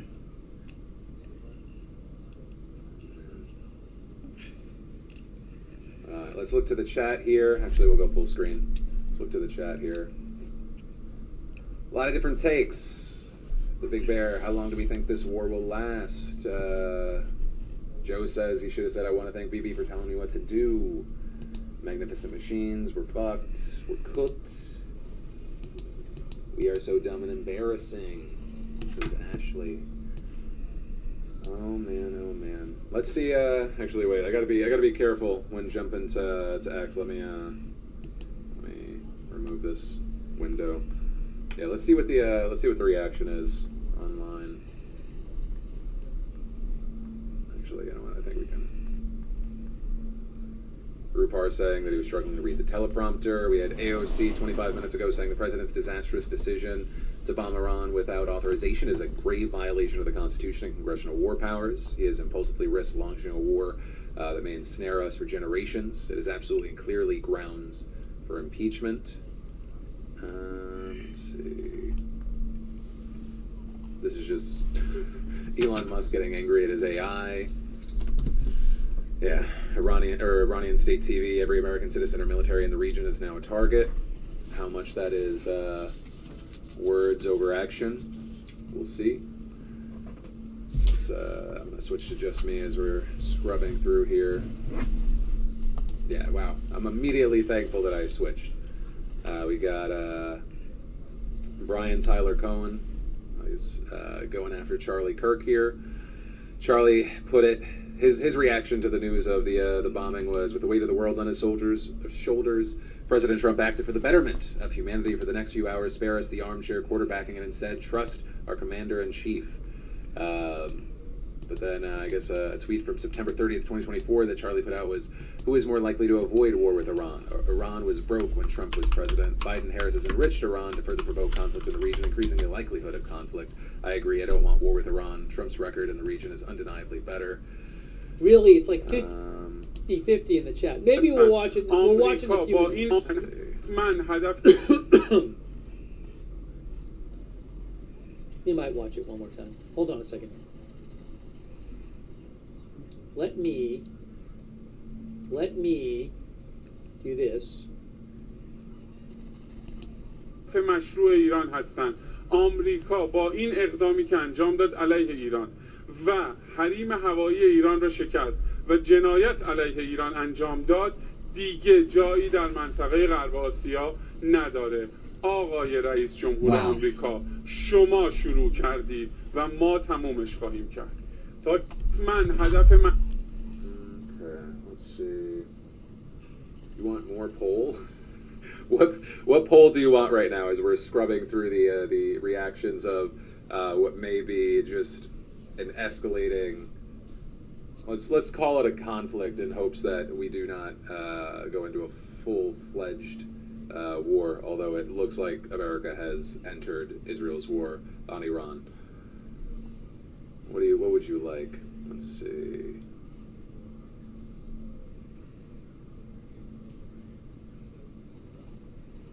Oh, you'd like to change your poll vote. Oh, here we go. The poorly aged things account. The pro peace ticket. They're gonna. The thing is, they're gonna say it's peace through strength. That's what they're gonna say. That it was. AZ Intel got a copy of it. I haven't received it from any of my lists yet. Or maybe AZ Intel posted it. We have about 1 hour of coverage left. Maybe he just, well, I don't know. On our stream. Maybe he used dictation app or something. So, wow.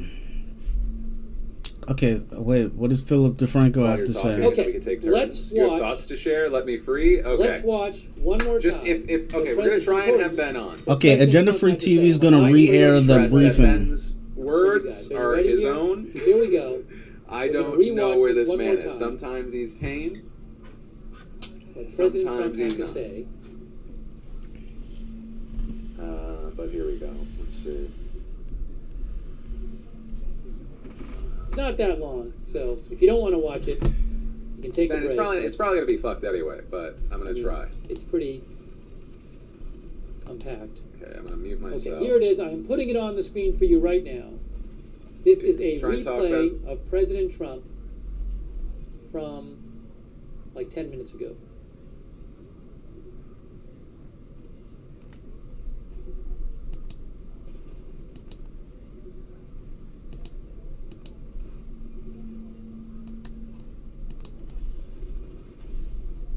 Sorry, I just muted myself. Thank you very Let's much. see if it would help him. It's so funny. A short time ago, the U.S. military carried out We're going to rewatch massive it. precision strikes on the 3 key nuclear facilities in the Iranian regime: Fordow, Natanz, and Esfahan. Everybody heard those names for years as they built this horribly destructive enterprise. Our objective was the destruction of Iran's nuclear enrichment capacity and a stop to the nuclear threat posed by the world's #1 state sponsor of terror. Tonight I can report to the world that the strikes were a spectacular military success. Iran's key nuclear enrichment facilities have been completely and totally obliterated. Iran, the bully of the Middle East, must now make peace.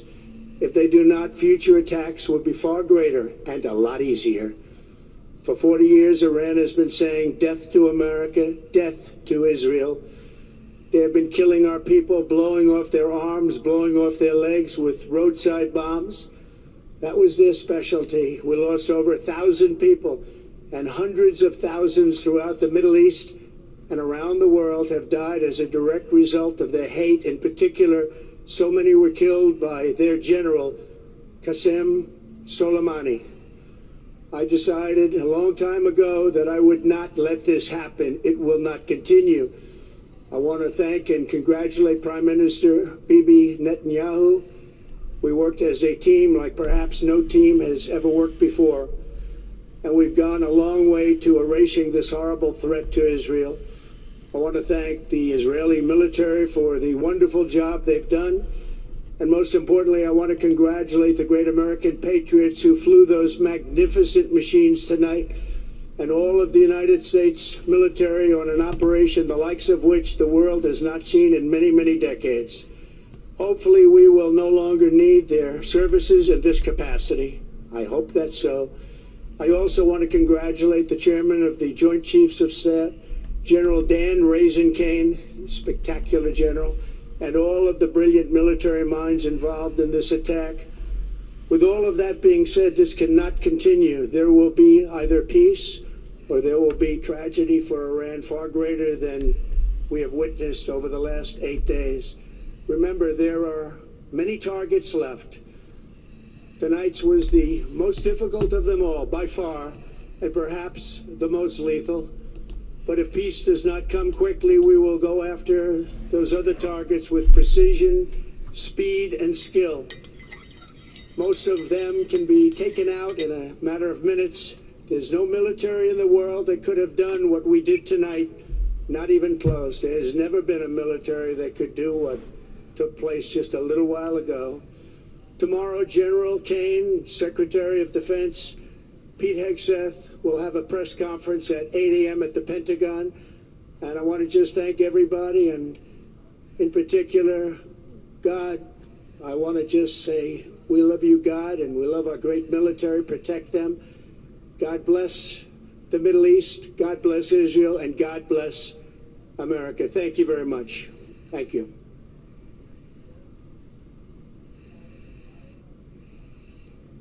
All right, there you go. Address to the nation. Hang on a moment. Do that. Now, I don't know what's necessarily going to happen, though, but I know that, I don't know, Iran's not going to take a lying down, but the question is, will they surrender? I doubt it. But the more concerning question here, Phil, and to the audience, is that what happens if the regime falls? Because now you have all this nuclear material that they allegedly, so they claim, they moved out, and they were saying this before the strike. If the regime falls and Iran, big state sponsor terror, how do we control the uranium, the nuclear materials that go around? When the USSR fell, a reminder, it fell non-violently. It took us 16 years to get all the nuclear material. And in 2016, Moldovan smugglers tried to sell it to ISIS. So how are we going to control all this if the regime falls? And Israel wants this regime to fall. Their goal, their stated goal is regime change. So, I don't know, we're in for a very odd... This I don't know. Oh, the Hegseth and Kane, I think, is... coming months. Do you think, oh, I was going to say, do you think we're going to see anything tonight? From Iran? I don't know. They like to do the classic Biden response, which is in a time and place of our choosing, but I don't know if they have that. I don't know if they can do that, because this has been 20 years in the making. Not even 20, this has been 48 years in the making now. because that confrontation. Right, because that's also like one of the opinions of how this could play out on the more general scale. Obviously, like anything can happen anywhere based off of where they have assets, but right, Israel and the United States have been talking about having complete control over the airspace. So maybe they have this belief that we hit you, you're not going to be able to genuinely hit us back. But I mean, really, all it takes is one thing slipping through, and I don't know what the American reaction will be if and when American lives are lost after this. That is a good question. I don't know what the American response is, but it's important to remember that Iran is twice the size of Texas. So, I mean, it's going to be very hard for them to wipe out every single launching platform, every retaliatory measure. Now, it's very possible that maybe Iran just, does what they did during the clashes of Israel 2 years ago. If you remember those, where they telegraphed the entire thing and then everyone shoots it down and we say, oh, that was horrible. But Khamenei announced his 3 successors today, which implies to me that they are ready for war. He's never named successors. It's always been, it lives and dies with me. Now he's saying, well, if I die, here are the 3 people in this order that can take over. That implies to me that they are ready to rumble. But the question is, how much can they rumble? I don't know. Yeah. Ben, just because I've been live and I haven't been able to see it, in general, what has the reaction been, well, I guess before Trump, but to the shorts that we were putting out? Like, what's the vibe from people that are consuming the news outside of this live stream? People are very upset. They're saying we're cooked. They're saying he can't be trusted with power. There are others downplaying it. I don't know. It's like your partisan line kind of thing. Mm-hmm. I think a lot of people perhaps abnormally expected MAGA to defect. I think that's just like, I think it's overstated. I mean, based off of the polling that I feel like we've seen, it's only maybe 25% max, and that doesn't mean they would defect to the point of not voting or defect to the point of like voting blue, whether it be in the midterms or after. Although I mean, even that's fucking miles away. Absolutely. I mean, I think it's worth stating this, and though it pains me to say it, it pains me, Phil, physically, but it is worth saying here that this is not a forever war yet. He did just strike Iran. There is a chance they don't respond. Sure. There's a chance this isn't a war. These are just strikes. And it's also worth stating that the elimination of the Iranian nuclear program is a goal that every president since Clinton has sought after, and none of them have been able to do. Partially for the reason of that is because everyone's favorite diplomacy, because the alternative is what I spelled out earlier of the nuclear material and the terror groups. So we will see how it pans out. Perhaps they will defect. But as of right now, Trump has accomplished a long-standing American goal, even if it has resulted in a lot of nerves being undone. And there's a reason. I mean, Barack Obama could have done it. America was much more powerful in 2013 than it is now. And he very easily could have done it. He chose against and chose diplomacy. I wish Trump would have chosen diplomacy, but I'm afraid that the American right had talked itself into a corner by the time Obama had come around about they needed to destroy Iran rather than try to create a shared future with them. Yeah. And to be clear, Iran does make it kind of hard to want a shared future, but that is the best way forward. Okay. Anything else before I let you go? No. I mean, okay, can I shout out my podcast, or is that against the rules? I can do that. Oh my God. Whatever. Just all right, everyone. 10 seconds. 10 seconds. It's called the Unclassified Podcast. I talk about geopolitics with Preston Stewart. It's really good, and I'm sure you all will love it. This is the one time Phil's ever let me shout myself. All right, thank you so much for coming on. All right, bye. Bye. Alright, let me get this dude's face up before he gets a poster with a link. Alright, 1 second. Alright. You're just tired? Dude, I'm tired. Preston's a great dude. From what I've seen, seems like a great guy. Oh man. No time limits for Ben. I gave him 10 seconds. You get the 10-second plug. Alright, let me pop my headphones back in case we want to see how people are reacting.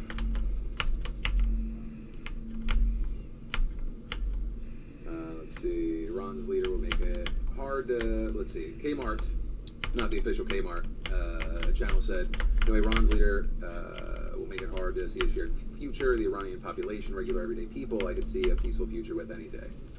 And I think that's an important thing to note on, is specifically, the difference between the government and the people.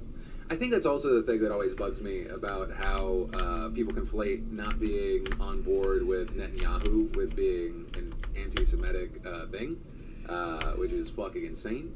To not be on board with I can't believe they got me. That is seemingly, by many experts' accounts, trying to hold on to power by waging wars and conflicts, whether it be to just make people that are in his coalition stick by him and not throw him to the wolves, or for whatever reason. It's weird. It's crazy. Who's Ben? Ben works with me. He's one of our guys that's focused on international news. He's the main man behind the TikTok and the shorts for our politics stuff, or for our international politics stuff. But yeah, I like to have him on because he's way more vocal and opinionated on a lot of this, and he has I would say a deeper background. Thank you for the Catgirl Ted Cruz for yesterday's thumbnail. I don't even remember when that was. All the days are blurring together. All the days. Okay, wait, let me see. Let's see. Where's my audio? Iranian regime, Fordo, Natanz, and Esfahan. Oh, wait. Everybody heard those names? There we go. Should you flee the U.S. and go to Mexico? I mean, I'm staying put. Here, but let me get the alert box back up. Okay.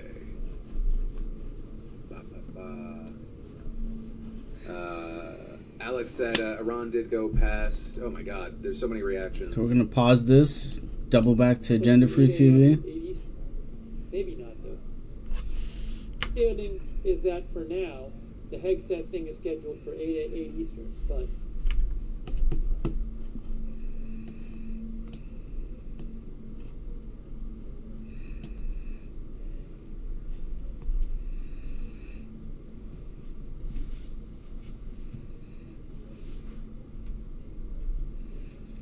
Did he say Eastern? 8 Eastern, right? He said 8 Eastern? That's what I thought. That's what I wrote down.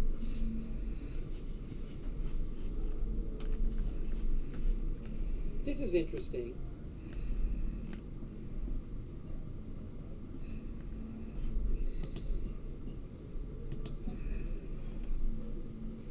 Tyler Rogaway, who is the who is the founder of the website, the military news site, The War Zone, said nearly the entire available B-2 fleet was used in this gambit. If you factor in the decoys in the Pacific were actually there, if there were some, a portion of the tiny fleet, which I think is 19 B-2s, is down for maintenance or in depot at any given time, although they had time to ready what they could, one test jet, etc. And I say if, he says, because there's a chance that there never were B-2s in the Pacific. I guess he's saying maybe they fooled people by somehow. Maybe someone has more concrete evidence, just something to keep in mind. Interesting. Because, open source intelligence data, like flight radar data, suggested that there were B-2s going to across the Pacific.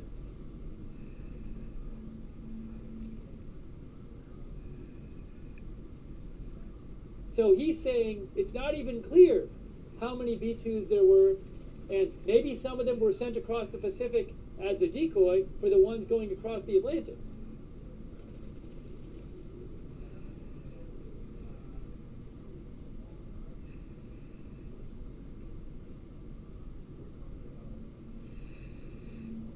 He also said, as I have stated repeatedly, for all the issues the OSINT community may cause military planners, it can also be used to their greatest advantage when it really matters.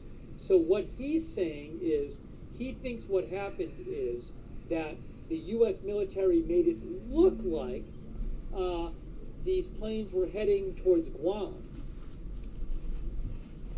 And look, it was reported by multiple outlets. Multiple outlets said we talked to Be right back. Who said the planes are going to Guam.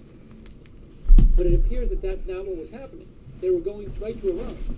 So it's very interesting. Delaware Sasquatch said that they put B-2 transponders on cargo planes, perhaps. This is not my specialty, so I honestly don't know what happened. But I'm sure this is being highly debated online right now, what exactly happened here. Thanks to Alice and Hargroves. Let me just say a couple quick thank yous. I want to take some of your comments, giving you updates. But wow. I don't know what's coming next. I don't know what's coming next.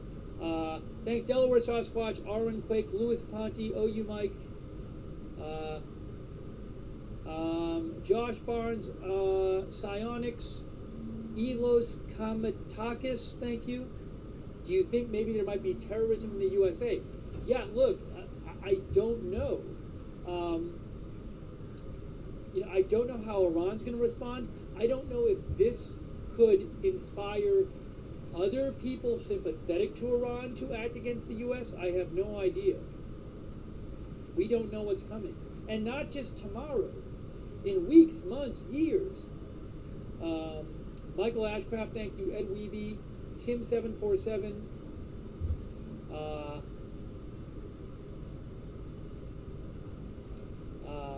Oren Quake, Scott DeFranco Norton, thank you. Hansel, Joshua C, Bungee Jumper, India Comparison, Anthony Chaccio, Uncle Lester Camp, Kaetitian, Jackson Moore.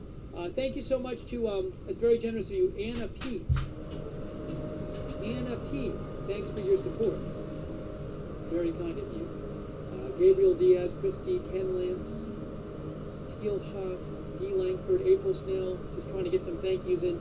Jason D, Crowny, Lee Elmore, Dodger Blue, Jess Mike, Blaze DM, Hebrew Jerusalem Prince. Sorry if I'm missing people. Dark Crypto on Twitch, Who Shot JR, Mighty T73, UXO Guy, Big Dog Gaming, Shaggy, Shaggy H, Emilio 1213, Larry Pickle Jar, Cyllin Dillon, Daredevil, Lily's Thoughts, Operate, Kirby, Runamucker, and also shout out to our moderators who are here. Our moderators are so awesome. Thank you. As we continue our live coverage, we have. It's the press conference is at 8 tomorrow morning. It's 10:24 p.m. now. Who knows what will happen between now and then? Iran could take some action between now and the press conference, or they might not. I have no idea. I don't know what to do. Ruth Krafasi moderating, Beth Mythical, thank you. Big Ball, Bastion Girl, DeBears, David Green, LB Peridon, I Got That Fire, Mark H. Sensi, Sarah and Papa Bear on Twitch, Facebook. I haven't even eaten yet. I still haven't eaten. I got to eat at some point too. Charlotte Webb. There'll be something that happens while I eat. Charlotte Webb, Christina Neal moderating over on Facebook. Thank you. Linda Bell, Glary, Misha on X. Crazy, crazy, crazy.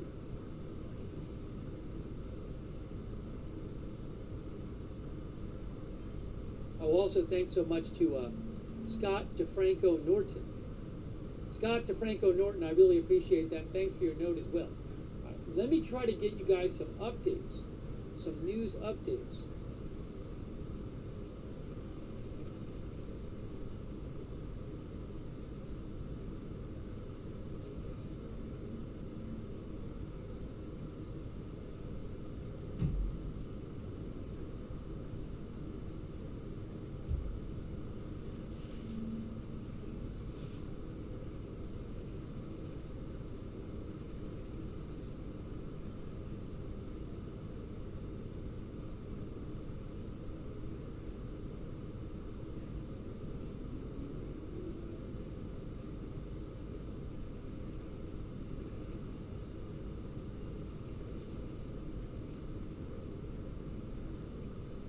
I'm reading a thread by somebody with the Carnegie Endowment named Karim Sajadpour,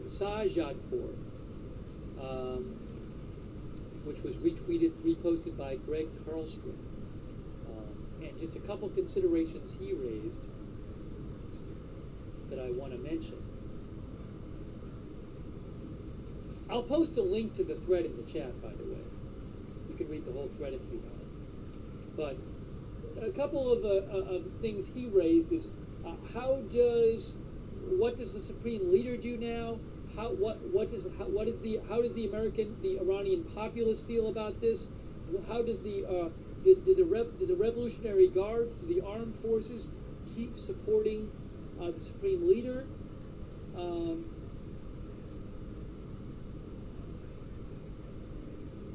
What happens in Iran after this, domestically?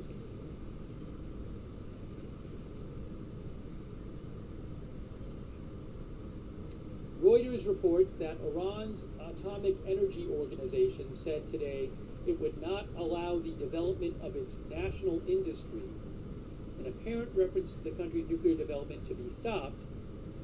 It said the attacks on nuclear sites violate international law without clarifying the extent of the damage from the strikes. Hey, what are China and Russia going to say about this? What are China and Russia going to say about this? We haven't heard from China or Russia.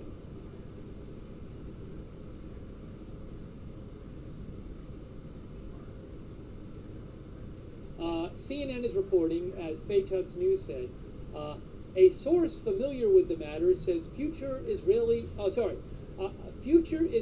military action in Iran will depend on how Tehran reacts to the U.S. strikes. A source tells CNN. Yeah, does Israel keep striking in Iran? Oh my gosh. Wow.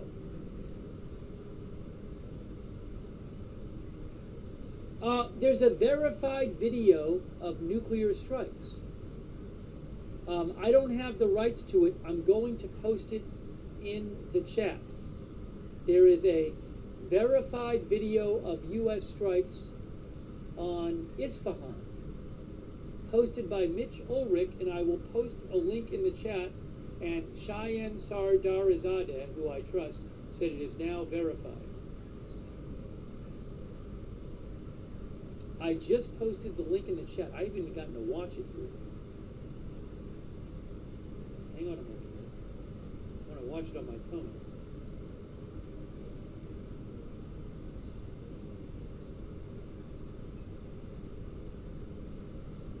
I just posted the link in the chat for you guys. Oh, hold on. Where is it? I can't even see it.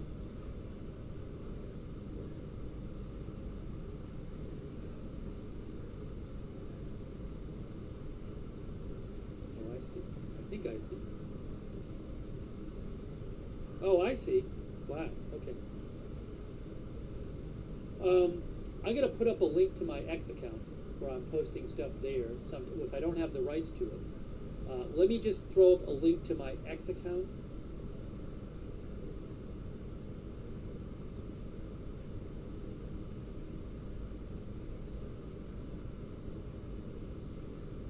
And I'll pin the link.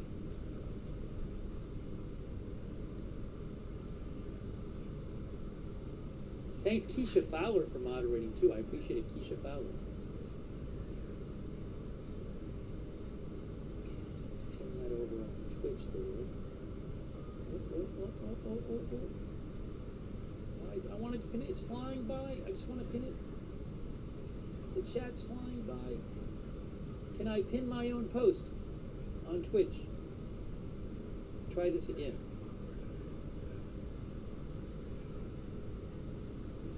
I did it.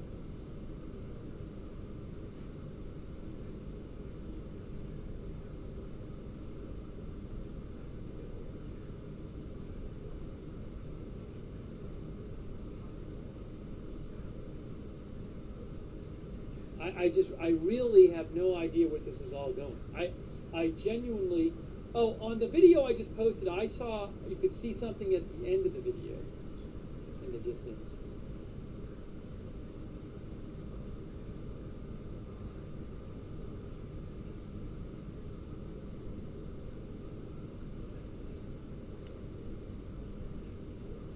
Hey, for those who haven't seen it, because I know a bunch of you saw President Trump speak, there was a short speech posted by Benjamin Netanyahu. It's 1 minute long. Let me just throw it up there again, just for the people who haven't seen it. I'm going to show you again what Netanyahu had to say. Here he is, Israeli Prime Minister Netanyahu. Congratulations, President Trump. Your bold decision to target Iran's nuclear facilities with the awesome and righteous might of the United States will change history. In Operation Rising Lion, Israel has done truly amazing things. But in tonight's action against Iran's nuclear facilities, America has been truly unsurpassed. It has done what no other country on earth could do. History will record that President Trump acted to deny the world's most dangerous regime the world's most dangerous weapons. His leadership today has created a pivot of history that can help lead the Middle East and beyond to a future of prosperity and peace. President Trump and I often say, peace through strength. First comes strength, then comes peace. And tonight, President Trump and the United States acted with a lot of strength. President Trump, I thank you. The people of Israel thank you. The forces of civilization thank you. God bless America. God bless Israel. And may God bless our unshakable alliance, our unbreakable faith. All right, there you go. Prime Minister Netanyahu.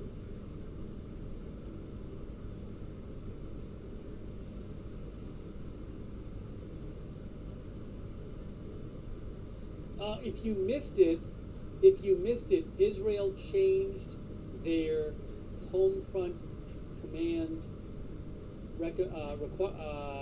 instructions. So people in Israel now, the IDF said, basically you only can go out for essential reasons. That's what they said. It's essential activity only. No educational activities, no gatherings. Nobody goes to work except for essential workers. Again, they have changed for the whole country in Israel, they're on essential activity only.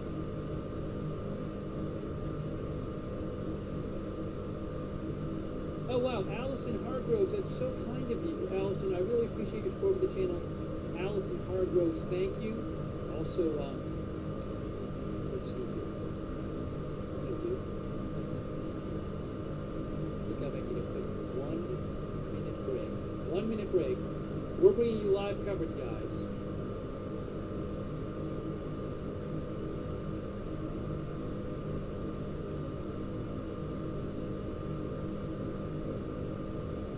We're bringing you live coverage. Let me just run out 1 minute.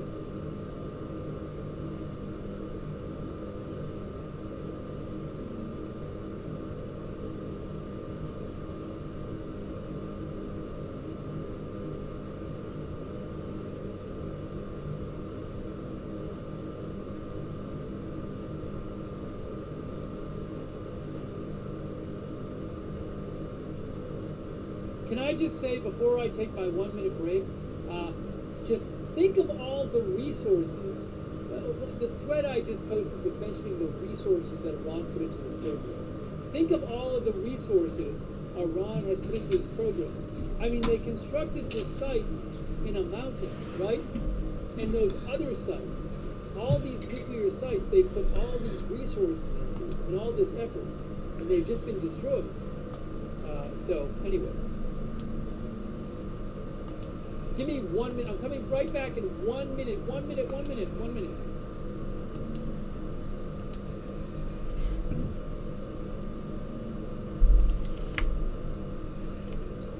Jackie Heinrich from Fox News noticed that DNI, Director of National Intelligence Gabbard, was not on the list, but I don't know for sure that she was not there. Oh, hold on. Did Trump post again? Did Trump post again on Truth Social?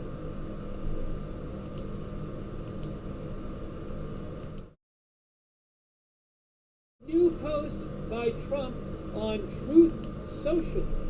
Any retaliation by Iran against the United States of America will be met with tonight. Thank you.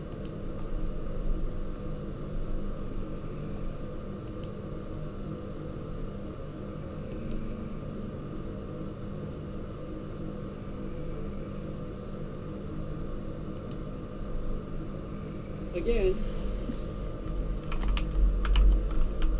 any retaliation by Iran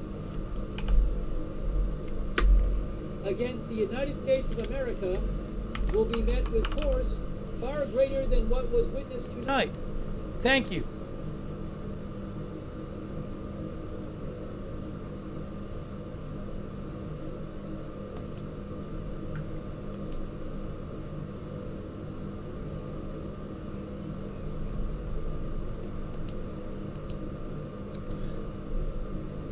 Okay, so here's what we're gonna do.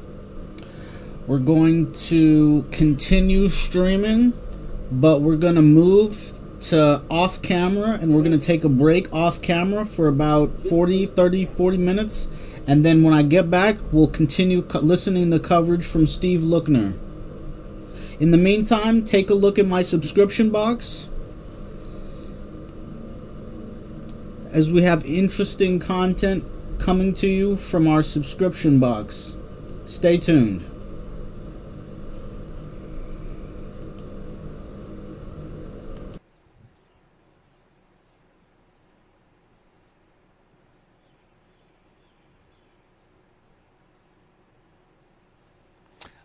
Dan Lamothe, who's a military reporter with the Washington Post, says, unless something changes, it appears there will be no details about the military operation on Iran released by the Pentagon tonight. There is an 8 a.m. news conference tomorrow, but it is unusual to release nothing at this time.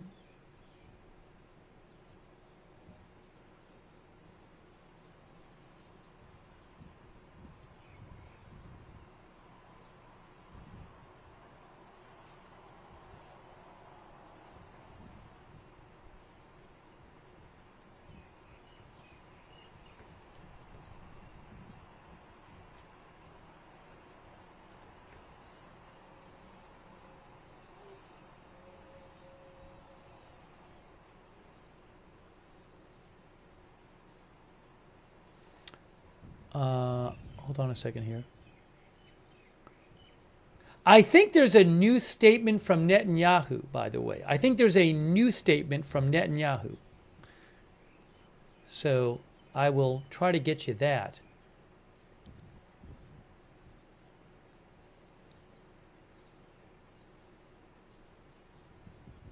Yes, a new statement from Netanyahu, guys. It's in Hebrew, but I have the translation. Here is the new statement from Netanyahu. This is in Hebrew, again, but it has been translated. Dear citizens of Israel, my brothers and sisters, in Operation Am Kalavi, we achieved unprecedented achievements together in Israeli history. You remember that from the beginning of the operation, I promised you that Iran's nuclear facilities would be destroyed one way or another. This promise was fulfilled. A short time ago, in full coordination between me and President Trump, and in full operational coordination between the IDF and the U.S. military, the U.S. attacked 3 nuclear facilities in Iran, Iran's 3 nuclear facilities, Fordo, Natanz, and Isfahan.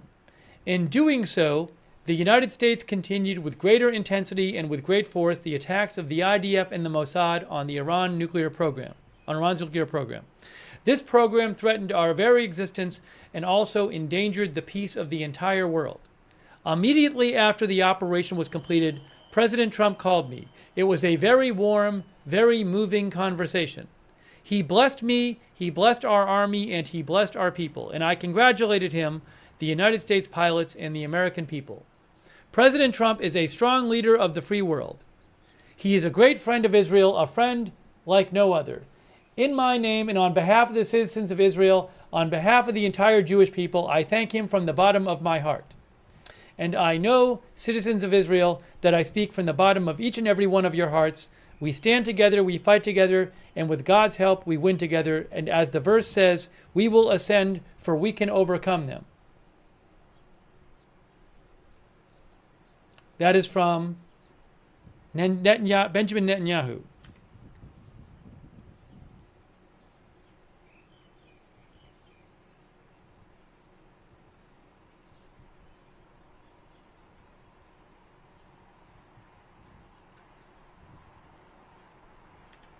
I just want to get that posted. That didn't work. One more time. One more moment. One moment here. Get this to work.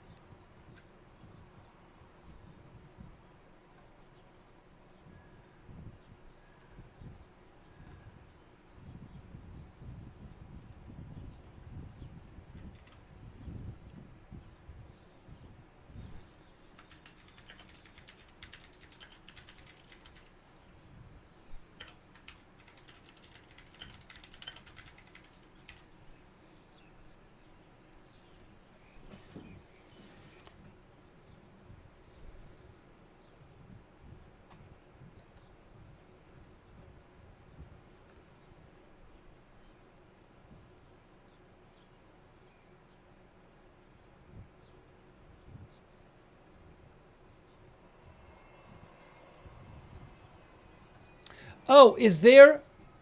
Hold on. Hang on.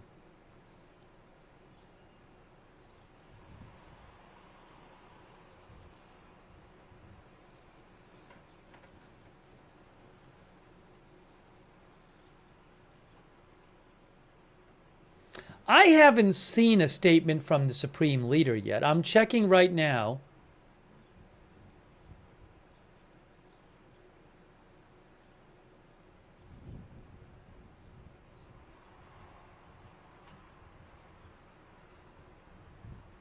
Hold on. Let me show you a statement from the Iranian Atomic Energy Organization. The Iranian Atomic Energy Organization. I have a statement from them via Iranian media.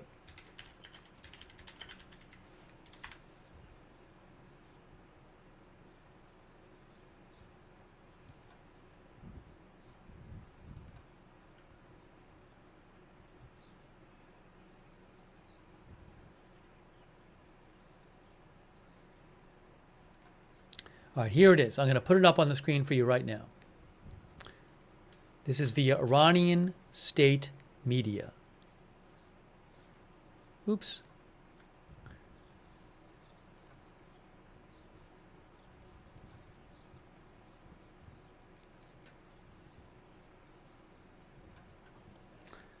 Statement of the Atomic Energy Organization of Iran. Following Israel's aggressions, they say, can you see this here? Following the brutal attacks of the Israeli enemy over the past few days, at dawn today, Iran's nuclear sites in Fordo, Natanz, and Isfahan were attacked by the enemies of Islamic Iran in a barbaric act that violated international law, especially the Nuclear Non-Proliferation Treaty. This action, contrary to international law, was unfortunately carried out in the shadow of the indifference and even the complicity of the International Atomic Energy Agency. The American enemy, through cyberspace, has claimed responsibility for the attack on the aforementioned sites, which are under the continuous supervision of the International Atomic Energy Agency based on the Safeguards Agreement and the NPT Treaty. The international community is expected to condemn the lawlessness based on the rules of the jungle and support Iran in achieving its legitimate rights.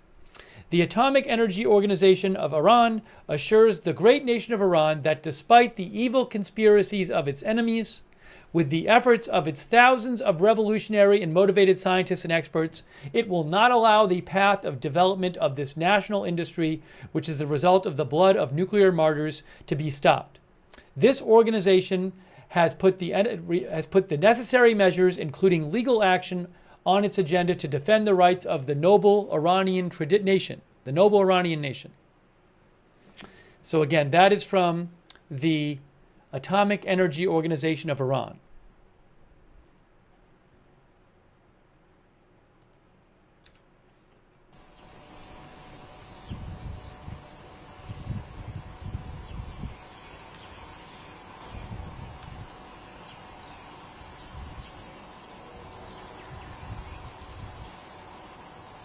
Oopsie.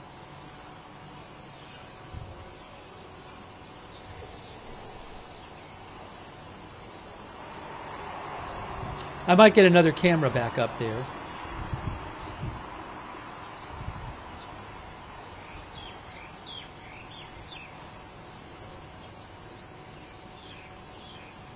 Let me do this.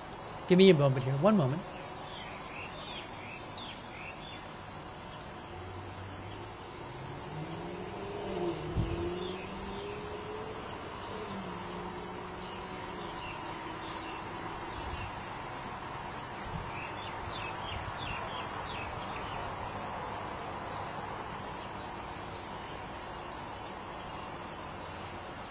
I'm going to take off this thing here.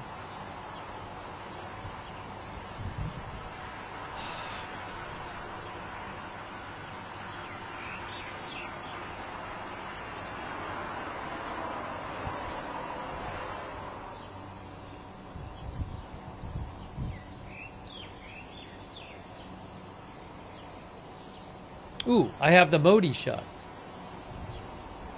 Put that up there. Modine shot.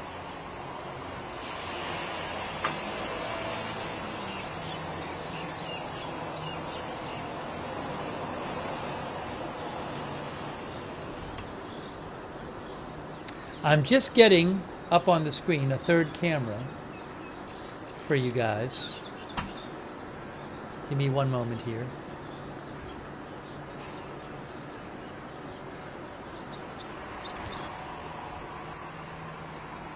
Here we go.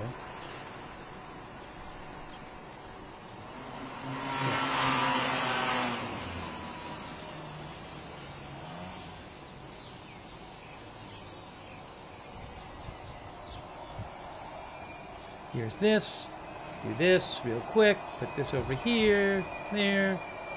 There. There.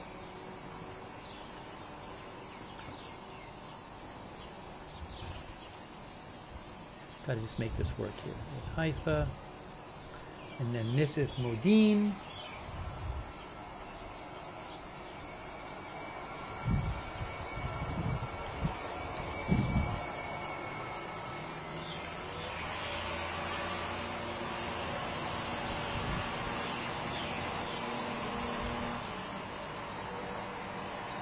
Ooh, I didn't want to do that. Sorry.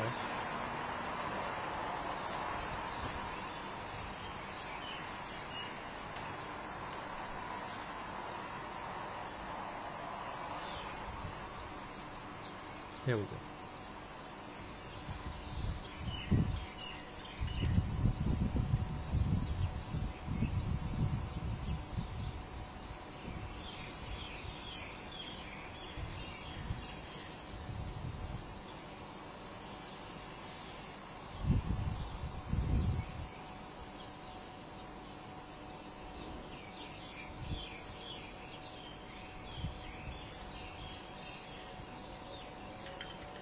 Sorry, just getting this all fixed up here because it's daylight now.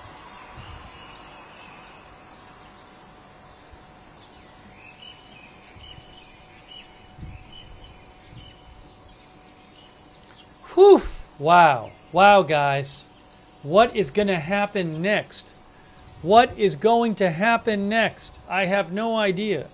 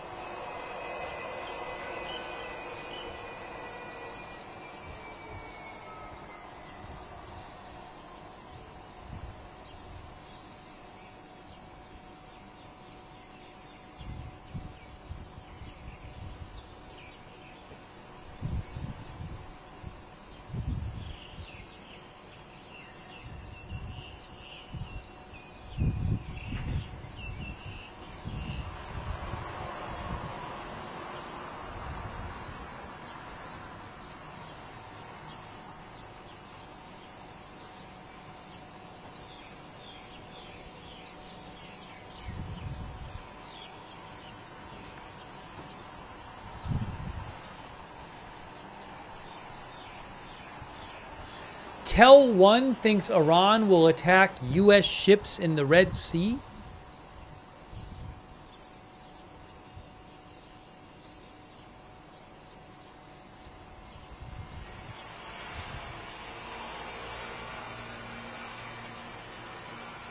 I mean, something you have to consider is that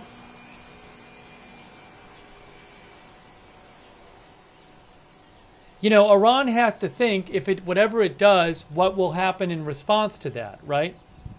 So, but also, I mean, the Iranian regime is going to want to survive this. So, I don't know. I just don't know what's going to happen. I just have no idea what's going to happen. Also, I don't know what regular people in Iran, maybe people who weren't even that supportive of the regime, how they think about all this. One of our viewers said, need to find where they're hiding their uranium. As far as I'm aware, they still have their enriched uranium.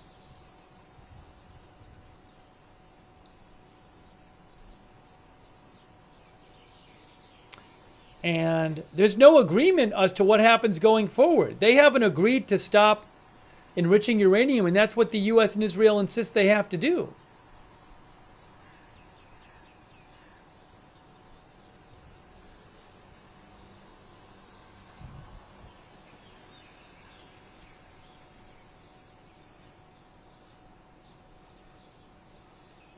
Joe Trusman, who I follow, says, this dramatic unraveling of Iran's nuclear program and members of its regional axis can be traced back to a single catastrophic decision, Hamas leader Yahya Sinwar's choice to initiate a bloody war with Israel on October 7th. Yeah, I mean, that really started everything. That's what Joe Trusman said. But October 7th really started everything.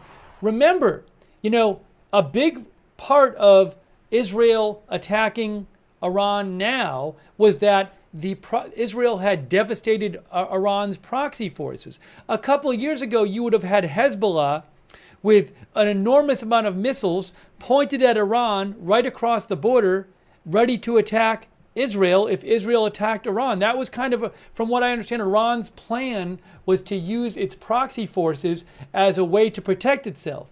But those proxy forces, Hamas, and Hezbollah, also Assad is no longer in power in Syria. Those forces that would normally have supported Iran and defended Iran have been devastated.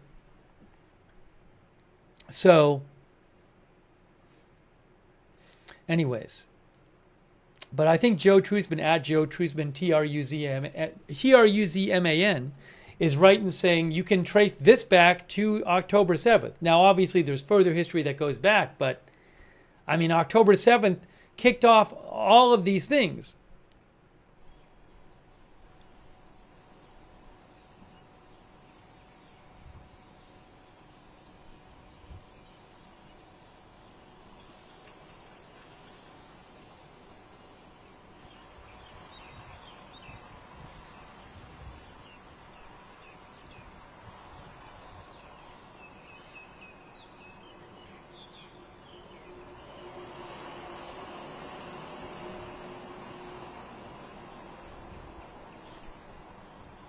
Surrender Modi says, America just effed around and is about to find out.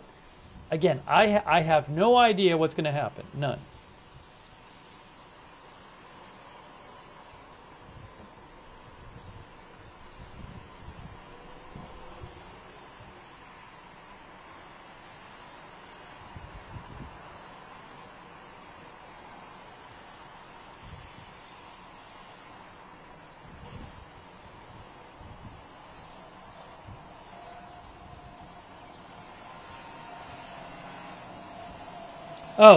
Jackie Heinrich says, from Fox, says, she says she is now being told that Tulsi Gabbard, Director of National Intelligence, was in the Situation Room. That's what she's being told.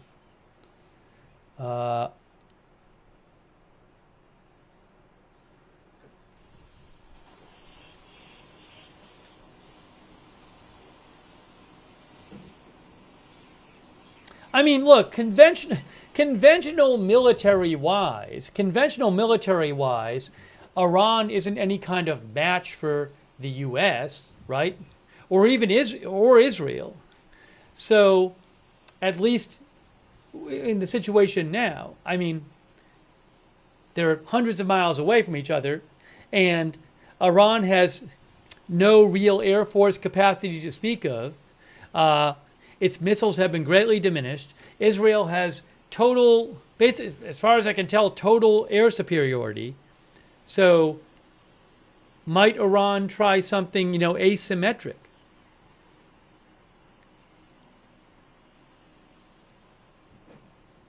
But you have to, with Iran, the leadership in Iran is going to want to do what's best for the regime. So it doesn't make sense for them to just lash out and do something if it's just going to make it worse for the regime. So they have to think of, what do we do to benefit the regime? And I don't know what choice that is.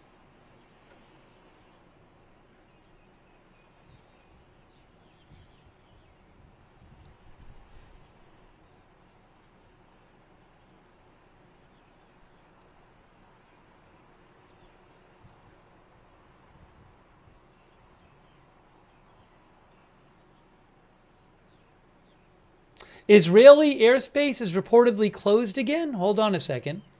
Faytux News had a report that Israeli airspace was closed again. Yes, I'm seeing this now multiple places. Israeli airspace closed again till further notice. I'm seeing that from multiple reports from Israel. An N12 reporter just posted it. And Faytux News had another report that he cited. Israel is certainly concerned that, there could be attacks on it.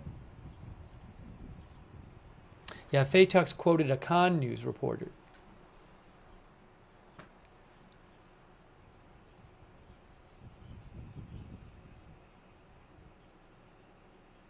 One of our viewers says Iran can come to the negotiating table. I don't know if, though, the Iranian leadership would feel like just going to the negotiating table and just giving everything to the U.S. and Israel that it demands.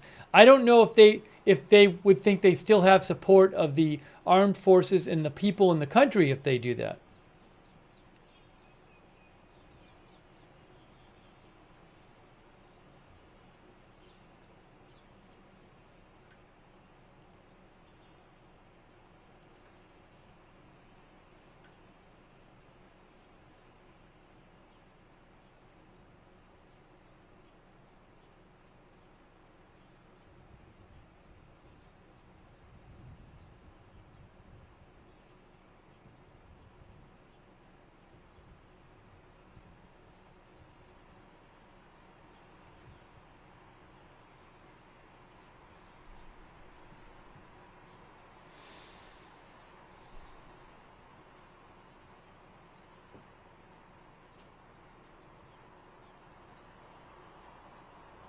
Our viewer Sophie says, I doubt Iran will have anything to respond with right now.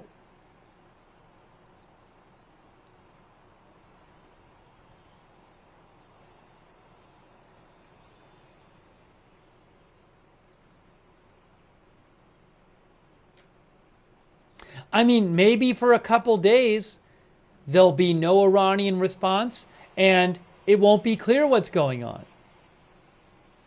What if Iran just does nothing for a couple days? No response, no negotiations. What happens then? So at some point, if Iran just sits there and does nothing, but they don't agree to stop enriching uranium, what happens then? Does Israel bomb them more? Does the U.S. bomb them more? I mean, Trump's threat seemed to be, if you attack us, if we don't get peace, then we're going to bomb you more. But what if they just do nothing for 3 days? Then what happens then?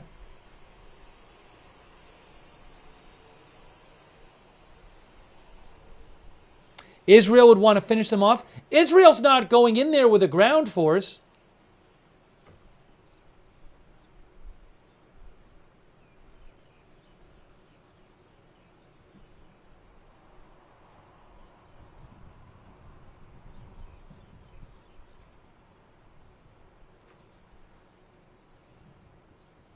One of our viewers says China is going to get involved. Again, no word from China and Russia yet. Pam says Iran is definitely going to retaliate.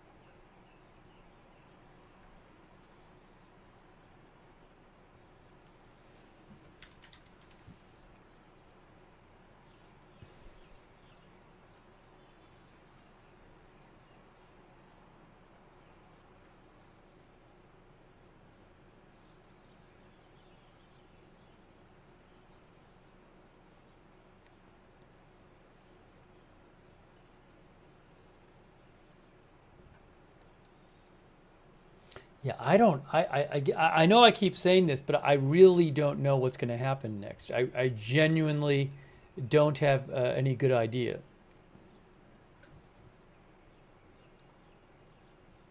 But remember, I've said this before. Remember what happened with the war in Gaza against Hamas, right? So Israel was attacked in that horrible October 7th attack by Hamas. And what did Israel do? They launched this big military campaign against Hamas. But they said their goals were to, make it so that Hamas could never threaten us again. And basically to destroy Hamas. But it wasn't clear how they were going to do that. And now here we are 20 months later. Now, Hamas has certainly been severely weakened. Much of Gaza has been destroyed. Roughly 2 million people are living in this humanitarian catastrophe there. But Hamas is still around. And no one knows what's going to happen with Gaza. You tell me what's going to happen with Gaza. There's no sort of agreement at all for what happens there. That's 20 months ago. So I wouldn't be so sure that in a week, Iran's going to be all figured out. Maybe a year from now, it'll be kind of unclear what's going on in Iran.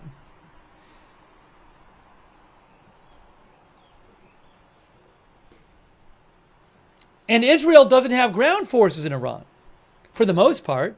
Might have special forces or whatever. So what if Iran kind of hangs on?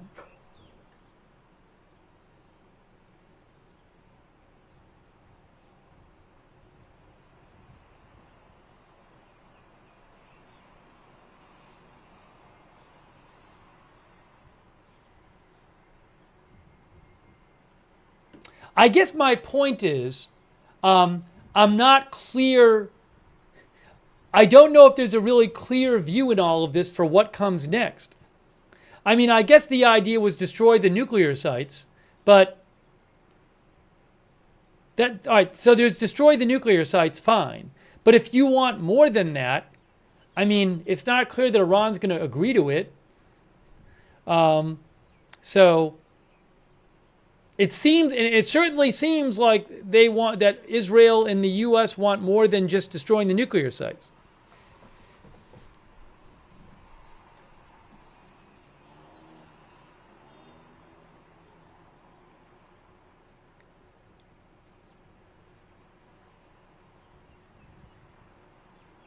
I don't know that there's some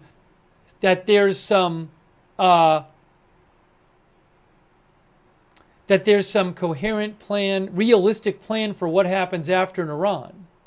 I mean, you could say Iran has to agree that they're never going to enrich uranium again. Furthermore, the U.S. and Israel get to have permanent observers. all around the country in Iran, constantly, 24 hours a day, throughout the country, and they get to observe everything Iran is doing. But Iran's never going to agree to that. So, again, I'm just saying I'm not sure. I'm not even sure if there's what the idea is of what the plan is for the long term in Iran.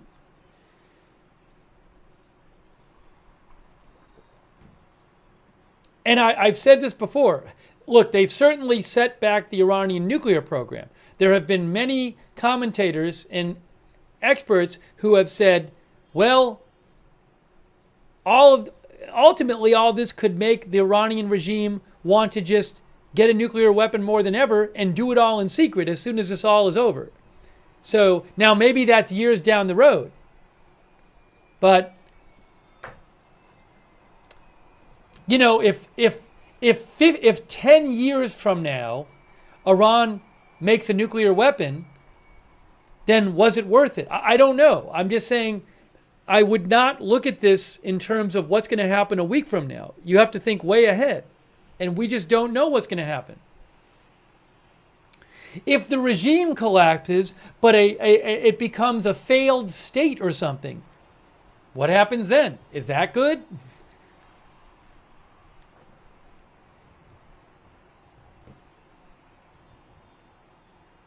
We don't even know what Gaza is going to look like in a couple of years. And I don't pretend to know.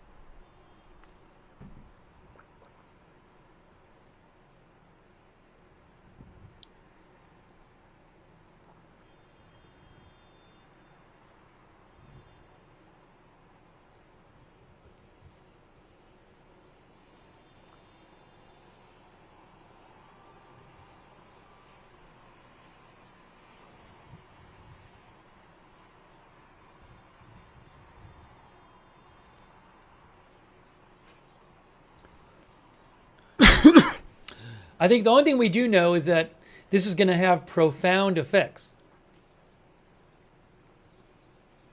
But we might not know what they are for years and years.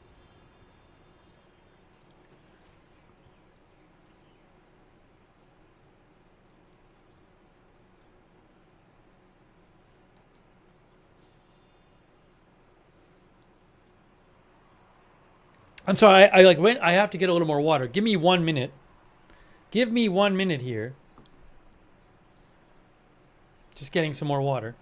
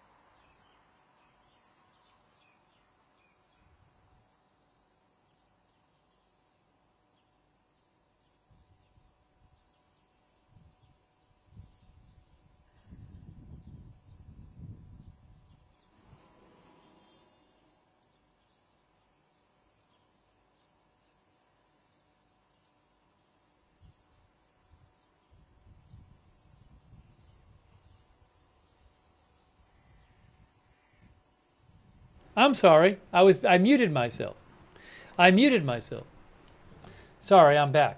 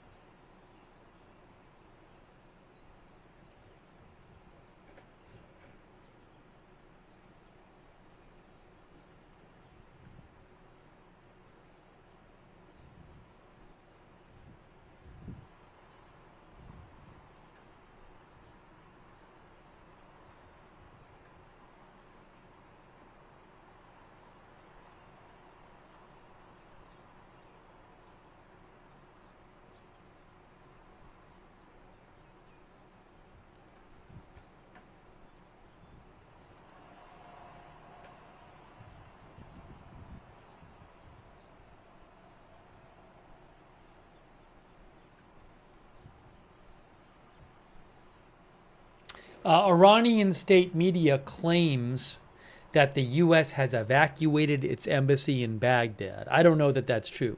I just saw that in Iranian state media.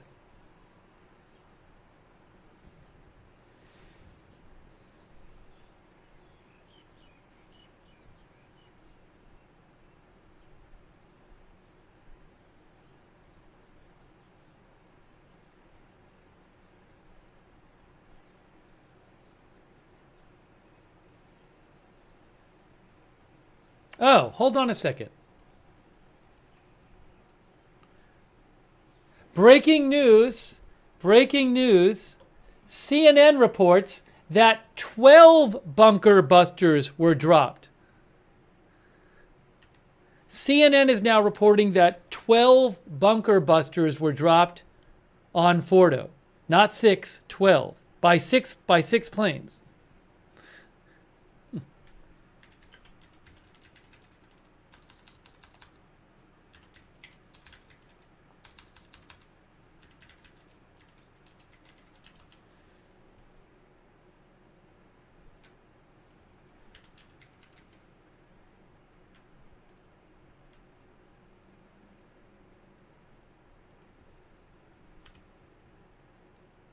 Hang on.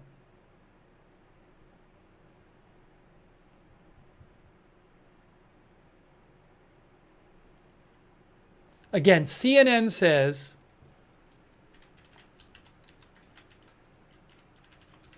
"12 bunker busters were dropped on Fordo."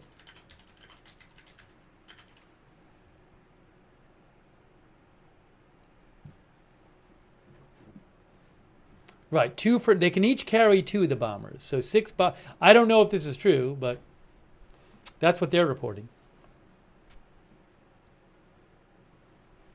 Oh, oops, sorry. I'm back, obviously, so we don't need that anymore.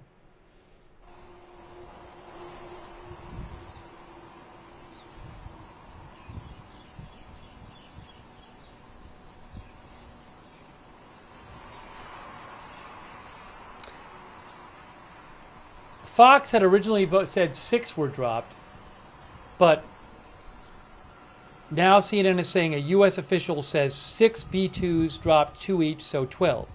And also, both CNN and Fox say 30 missiles were fired from submarines at the 2. Oh, a B-2 dropped 2 bunker busters on Natanz. I didn't even see this. I missed that. 2 bunker busters on Natanz. Whoa.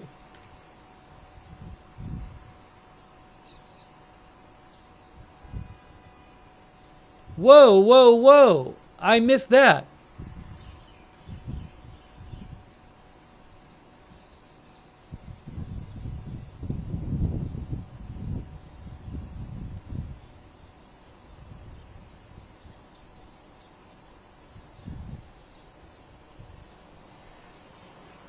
CNN, 2 bunker busters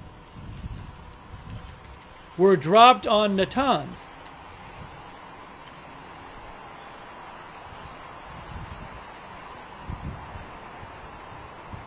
Breaking news. Oh yeah, I'll post it in the chat. I'll post. I posted it on my X account.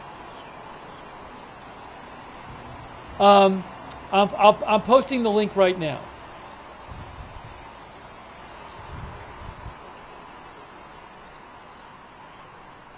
So again, CNN says that 12 bunker busters were dropped on Fordo and 2 bunker busters were dropped on Natanz. Yeah, I saw.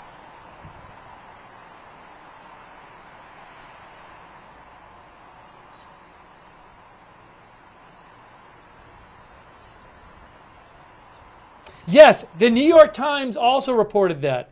The New York Times also reported that there were. It's the same thing as the New York Times. New York Times also says 12.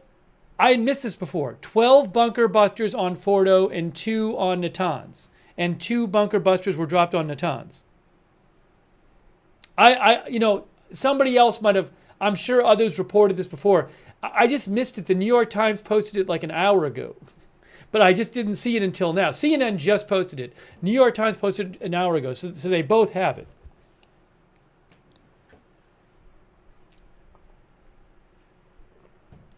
Wow. Okay. So I apologize to somebody else might have posted about an hour ago, and I just didn't see your post. Anyways.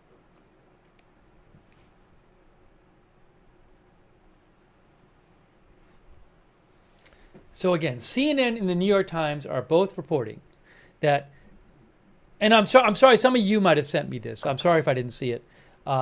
12 bunker busters on Fordo and 2 bunker busters on Natanz.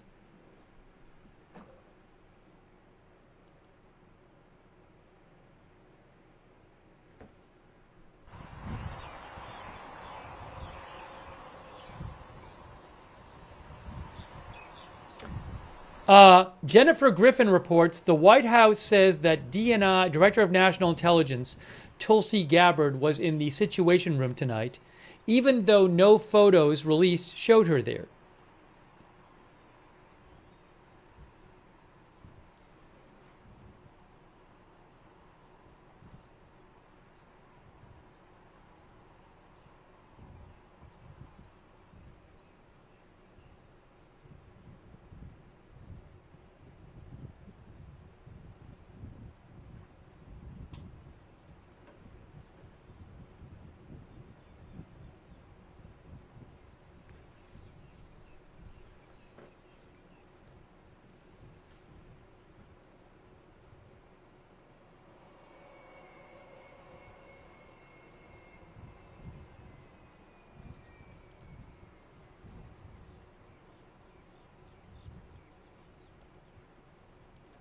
The camera is panning around.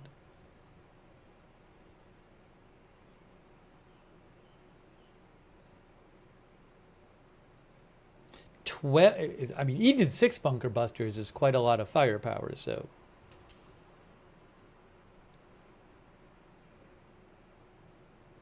By the way, there are 19 B2s total, I believe.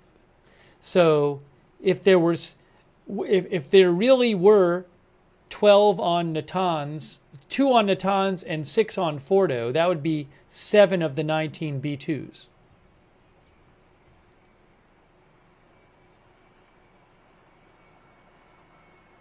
Yeah, I saw this report. There's a report I saw before, and Miguel Cardona mentioned to me. Faytux mentioned it too. Channel 12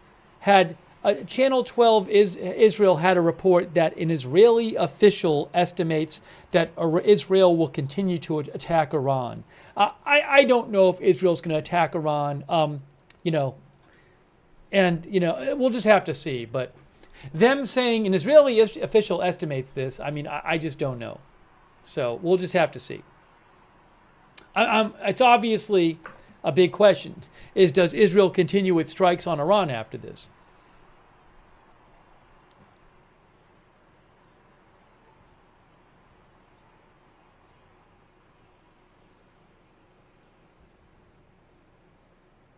Faytux Network says that NBC News reports that Where is it here? Remember, I told you that Iranian state media was claiming that the U.S. had evacuated its Baghdad embassy, and I said I have no idea if they did. Faytuck's network said that NBC News said something about it. Well, I'm not seeing it here yet. Maybe they said it on TV and I didn't see it there. I'm not seeing it in their reporting.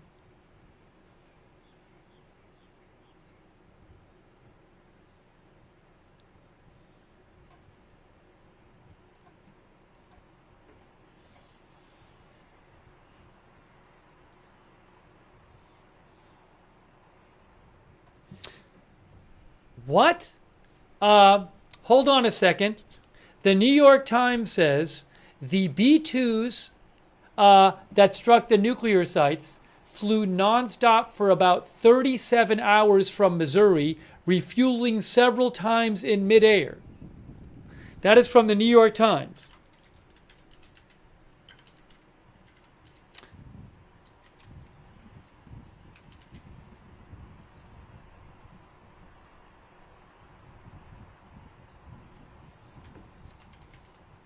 The B-2s that struck the Iranian nuclear sites early Sunday flew nonstop for about 37 hours from their base in Missouri, refueling several times midair.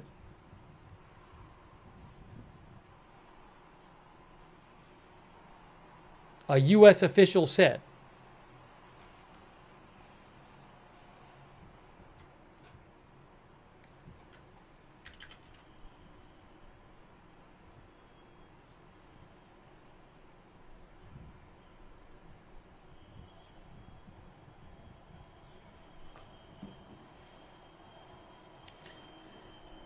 Now that's not, I mean, in the past, B-2s have, on occasion, done long missions like that. It's a very long mission, though. So if you do the math, well, if it's the same, roughly the same distance there and back, reportedly the strikes happened around 7 p.m. Eastern time. So I'm just, it's like around, maybe they took off like midnight last night or 1 a.m. last night or something. I don't know. Hold on a second here.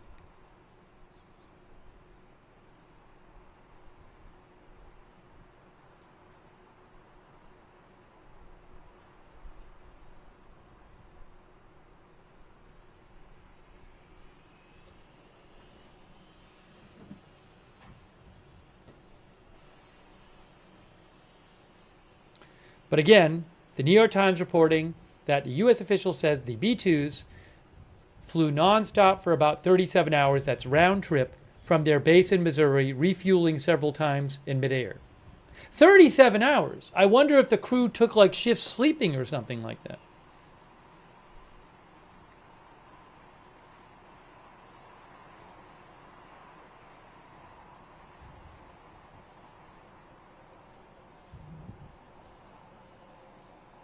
Does the B-2 have a bathroom in it?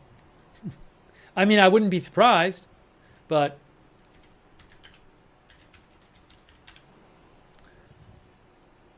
I am seeing that it is it says equipped with a toilet. There are some videos saying that the B-2 has a toilet. Yes, on Wikipedia it says the B-2, one crew member can sleep in a camp bed, use a toilet, or prepare a hot meal while the other monitors the aircraft. Unlike most two-seat aircraft. The crew is only 2 people? Is that true? I didn't know.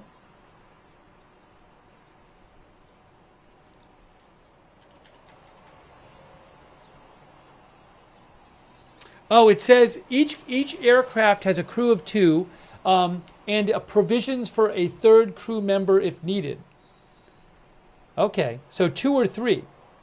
The crew of 2 or 3. Whoa. Wow. Wow.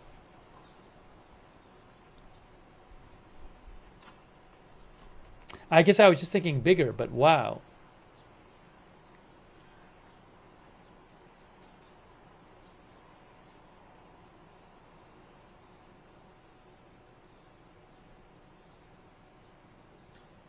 I haven't seen the toilet. Maybe it's a small toilet or whatever it is. You know what I'm saying? Crazy.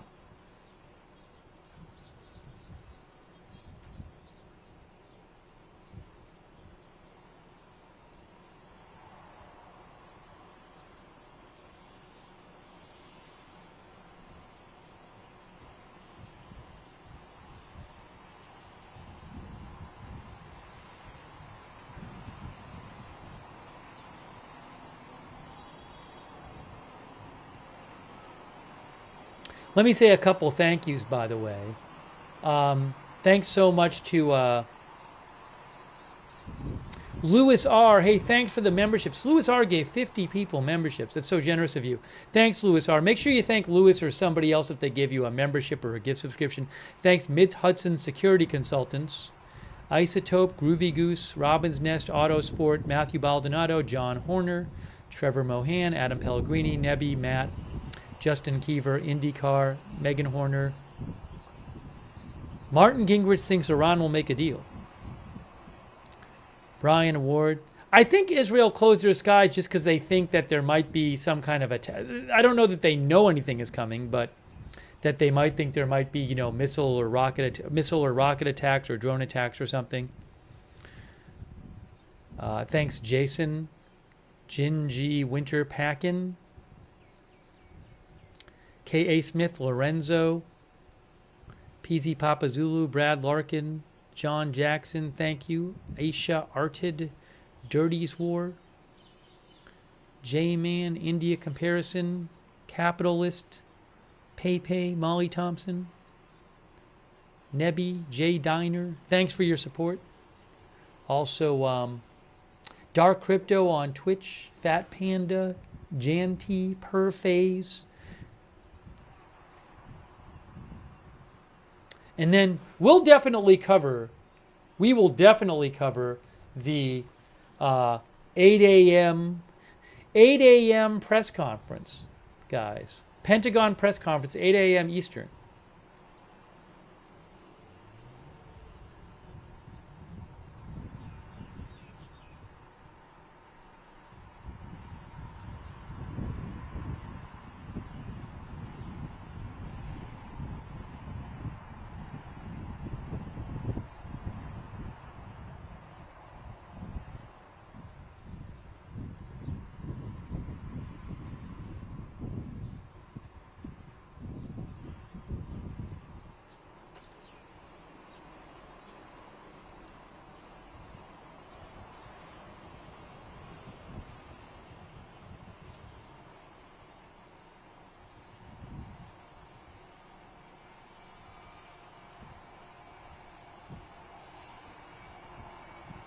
Just checking for updates here.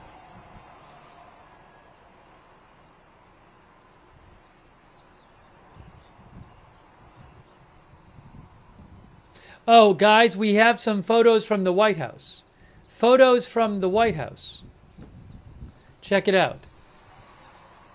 Situation room photos from the White House. How can I do this?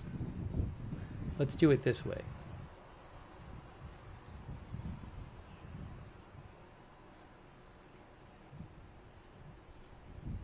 These are photos from the Situation Room.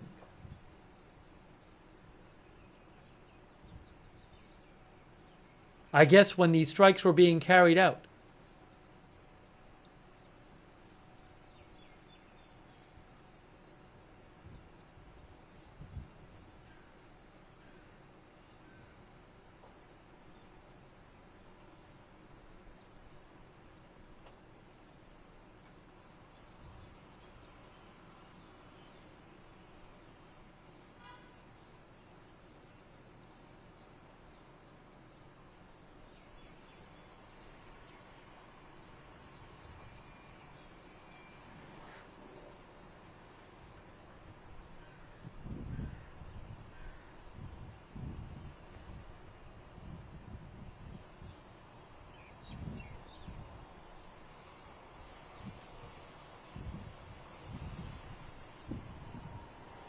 Oopsie.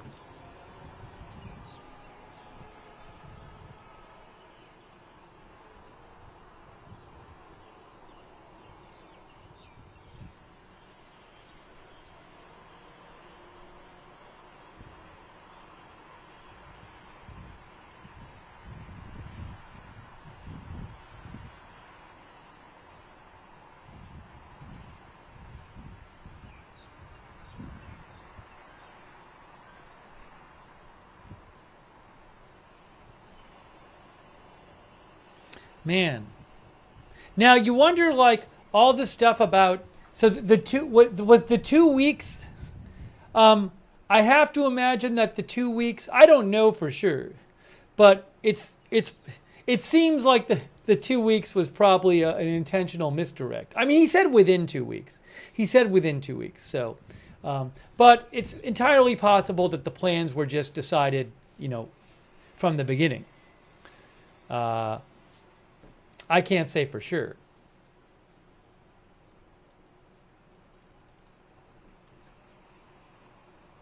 What about Yemen threats? Hey guys, I'm not going to spend much time reading you threats from the Houthis or threats from Iran because they're always threatening, all right? So I don't want to spend lots of time analyzing their threats. They'll either do stuff or they don't. But they threaten a lot. So I don't know what's going to happen, but I'm not on the edge of my seat waiting for the exact text of the threat from the Houthis or Iran.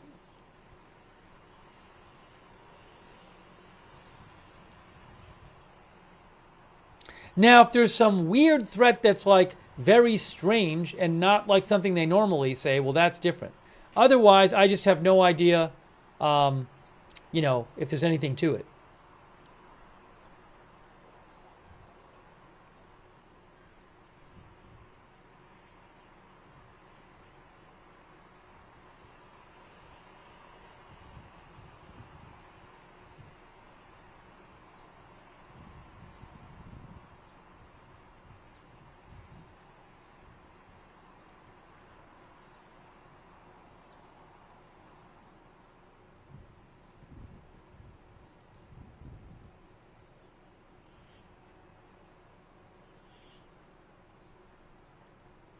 There was an interesting post by Richard Haas, who's a foreign policy expert that I saw before that I wanted to share. He is with former president of the Council of Foreign Relations. And he's no big Trump fan. He's not always defending Trump, Richard Haas, by any means. But what he said was, all those critical of the president for not getting congressional authorization before attacking Iran are overlooking the historical record that since World War II, 99% of the time U.S. presidents have used military force, it was without explicit prior approval from Congress.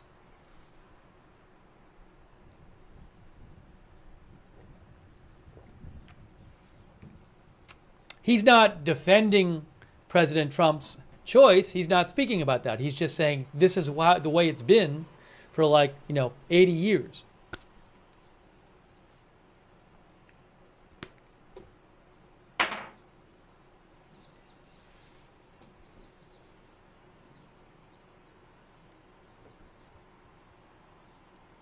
Yeah, nothing he said, he didn't say whether anything's right or wrong or you should support it or not. He's just pointing out the fact of the matter.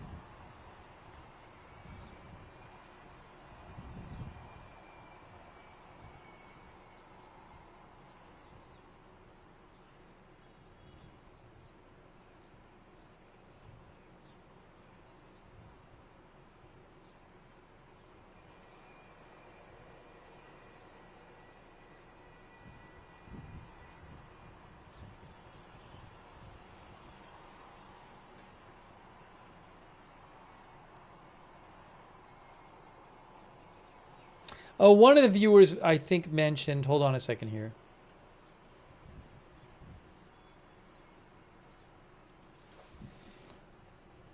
Hang on.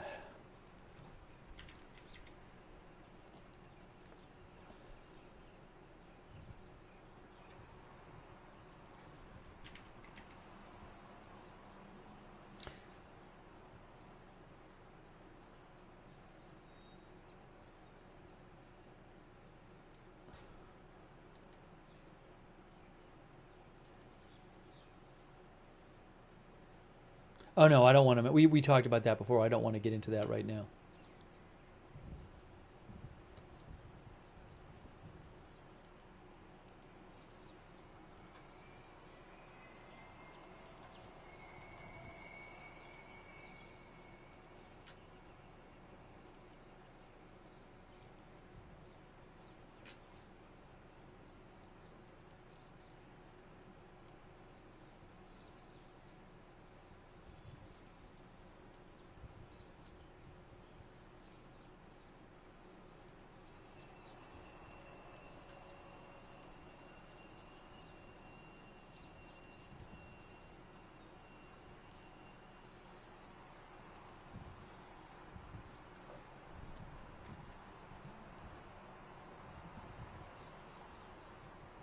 Oh, Marcella mentioned, Marcella mentioned that CNN reported that, where is it here? Was it a CNN report or was somebody else? Let's see.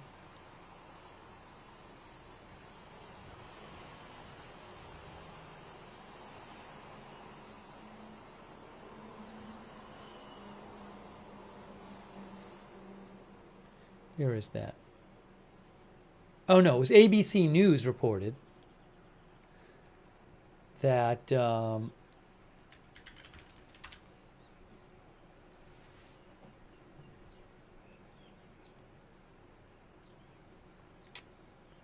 ABC News reported that the U.S. and Israel practiced during Biden administration. The U.S. and Israel had practiced this attack about a year ago, a source in Israel said. Now, to what degree it says that they did an exercise that war-gamed offensive actions against Iranian nuclear capabilities for the first time. So, look, I mean, for all I know, the U.S. and other countries practice various attack scenarios all the time. So I don't know that that doesn't mean that a year ago they knew this was going to happen.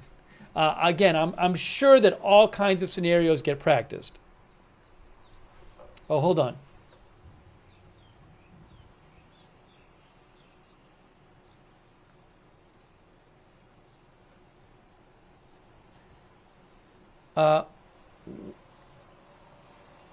Oh, was there a drone alert?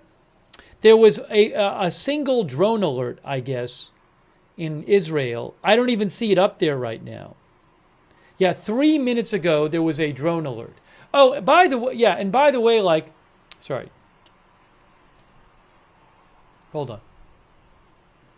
Yeah, the drone alert is not even up there anymore.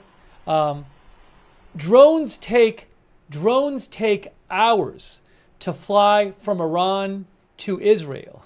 So if Iran had fired a drone at Israel after Trump announced the attack, it wouldn't have gotten there yet. Although I guess they could have done it hours ago after the...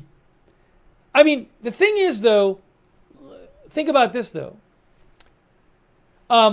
President Trump said he announced the...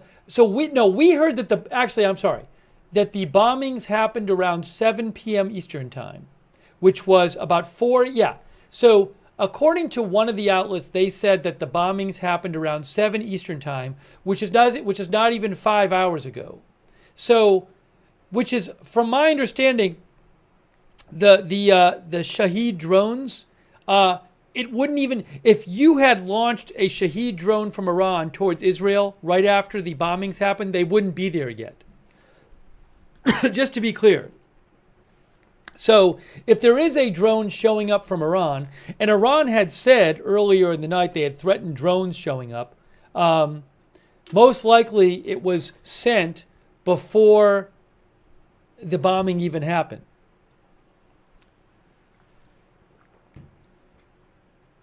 So I just want people to be careful with that. I would not be surprised if it turns out that Israel shot down a drone, but I wouldn't assume at all that this is some kind of response to the bombing.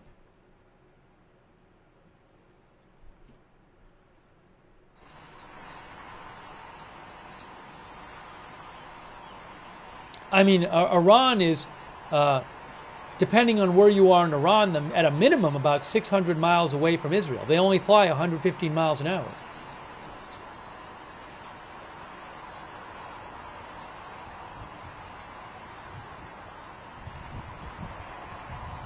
I wouldn't be surprised if Iran's going to do something in response.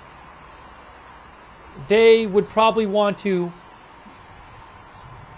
they didn't know exactly what was going to happen, so they might want to, it's a big decision how to respond, and and they didn't know exactly what the response was going to be too, so it might take a while.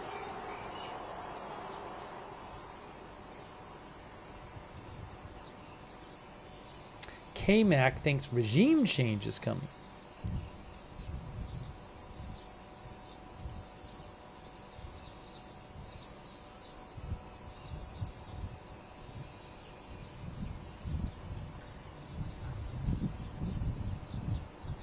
Carla Babb, who I don't know what the status of VOA is now. That's all kind of crazy. But she has been the Pentagon reporter for VOA. She says that Iran does not have a lot of options.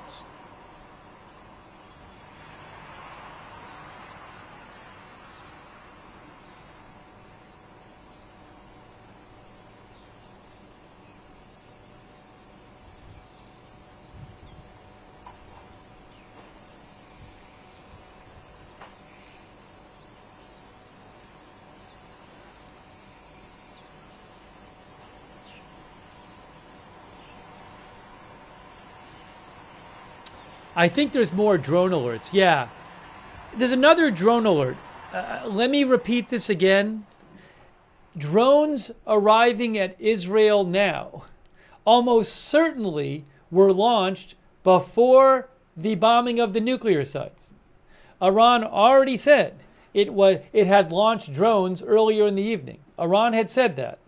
So I do not think at all this is part of a response to the bombings. It's drones that were launched from before. That would be my strong suspicion. Yes, it could come from somewhere else besides Iran, like Iraq. But again, I really can't imagine that Iran's response was to, like, right after the bombing, launch a few drones. It doesn't really make any sense.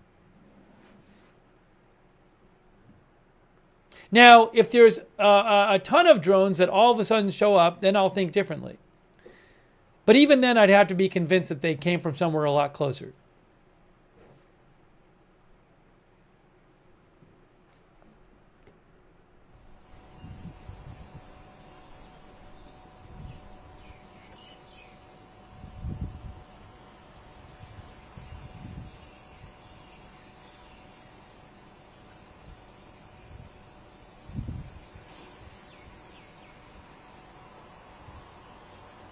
Keep Choppin thinks Iran is out of options. But again, what about the option of just do nothing? What if they don't respond militarily? Can they do that politically? I don't know. But if you don't respond militarily and just don't agree, and you don't agree to give up uranium enrichment, then what happens? What happens in that case? Are the U.S. and Israel just going to bomb them more?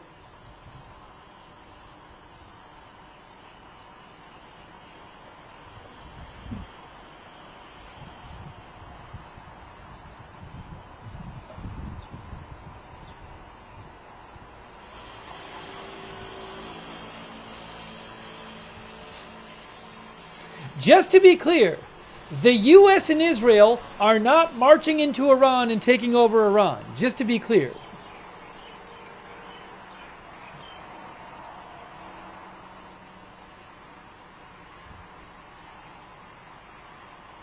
And Israel is hundreds and hundreds of miles from Israel.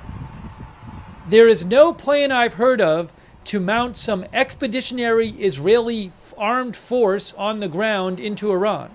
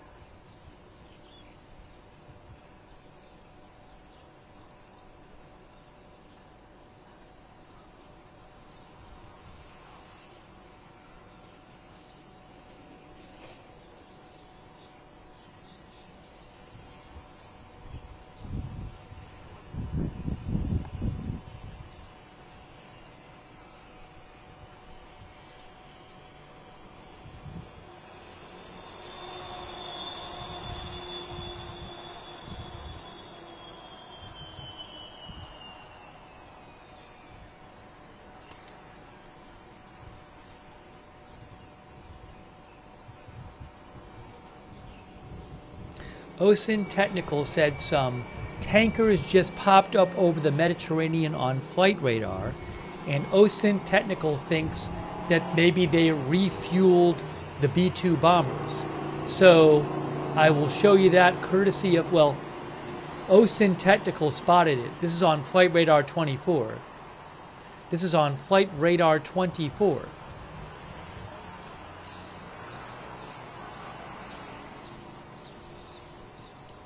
So I bet, is it among? Where is it here? Oh, let me just filter military.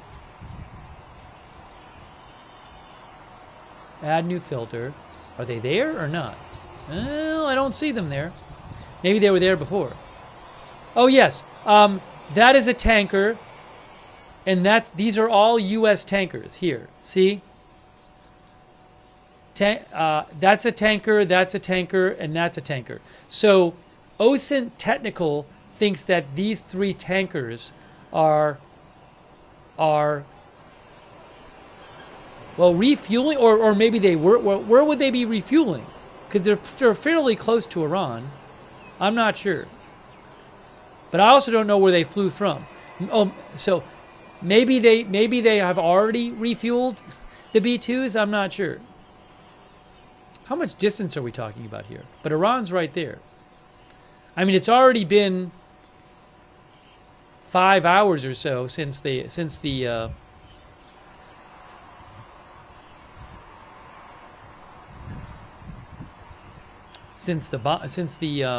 mission. I mean, this is about 600 miles. So I would think they'd be past here, the planes, but maybe they refueled them somewhere else. I'm not sure. Anyways, it's interesting. He said they popped up on the radar. I don't know where they came from.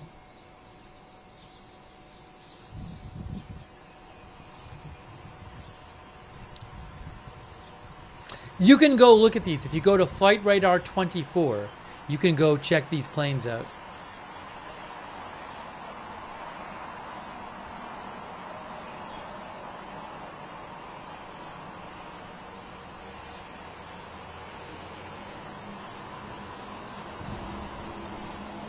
Anyways,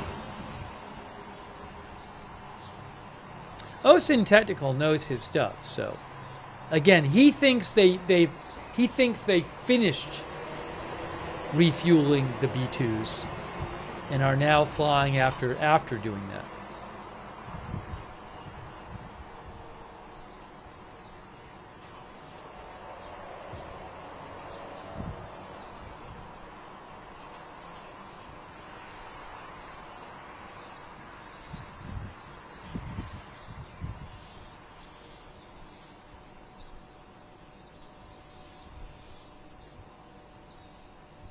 I wonder when we'll see, I mean, eventually we'll see satellite footage of these nuclear sites. I would not be at all surprised if we saw video released by the U.S. government of these bombings. It's specifically supposedly the 12 bunker busters on Fordo.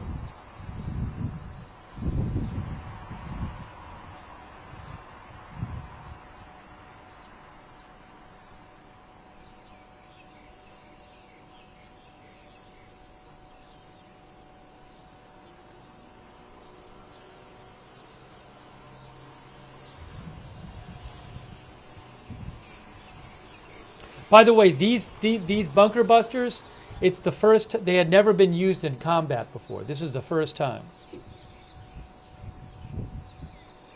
This particular bomb.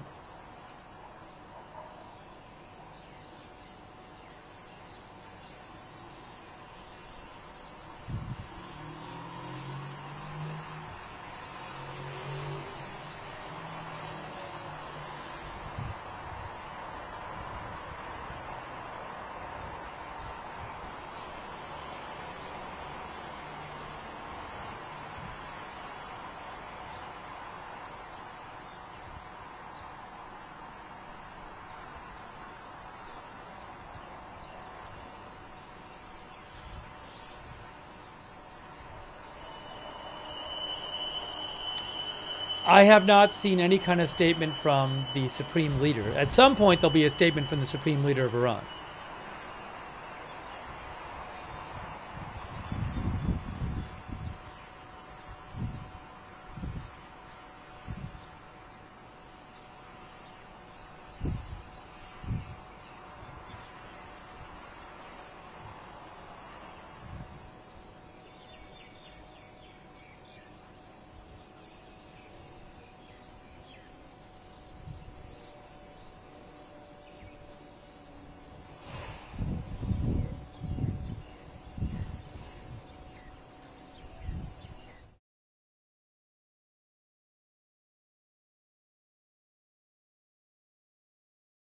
Okay, hello and welcome back. We reached our quota of about Israel 6 minutes. I'm going to give it about 15 minutes more. I congratulate U.S. President Trump on his historic decision to destroy the 3 nuclear sites in Iran in order to continue the I'm going to ride it out until about 6. that would endanger Israel and the countries of the region and the national security interests of the United States itself. I congratulate Prime Minister Netanyahu, who led Operation Kalavi and the fight against the Iranian nuclear program and the close relationship with the U.S. on this great and historic achievement.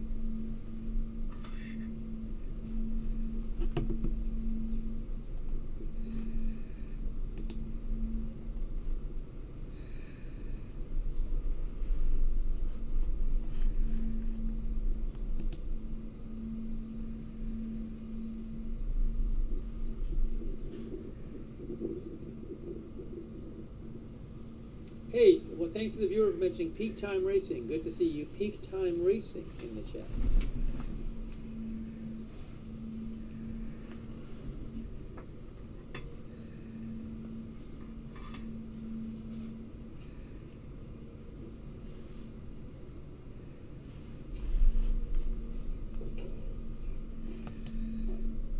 I mean, you could say Iran has to agree that they're never going to enrich uranium again.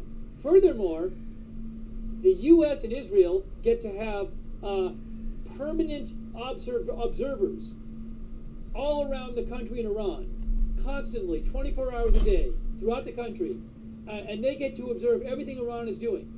But Iran's never going to agree to that. So, again, I'm just saying, I'm not even sure if there's what the idea is of what the plan is for the long term in Iran.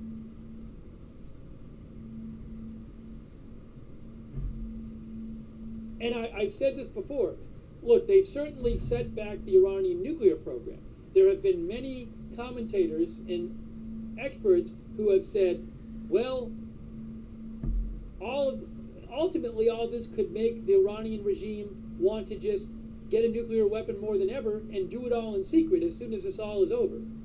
So now maybe that's years down the road, but you know, if 10 years from now Iran makes a nuclear weapon, then was it worth it? I don't know. I'm just saying I would not look at this in terms of what's going to happen a week from now. You have to think way ahead. And we just don't know what's going to happen. That's from if Luckner. The regime collapses, but it becomes a failed state or something. What happens then? Is that good? Fordo. And 2 bunker busters were dropped on Natanz, times in midair. That is from the New York Times. That struck the nuclear sites, flew nonstop for about 37 hours from Missouri, refueling several times in midair. That is from the New York Times.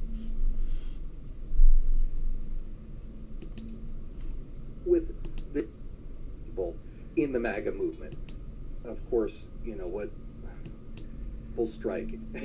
And so I told myself before I went out... The B-2s that struck the Iranian nuclear sites early Sunday flew non-stop for about 37 hours. This is what I'm going to be consuming when I get off the air.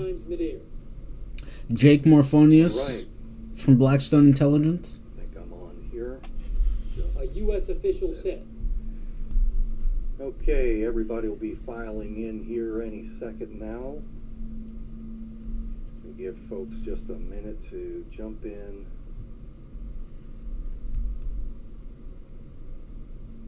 And then we'll get started here.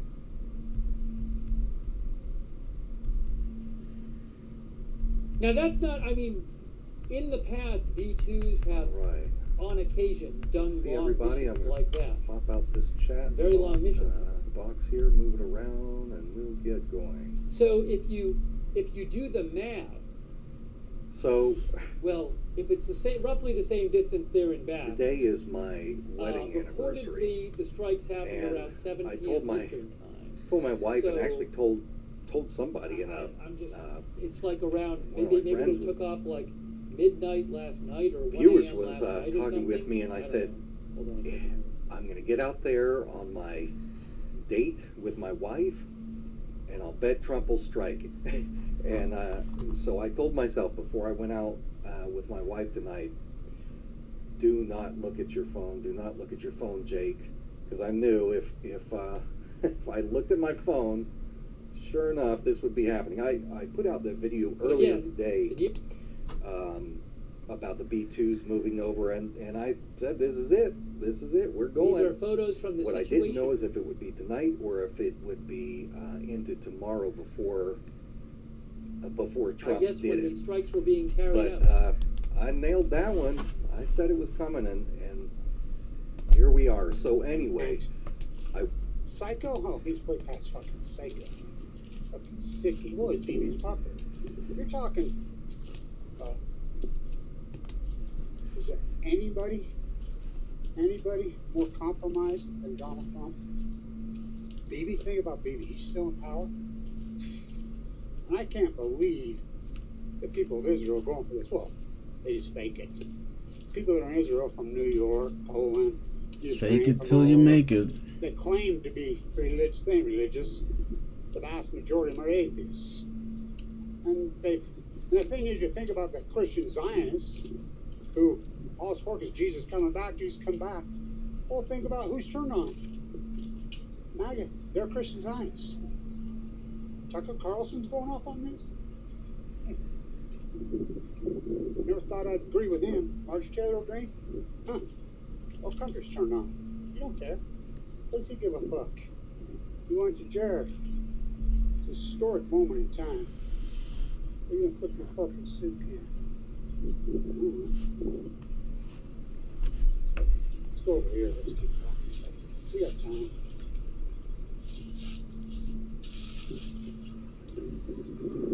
Third world America. Man.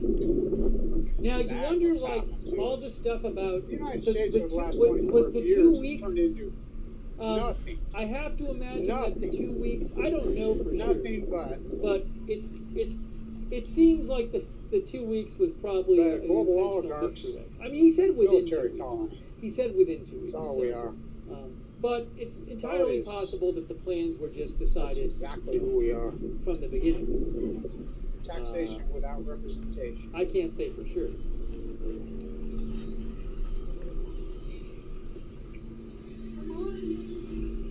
What about Yemen threats? Hey guys, I'm not going to spend much time reading you threats from the Houthis or threats from Iran because they're always threatening, all right? So I don't want to spend lots of time analyzing their threats. They'll either do stuff or they don't. But they threaten a lot. So I don't know what's going to happen. But I'm not on the edge of my seat waiting for the exact text of the threat from the Houthis or Iran. That was so far downhill. That's so fucking far downhill.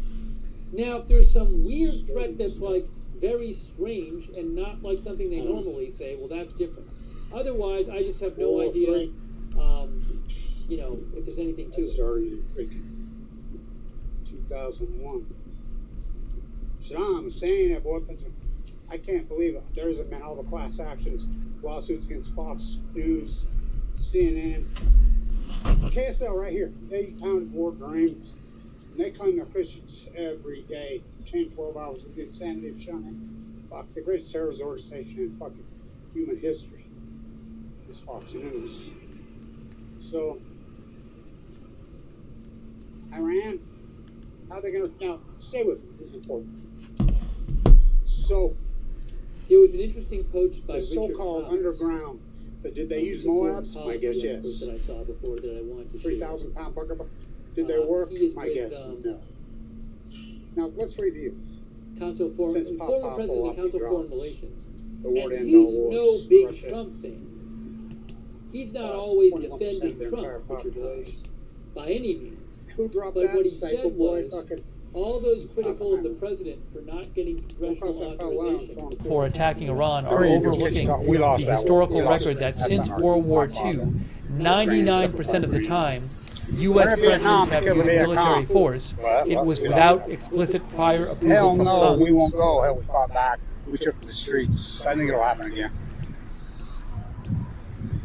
It wasn't the best, but the 70s He's and not 80s and defending 90s were 1,000 President times Trump's better than here. We still choice. have work He's not to do. speaking We about that. He's just saying rejected this these is why, the way it's been for like, oligarchies, 80 supremacists. years. Kissinger, Cambodia, fucking fuck. We fought back. We put the tax rate 90-something%. We said, fuck you. Downsizing the military. And ran Greenspan. And then the gift that keeps on nothing giving. Remember, he we were said- closing bases all over. Nothing. Well, He didn't 1999, say whether that's anything's part of right the or wrong, or surplus. you should support it or Dude, not. He's descending just down pointing out staircase, the fact of the purple matter. down the elevator. And then the gift that keeps on giving. 9/11 when they were all Saudis.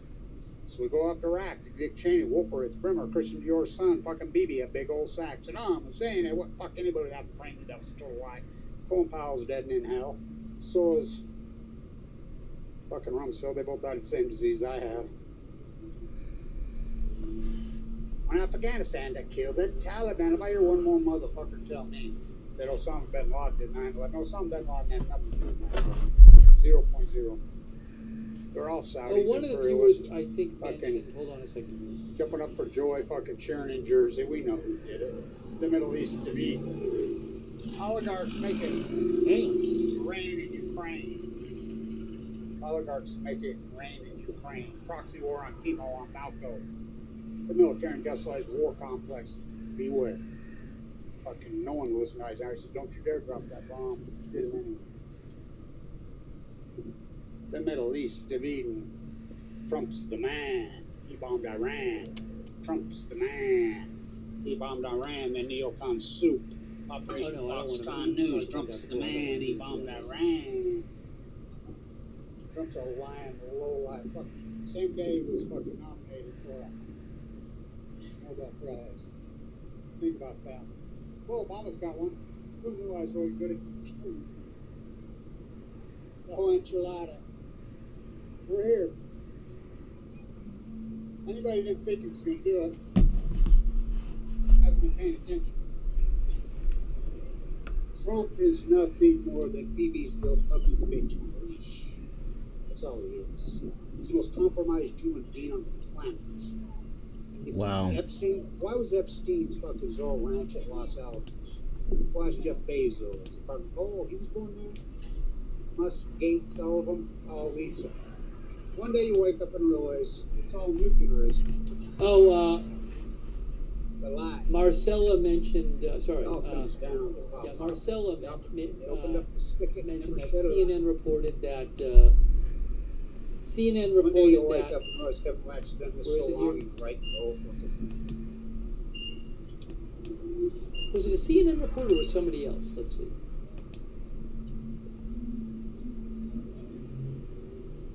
The enchilada this time. I think you're seeing, where's the United States military?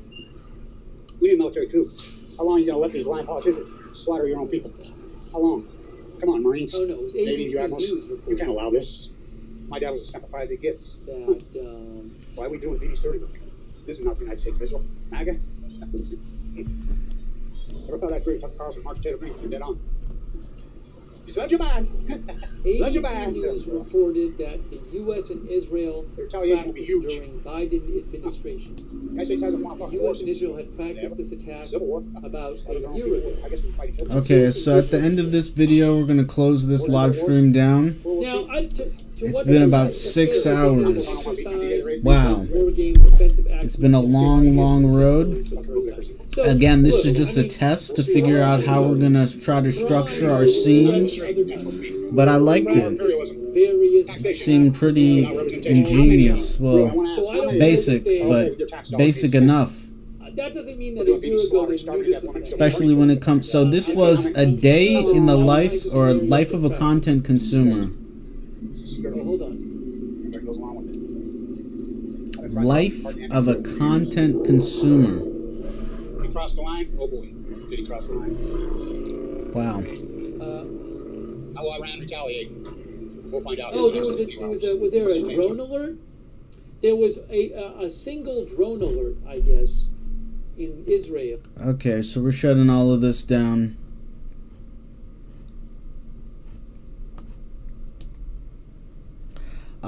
I think we did good. This was a fun stream. Well, it wasn't that fun, but it was chaotic. We had some breaking news, and we caught coverage from Steve Lookner. We caught coverage from the Gray Zone, coverage from This Space, coverage from Kevin Blanche, beginning to watch Blackstone Intelligence.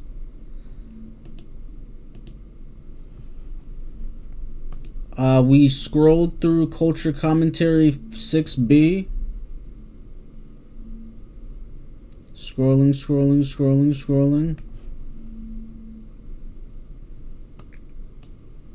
And we made it back 6 days in the past in terms of our subscription box.